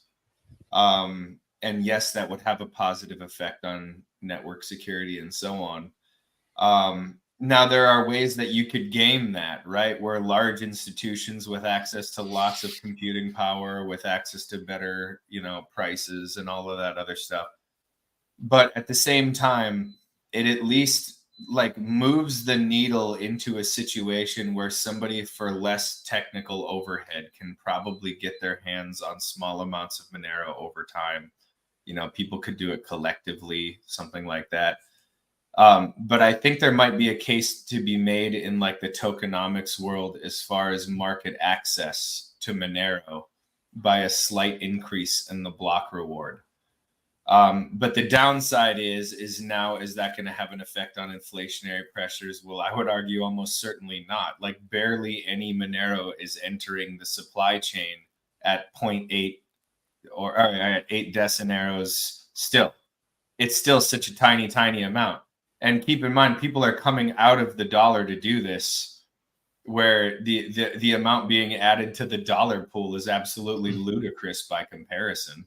So that's kind of one of the reasons I think that there is an argument to be made about possibly increasing the block reward size, and in a sizable way. Well, if you increase the block size, I don't think it matters that much. I don't know the math behind that difference, but in terms of people that are living hand to mouth, like, for example, I can buy 20 cores for 500 euros at 16 gigs of DDR3. No one is going to do that without, like, if you tell them, yeah, you can buy this computer for, let's say, 800 euros. Like, the CPUs are really expensive nowadays. I don't know, like,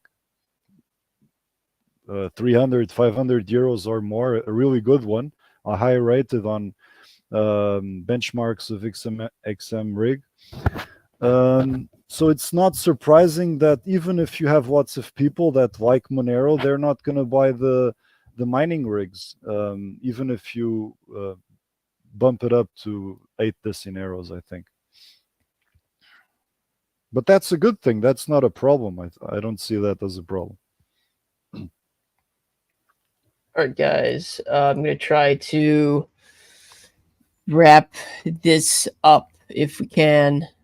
Anyone has anything they want to mention or continue to say?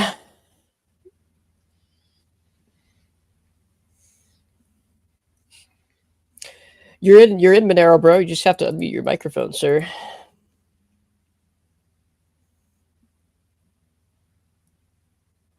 Tux, sorry, I had a question. You said that one output with a view key, you can certainly say that it has been spent.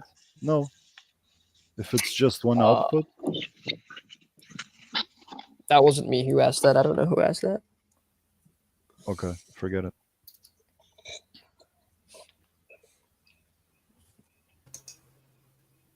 All right, I guess we'll leave it there. Monero Bro, I think Monero Bro is trying to say something, but he's not. Okay. Yo, you hear me? Hello. Monero Bro, what's up, man? Yeah, my friend, you hear me? Nice. All right. Yo, Monero Bros, listen up. I love you all. I love Michael Douglas. He's my favorite guy, and I love he's one of the list of John F. Kennedy, Even Douglas will not get killed, we got his back, But he's one of the biggest guys that we will change the world, Change the money, change the world. Listen up, guys, listen up. I love you, all your support. Tuxedo, if something happens with Douglas, you got his back, right? Right, Tuxedo? Of course. Yes, my friend. I told you this before. You remember? You remember, yeah?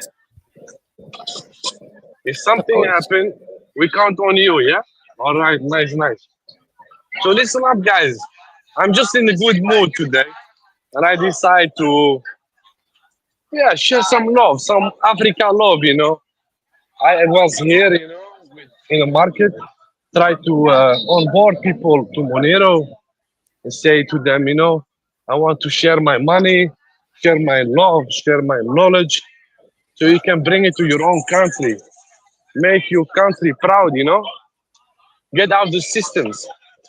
And it is like a small warm up before Mexico, right?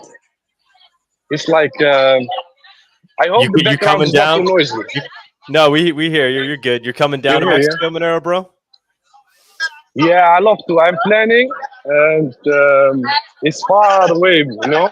First time in Mexico, but I try to motivate myself up, you know, with the number, the music number. I always want to go to Mexico, you know. But let me put the cam on. I hope you will see some beautiful Nice. African people. You see? Yeah, you can see. Are you successfully onboarding anybody over there? Yeah, my friend, I'm doing it.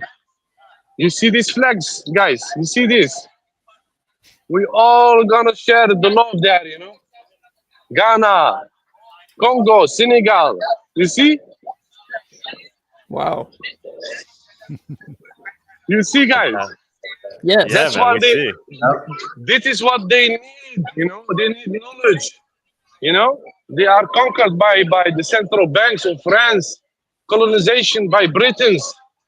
You know, they think they live in peace, but they are still slaves of the money system.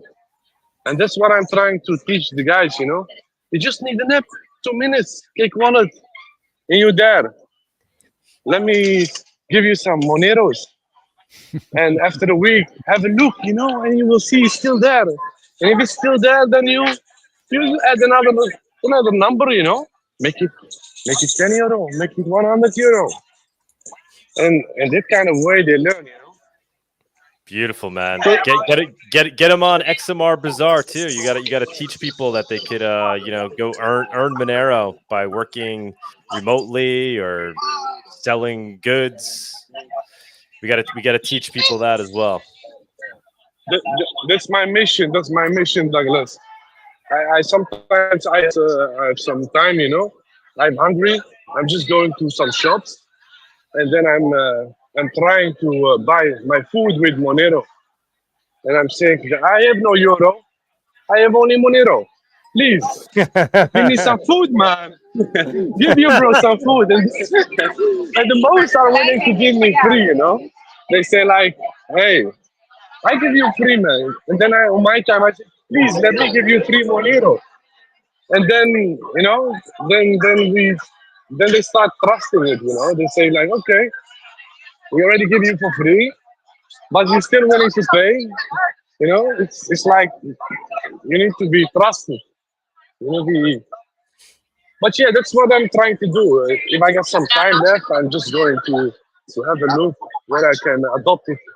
And I already got my hair cutter on board. I got my garage for my car on board. I got my meat guy. Yeah, it's like the guys that are they knowing me, you know.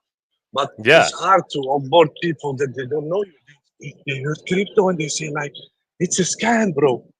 Get out. Yeah, the people are using here in the Western world. They are using it for gambling. They are using it for payment system. They are not.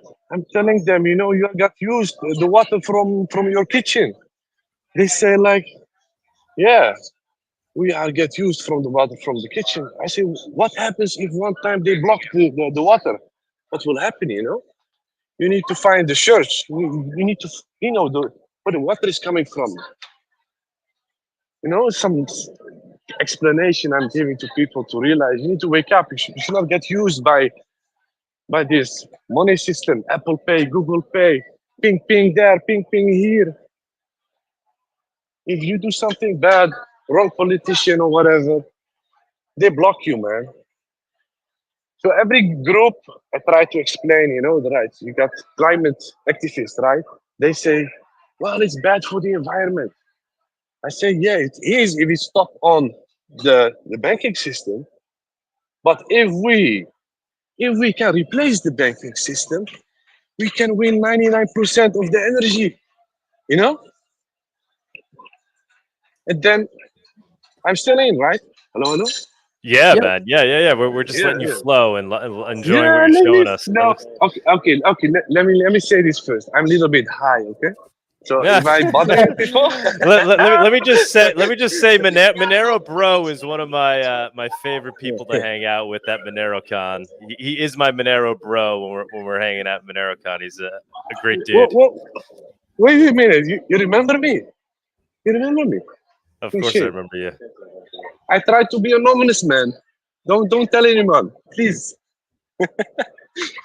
So I tried for a long time, yeah, to share the knowledge, to share the love, but I keep also to be, on the ground because I feel like some pressure that, you could be a victim, It could be that like the guy that was knocked on his door by, I don't know, was it CIA or FBI? I don't know. Monero, bro, I appreciate your spirit for the love of privacy and anonymity, but I don't know. You might not be the best guy for trying to maintain an anonymous ID. You have a pretty specific voice and a pretty specific attitude, and yeah, you stick out like a sore thumb, homie. I'm sorry. I know, guys, but I tried as much as possible, but I give up. Like, okay, if you want to share this knowledge, you have to expose yourself. Maybe Somebody's got to do it. You're the guy for it. Keep it up. He's doing a good job. Though. Yeah. I don't know his real name to this day, so he's doing a good job in that respect. Maybe it's not his real accent. He just puts on a character, and that's not his he real could just identity. be really, really good at acting. I guess that's possible. I do. Yeah. Yes. So I decided today to have a talk with you guys, share some festival love here, and I also showed this place because I told you, Douglas, maybe this will be this place for the next conference. Yeah, where is that? Where is that exactly? Well, you should know, yeah. You know what I told you, right? Okay. Yes. And it is now used for an African festival, right? And for me, it was a perfect day because here is every country from Africa, and if you can learn one guy from here, he can bring this knowledge to his own country. That's the beauty of this. We fit right into marketplaces. It's the perfect spot. All right, Monero, bro. We greatly appreciate you stopping in. I think we're gonna call quits here, though. But final words, Monero, bro. Final words. Final words. Change the money, change the world, guys. I love you all. Ciao. Thank you so much, man. I really hope, Monero, bro. I hope you make it down to Mexico. DM me or get in contact with me if you I don't know if there's anything I can do to help make that happen. Email me, man. Monerotopia@protonmail.com just to make sure you get to me. We are already on Signal, right? Yeah, I believe so. All right. Thank you all. Thank you for listening. All right, brother. Signal link in the group chat right now. If you check the private chat, Monero, bro, there's a Signal link that you can use. Here, I'll send it again. Okay. Yeah, we'll start spreading that around. There you go, man. Thank you. All right, guys. Yeah, Tux, maybe you could tweet that out. Sure. Once we hang up here. All right, guys. We do these shows every Saturday at 11 a.m. Eastern. Another epic show. We're a little over 4 hours here. 471 live views. A bunch of super chats have been sent. A bunch of knowledge has been dropped. We talked about the hackathon, which will be happening, that Deverick and Csilla will be running. Very excited about that. Anybody who is interested in that, definitely please reach out to Csilla. Her email is on the MoneroTopia website in the hackathon section. Find it there. Or just email us at ProtonMail if you can't figure it out for some reason. But reach out if you want to be involved in that. And we are looking for maybe another speaker or two. So if there's somebody in particular that you want me to try to get, you could let me know. Or if you yourself want to think you're cut out to be a main stage speaker, you got something you want to tell us about, reach out. We could maybe add 1 or 2 more speakers. And I'll leave it at that, guys. Thank you so much. Thank you, everybody who participated today. As always, Tux, let's close it out. Thanks, everyone. Have a good weekend. God bless. Adios. Thank you for joining us on this week's MoneroTopia episode. We stream live shows every Saturday at 11 a.m. Eastern. You can find and subscribe to our show on YouTube and ODYSEE, or listen to the podcast on iTunes, Spotify, or Stitcher. Don't forget to follow us on Twitter or join us in the MoneroTopia Telegram group. See you.